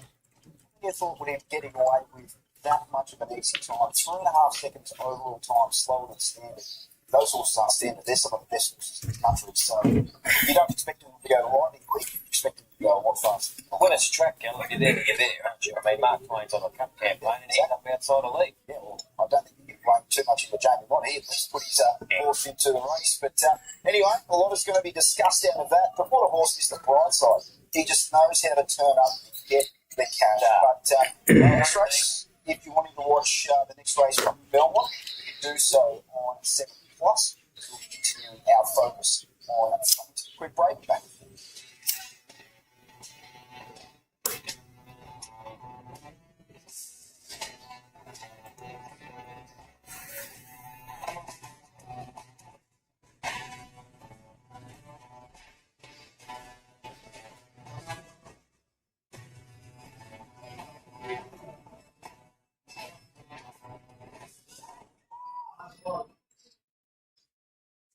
Can you testify that it was a sure thing? So care to explain this? Oh, sorry, that's not much. This! The Sportsman app shows the horse has never even placed at the track. Okay, but just like the jockey silks. Let this be a reminder that Sportsbet's racing form is the easiest way to find a winner. Thanks, Rod. What are you really gambling with? For free and confidential support, call the number on the screen or visit the website. Western Australia's Tap Touch Pinnacles Racing Carnival is calling. Over $10.5 million in prize money. Charter flights and black white racing across 5 epic race days. Race the Pinnacles. Find out more at racingwa.com.au.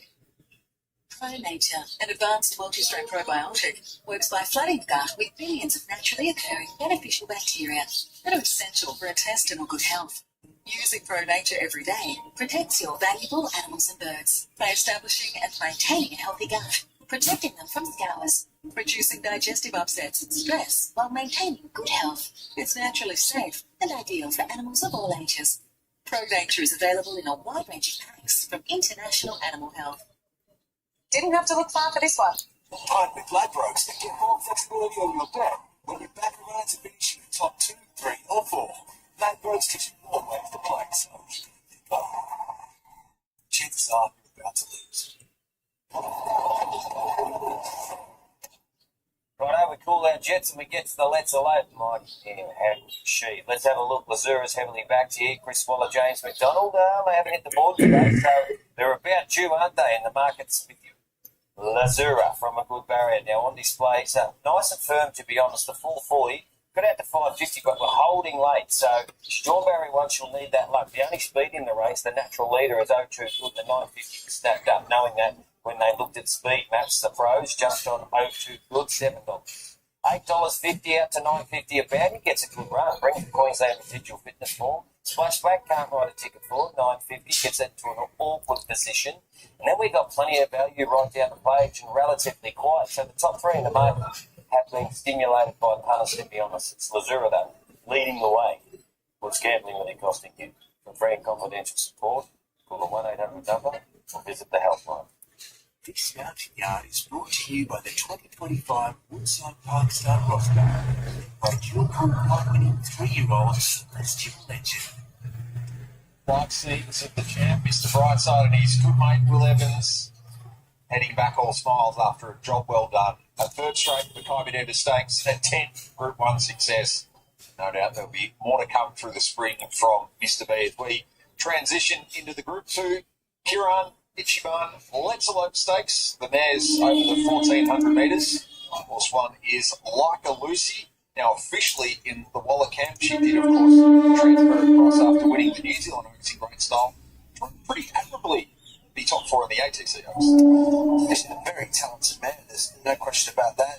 Her record speaks for itself, having won 6 of 8. I know 1,400's on the sharp side, but given her quality, she can still run a big race. You're getting a nice price. She's coming in nice and fresh today, very enthusiastic parade from her. She's got a great base of fitness. 2 Marble Arch returns, Lindsay Park with 3 wins under the belt for the day already. She won a Blamey here during the Festival of Racing. Some of her efforts last campaign really rated very well indeed. So she really took the next level. She's won 9 of 23. I think she's a bit underrated, to be honest. And might be a bit of value around $14. She's having a bit of a sweat today, fresh out of the preparation. I think she has got a bit of fitness benefit to come through. No underrating the form of Horse 3 Lazura, returned to win the Group 3 Show County. Was top 4 in the Group 1 Queen of the Turf, won by stablemate Fangirl back in the autumn. Yeah, it was an excellent performance, wasn't it? And very good on the clock. Different conditions today. No reason why back on top of the ground and over this distance she could even be more of a weapon to one to beat. She looks fantastic. My first time seeing her beautiful style of mare, very, very fit. 5 on the road to Arataki, returned by the Cochrane. Yeah, it was a pleasing enough run, I thought, there. Finished 6th, not beating a lot of margins, but she's a type that probably doesn't have that elite bit of ability, but very tough, very consistent, likes Flemington and makes her own luck generally when she's up on speed, so should be suited second up. Very honest man that always gives her all. I think she's trending in the right direction. That coach cleaned up with him. Did this race 2 years ago. 6 is abounding, was 3rd in the Cochrane. That it was. There was a terrific run, really highlighted that this mare might be a good prep on the back of a great run in the Tats Tiara over 1,400. So there's a case to be made. She's nicely drawn. She definitely gets a tick. I think she parades fitter and better than what she did first up. 7 on display on the same day. Memsey Stakes Day. She was a dominant winner of Phillies mare 78. Yeah, that she was. What a performance for 16.5 kilos. Drops 4.5 off the back of that. And I know it's a big race, rising grade, but she showed in the Adelaide Guineas that she has a bright future. And I think she can cause, not an upset, but she can get it done today at a nice price. She's another one that's come on with that run. I think her coat's brighter and she seems better today. Running by, he's a scratching 9, Bisaria. Kicked off her campaign up the straight. Top 5 in already start. Very good run. I liked it. I thought it was a pleasing effort. We know she can be better over further. She's got a very good record over this trip. Hasn't won at Flemington, but been a bit unlucky on occasion. But expecting her to be thereabouts. The coat's starting to clean up. It's still got a little way to go compared to some of her other rivals here. 10.02 good returns, winner of the Vobis Scholar Mile back in early June. She won the second of her 2 jump outs in preparation for this. She really came off that peak when she was then beaten in the Winter Championship final, but wow, what a performance in that Vobis Gold Mile. That rated through the roof off a good speed, and she's hard not to line up, but the market's liking her and can understand why off that number. She's a gorgeous mare. I've got a lot of time for her. She's quite fresh today for her, just having a nice little bounce. She's feeling it very well. Pleasant Splash back was 9 to 12 VOP, now back into 11, was the runner-up to Cafe Millennium, a winner earlier on this afternoon in the listed Leon McDonald in Adelaide last start. Yeah, I was about to say that form looks a little better now all of a sudden, doesn't it? And, this is a mare that's clearly got more to offer. She's a magnificent looking horse, very, very healthy inside and out. 12 Terra Star was a runner-up to Splashback here a little bit earlier on in the campaign. Yeah, that's true. And look, I think, this patch performed really well, and no doubt that with the right run in transit, she could run a very competitive race, but she does need another win. It's been a little while since one. It's a very good parade from her. She has been racing very consistently. She looks the same as she has done all prep. Time right for the 13 Bossy, but needed to try her hand at group level, given her winter form. Got a very soft lead at Caulfield last start, but that's what happens when you can make your own luck. She'll be looking to do that again. It's a hard race here. I think she's come on from that most recent win too. Her coat's definitely cleaned up. Big moment here for Lucy Yeomans, who struck out on her own as a trainer. She has a runner here in 14, Jenny the Fox. Still on the upside, and third run of the preparation. Tough assignment, but we'll see where she's at. I was looking elsewhere. She turned her horse out beautifully. It's a really nice parade. From training partner Lloyd Kenwell has the 15, Makybe, presenting off a Geelong win in restricted grade. 7 career start for her. And the margin wasn't great. That's obviously a lot easier grade, but she was good. Once again, wasn't following her today, but we'll keep an eye on her for later. She looks great. I do think it's a significant step up in running here. For Giraffe, Kiss on All Four Cheeks, Amelia's Jewel, and Brings a Bell, the winners on the Let's Elope in recent years. We've had 4 of the last 7 by the Cochrane, but the last 2 in Amelia's Jewel and Brings a Bell were first up from a break. You're siding with those with a run under the belt at the top of your numbers, particularly on display. Already a stakes winner as a filly. Yeah, I really liked that win from her. I thought it was a super performance. I wanted to keep following it. It was really a price thing with me. I thought they should be closer together, her and Missouri. So I'm happy to be with on display. I think Missouri will be very tough to beat. Both too good. Mike and capable. That win at the penultimate run last prep was unbelievable. And Splashback, another progressive time. This is tough, this race. There's a lot of really good-looking mares in this. It's very consistent in their form too. I've gone Splashback. I just think she couldn't be parading any better. She's a gorgeous-looking mare, particularly healthy inside and out. As I say, it's a very open affair. If I've listed all the others that looked good, I've mentioned the whole field. There is a look at Splashback, who will be back in the field, and of course, Cafe Millennium off a strong temper earlier today, who brings his own form lines manager narrow win, and Splashback will be hoping that the return to Flemington will be right up her alley. No doubt if she can unleash that turn of foot and get the race shape to suit, she'll run very well. Big chance in the race on display.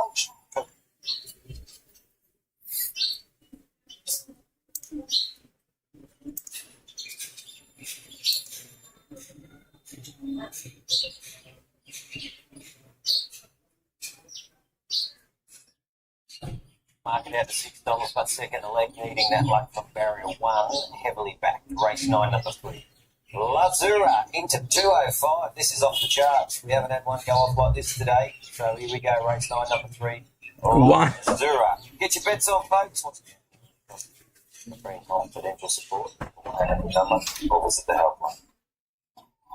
Chris Lloyd joins us as Lazura of her outstanding performance for Sydney is in town. Well, there's nothing wrong apart from the age, Gatekeeper. There's nothing wrong. It's got a strong chance, but we'll see. It's the gate and the age.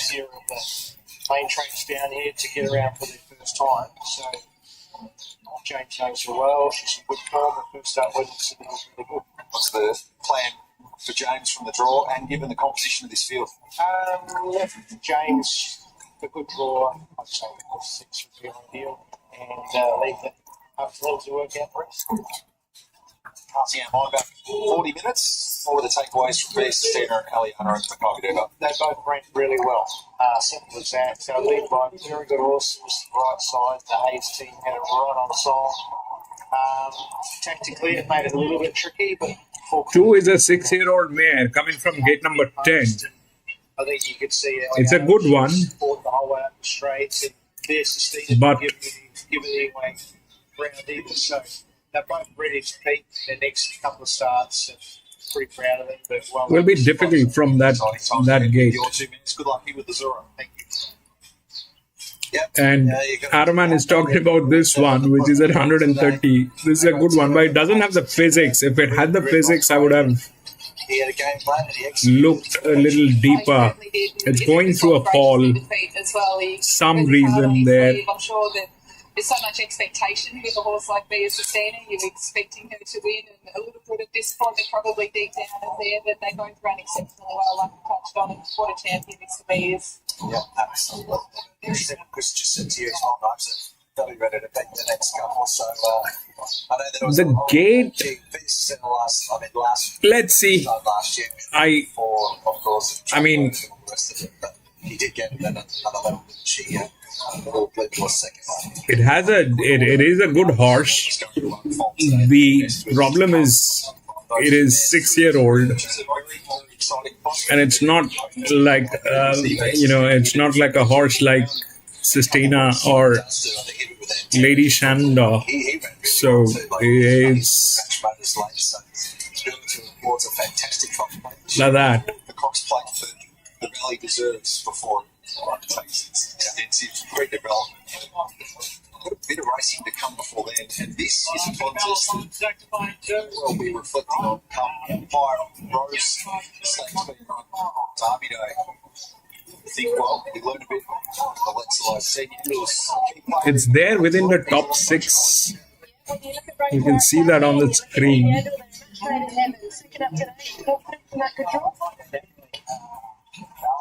She's going well. 6,400 to finish.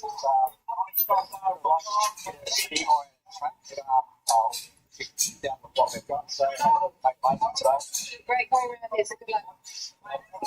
She's in familiar climbs.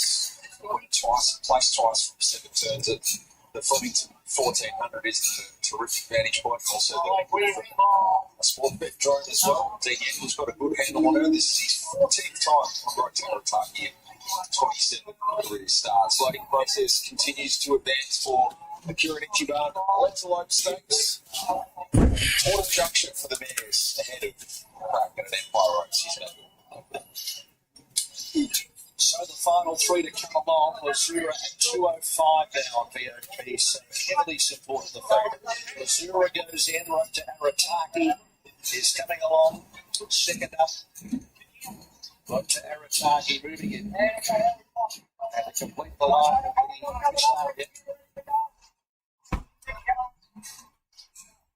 Misaria joining the line, Harry Coffey, and the field set for the left side. Gates are cleared. They stand pretty well here. There's the finish. And they're away. Missing the kick, a length and a quarter. Terra Star and Marble Arch goes back to the end. Bossy Bonita fired out and goes straight to the lead. Followed by Jenny the Fox and also Lazura right up there on the premises with this area. On display as 5th on the rails. Over a length of bounding right to Arataki. Makybe, then 0-2. Good Marble Arch. 3-3. Through between them was a bounding, didn't have a clear shot. Splash back behind them with Like a Lucy, then Jenny the Fox, Miss Aria on display. Makybe, Marble Arch, Terra Star, Bossy Bonita, and Road to Arataki. They were going to strike at some point together this afternoon. 310. McDonald and Chris Waller in the Group 2. Let's alone. The placement on point as she came off winning the Group 3 show county. First up on a heavy deck, and 3 weeks later she now puts the Group 2 on the CV as a mare alongside what she was able to do as a filly winning the far lap against the boys during the Sydney Autumn. That saw her then progress to run top 4 in a Group 1 Queen of the Turf, and that is enough of a mark you'd imagine to think that she can be back here tackling an Empire Rose in 7 weeks' time. But she might be joined by a number of these mares. Hope Too Good, chief amongst them, and on display, case of maybe what might have been a bit further back in the field from what always looked like a little bit of a perilous drawing one. Yeah, it was, and badly hampered at a key stage, but look, you make your own luck. That's what J-Mac did there on Lazura. The margin was... Finally, J-Mac. On the run to the line in the last 50-02, good break, but great to see you. I don't know, we'll figure out. Flemington. Wait. That's it from J-Mac and Charlotte. Well, it wouldn't be a day at the races at Flemington on a big Group 1 day without an interview with J-Mac, so you rode that perfectly. You got her there. She was tough late. Stuck that head out just when you needed. Yeah, she's got so much quality. She gives her all. She's so nice to ride. So. Turn from like a Lucy, who we'll see over a little on the line for a horse that will get over a bit. Plenty of markets for it. He said this was the one. On the back of that win first up. 310, 6-1. To this preparation and no doubt on target. Some of the bigger races that they'll be tackling a little bit deeper into the spring. 310, 6-1. The one got there. 310, 6-1.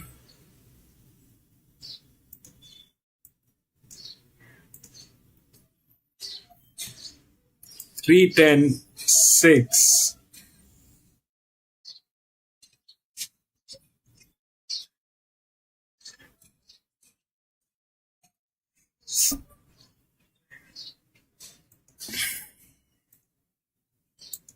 And 1.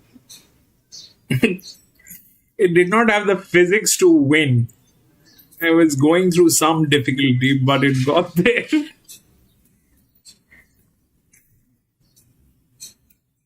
310, 6-1.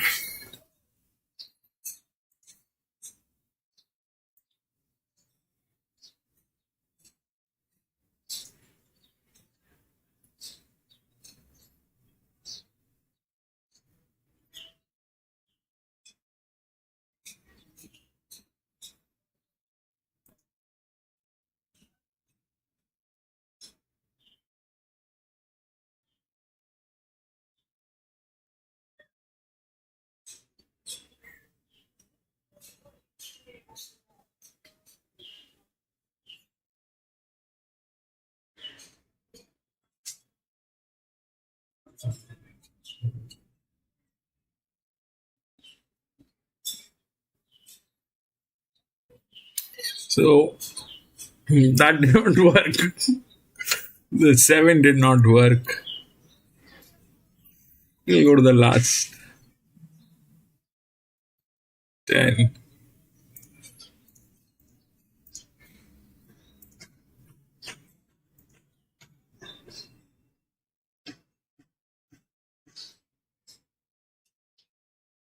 Three, 12, 13, and 20. Scratched.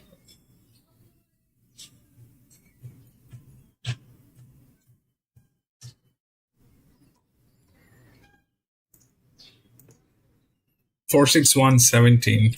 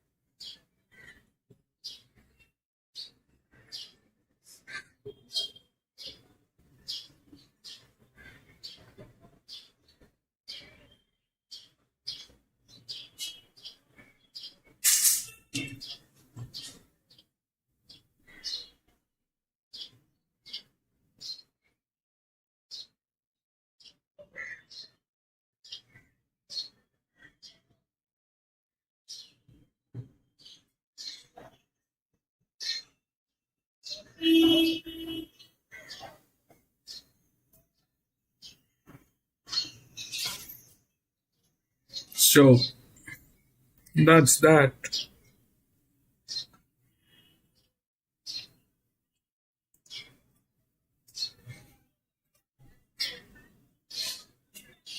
This is 1700 meter. 76. That's the drift. 1.5. This is 6.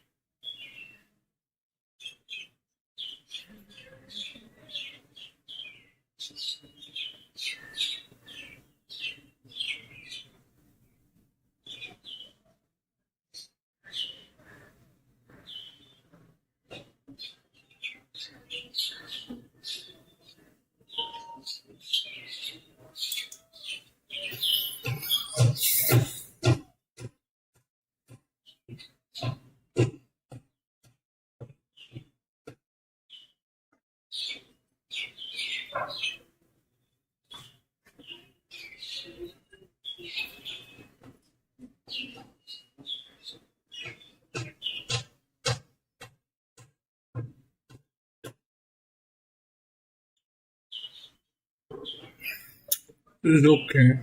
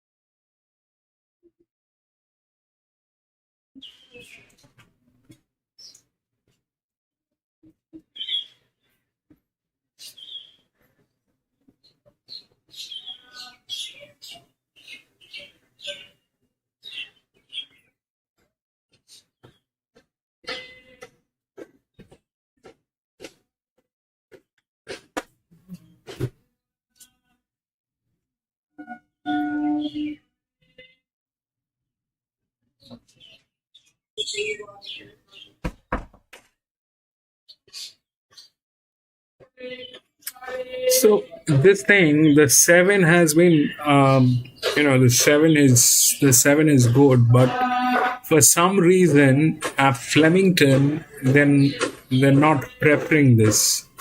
But the 17 is good. The 17 is good. I mean, the 7, it is good, but it's not something which is matching here. The 7 came in first 25 weeks ago, okay? But it doesn't have any leverage. It has a jock. 7 is being C. Williams, the same guy who was on Mr. Brightside. So the 7 is good, which is here. This is still more. This is 7-year-old, gate number 15. Could be difficult. Anyway, the bottom line is this, that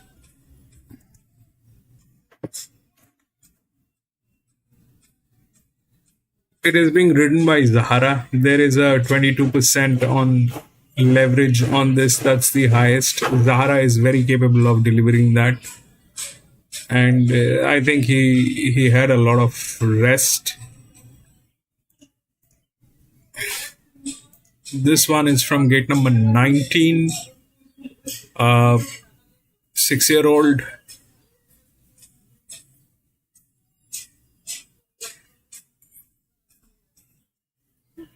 Difficult. This is the larger drift which falls here. So this is that, but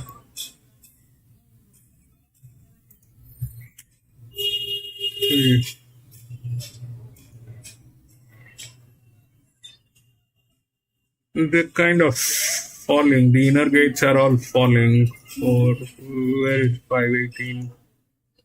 So yeah, we checked that they don't deliver much.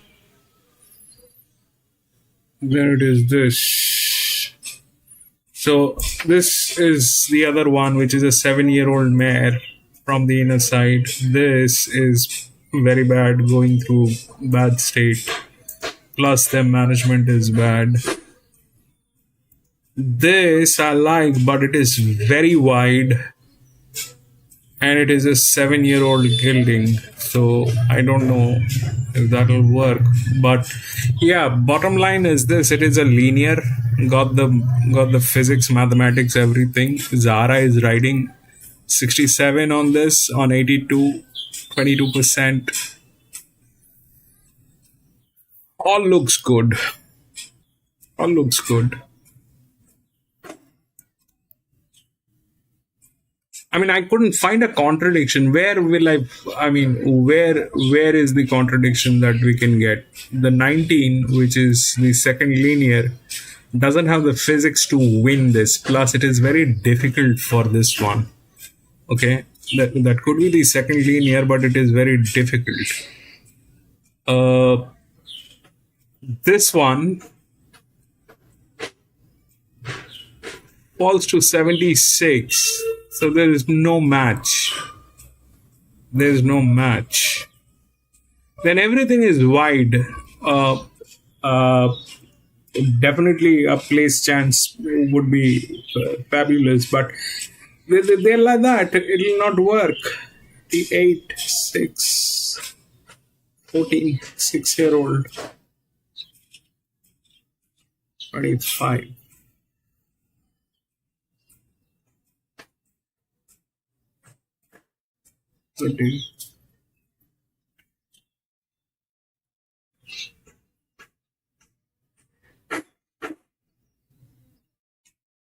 So it's a very well thought. I mean, this is exactly what we try and figure out. But here at Flemington, the odds, they match with what we generally do on the other tracks, because this place is Globe. Let's see how it works.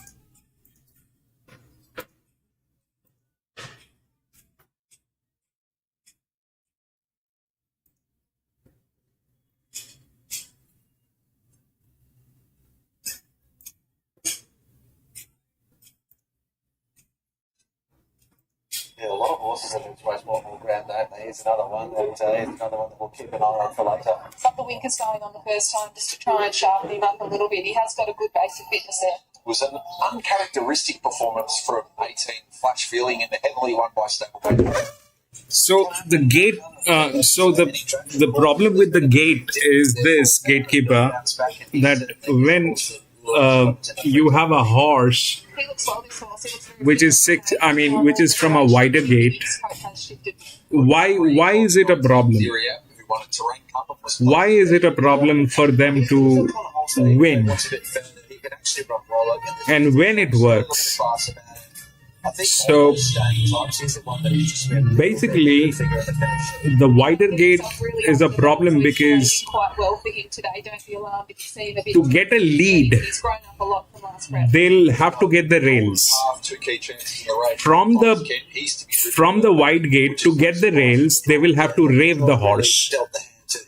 And if they rave the horse, and if it is an old horse, like a 6-year-old, 7-year-old, it'll lose gas at the last 400 meters. So let's say you have a horse which is from gate number, a wider gate, and you have a lot of younger horses at the inner gates.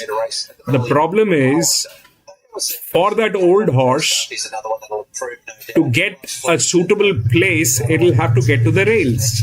To get to the rails, it'll have to be raved. And if it gets raved, it'll go out of gas. And if it doesn't do that, then what will happen is it'll go very wide at the last bend. And if it goes wide, then also it is the same problem that the distance becomes larger. He's another horse that loves Flemington, so D-Lane's another positive, so you could certainly make a case on an each way. Like in case of Flemington, if you go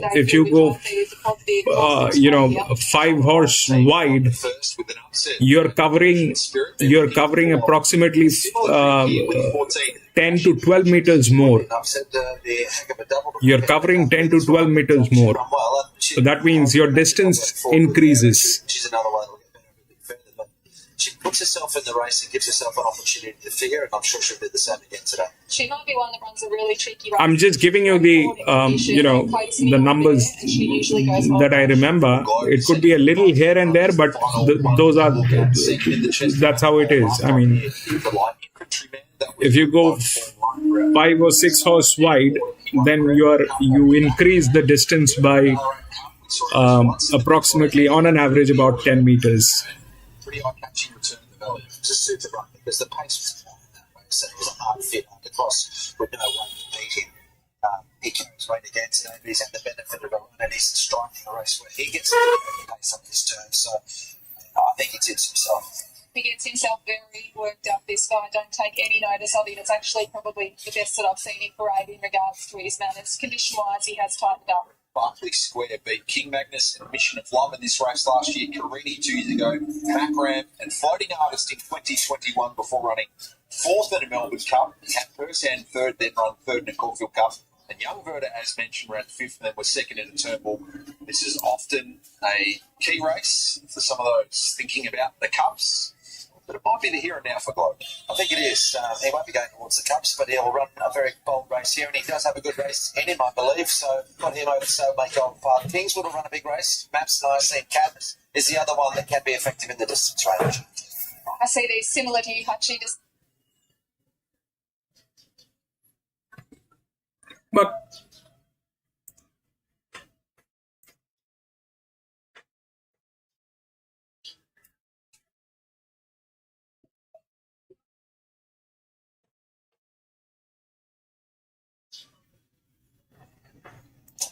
Well, what a day we've had here at headquarters, and one to come. There's a look at Kingswood on his way down to the start. easy to spot the grain. He should get a beautiful run in the race. There's been a bit of money around front gate 4. Janika just playing it behind. A horse that we see often here and is very consistent as Brownie, co-trained by Cat Coleman. I was about to catch up with that. Thanks for your time, Kat. My comments on this horse, he looks the same. He just looks the same every single week, doesn't he? Yeah, he does. He's very, very consistent and he races the same. You know, he's always puts in a good, honest run. He doesn't win all that often, but he still runs, normally top 3 more often than not. Looks like a nice sort of map for him too, the perfect area, sort of in the first 4 or 5, something like that. Yeah, definitely. He's got his favourite jockey, Luke Nolan, back on board today, so we've left it up to Luke to see how he begins and wherever he's in a nice, comfortable rhythm. We know that he'll be thereabouts. Good luck here, Kat. Thank you.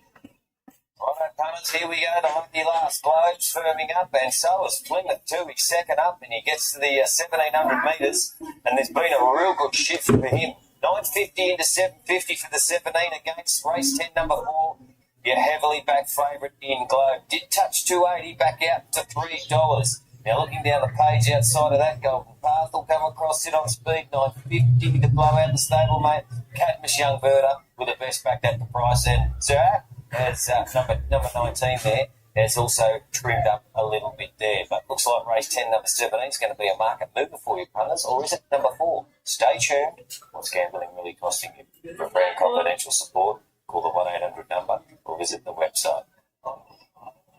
1,700 metre race on Makybe Diva Stakes Day has often been an annual appointment for young Berta, so it is in 2025. His trainer Danny O'Brien joins us. Danny, appreciate your time. Pretty easy programming with this guy. Yeah, he'll be lovely Flemington. This is the most suitable race for him on the day, and it fits in the right time for him to sort of use as a building block to go up to 2,000 next start. So another Turnbull on the agenda for him. Look, he needs to run well. Obviously, he's older now, and if he didn't run super today, there wouldn't be much point going up to the 2,000 in the Turnbull. There's other options for him, but we're really happy with him. He followed them around the under 8 Mooney Valley. I thought it was a good run, and he seems to have come on well since. What's your evaluation of race shape here? Just depends on speed. We'd love to have close enough, but it'll really depend what happens in the first 200 metres. Damien Lane knows him well, and obviously I don't need to give him too many instructions. Arman, copy 11, 411, 610. Yeah, no instructions required. We've heard that a bit today, Amy, and some of the best riders in the land at their craft. It's been a pleasure to watch. We're seeing some pretty good rides too. Well, what do they say? The good jockeys don't need them, and the poor ones won't listen anyway, or they won't execute it well. So, it always gives you a lot of confidence when you're legging up good jockeys, and you just know that they're going to pull the right rein to the best of their ability anyway. Absolutely. The conditions have just been so good throughout the day. Not much wind around at all. It's perfect temperature. The track's raced so well. Been able to win through anyway. So congratulations to the VRC, Lambic, for the track in particular. But looks like plenty of people have enjoyed the day here, Amy. It's been a good crowd and plenty of buzz. Hasn't it been wonderful? I think 2 draw cards. Makybe Diva walked into the mounting yard here. Every single person came up from the stands. They were all gathered around the mounting yard. Everyone wanted to see her. Everyone cheered for her. Same thing with Mr. Brightside coming back. It's such a wonderful thing that we're all a part of this, to have people here enjoying these great horses. All right, let's cross into Charlotte. Just going to have a quick chat with John Allen. Yeah, we're not far off loading process here, but just wanted to get John Allen's final word. He's 5 rides, 2 wins with this very nice horse. It's trained by Gavin Benchgood. He had to sit on in a trial. You've drawn well today. What are your confidence levels? Yeah, look, he seems a good order. Quite a good gate. Should have just sat from behind him, and yeah, we might need a bit of look at the home straight, but I'm pretty confident he can handle that. Well done, thank you. He should get every chance from that barrier that he's drawn, that is for sure. So good luck to the connections of Kingswood. He's certainly been popular in the market. The favourite globes there is 270 to 310, and they've backed a couple. Plymouth's another one. There has been a bit of money around for Amy. It sounded like you thought that horse was pretty close to the mark today. Yeah, I thought so too. It's a pretty even yard this, but not much good surprise, I don't think. Obviously, we have got a number of stayers that are resuming. So you look at those horses naturally, I do think they're just going to need the run more than likely. But I did think one that's probably paying a little bit of over is Dashing Duchess. She's paying $65. She could be one that absolutely wants its home. I thought she was more forward than the other stayers that were resuming today. It's very useful, and maybe Dashing Duchess if you're looking to throw one in at a price. Well, the man who's been in scintillating form throughout the day, Matt Hill, we're going to go up to him one last time. Hutch, thank you very much. Just telling our Sky audience about an open day here at Flemington next Sunday, 9:30 till noon. If you're in the local area and want to meet the local trainers here at Flemington, including Chris Waller and Thea Sestina, 9:30 till noon. You can register at vrc.com for that. Now, First Immortal goes in with Dashing Duchess. We've got 3 to get set. Golden Path, who's got that tactical duration to sit further back. With a larger field going wide might mean 3 to 5 wide. Little for Canvas, I know, 15 to 13 late. Yes. So Yard goes in with the tongue tie, so racing without the tongue tie here. You're right, Gatekeeper. Final one.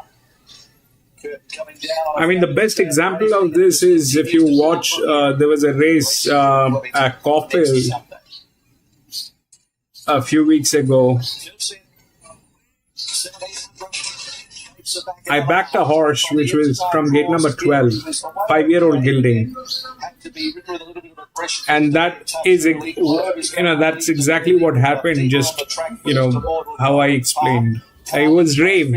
It was raved so badly that it lost the gas at the last 400 and the linear took it out. With also Plymouth, and then came Cadmus, Dashing Duchess, and at the tail of the field. That was a very bad day at Caulfield, I remember, but The leader is Globe, but strung them out here by about a length and a half to First Immortal. Speed looks to be pretty good. They're 4 lengths in front of Flash Feeling and Pounding. About 2.5 lengths Golden Path, Kingswood. A similar gap, Young Bird is Scary.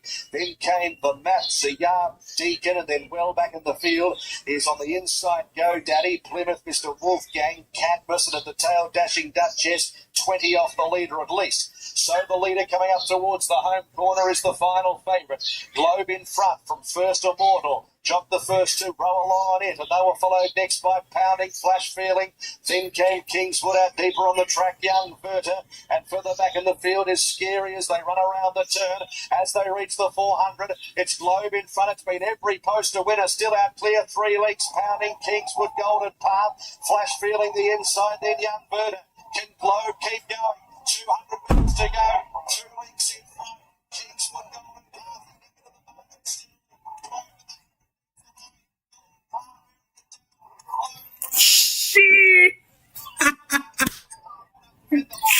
It got tired.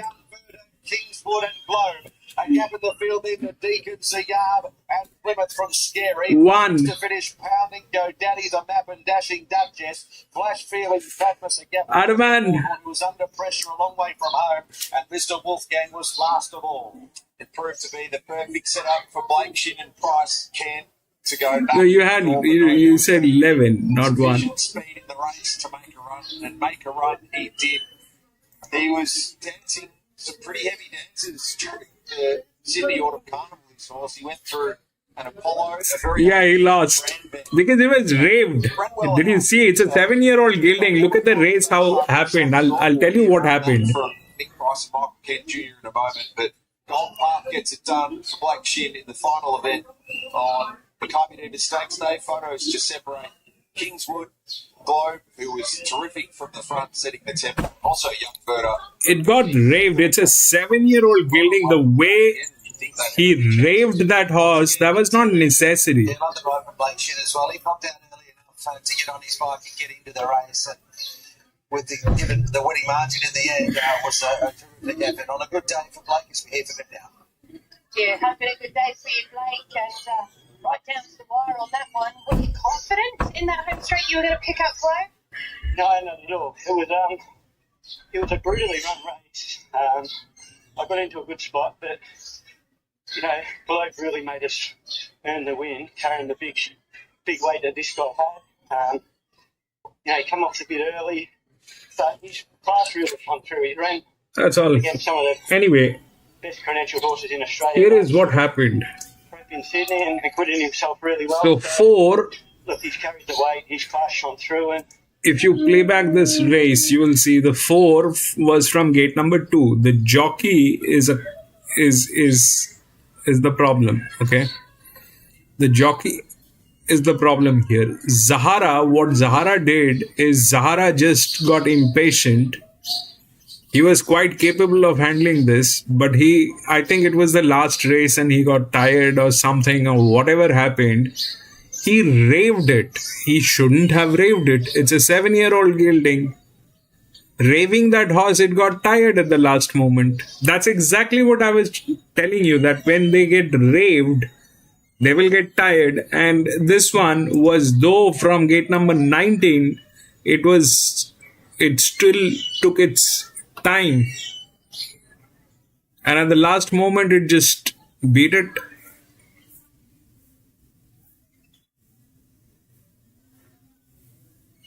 That was a bad idea. You know, what Zahara did on that horse was a bad idea. He shouldn't have. It was from gate number 2. Anyway, he had the rails. All that he had to do is just keep the pace.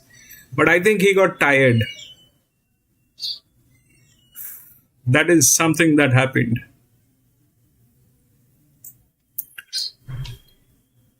Not very fair and square. Yeah.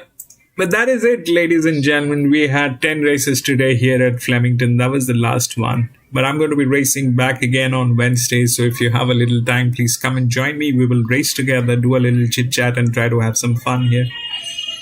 And thank you so much for being there, my friend. Gatekeeper, thank you so much for being there, my friend. Araman, thank you so much for being there. Daos, thank you so much for being there, my friend.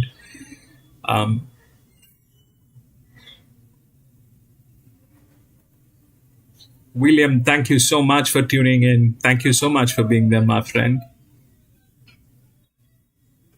Joey, thank you so much for tuning in. Thank you so much for being there, my friend. Tuna, thank you so much for being there. Shabir, thank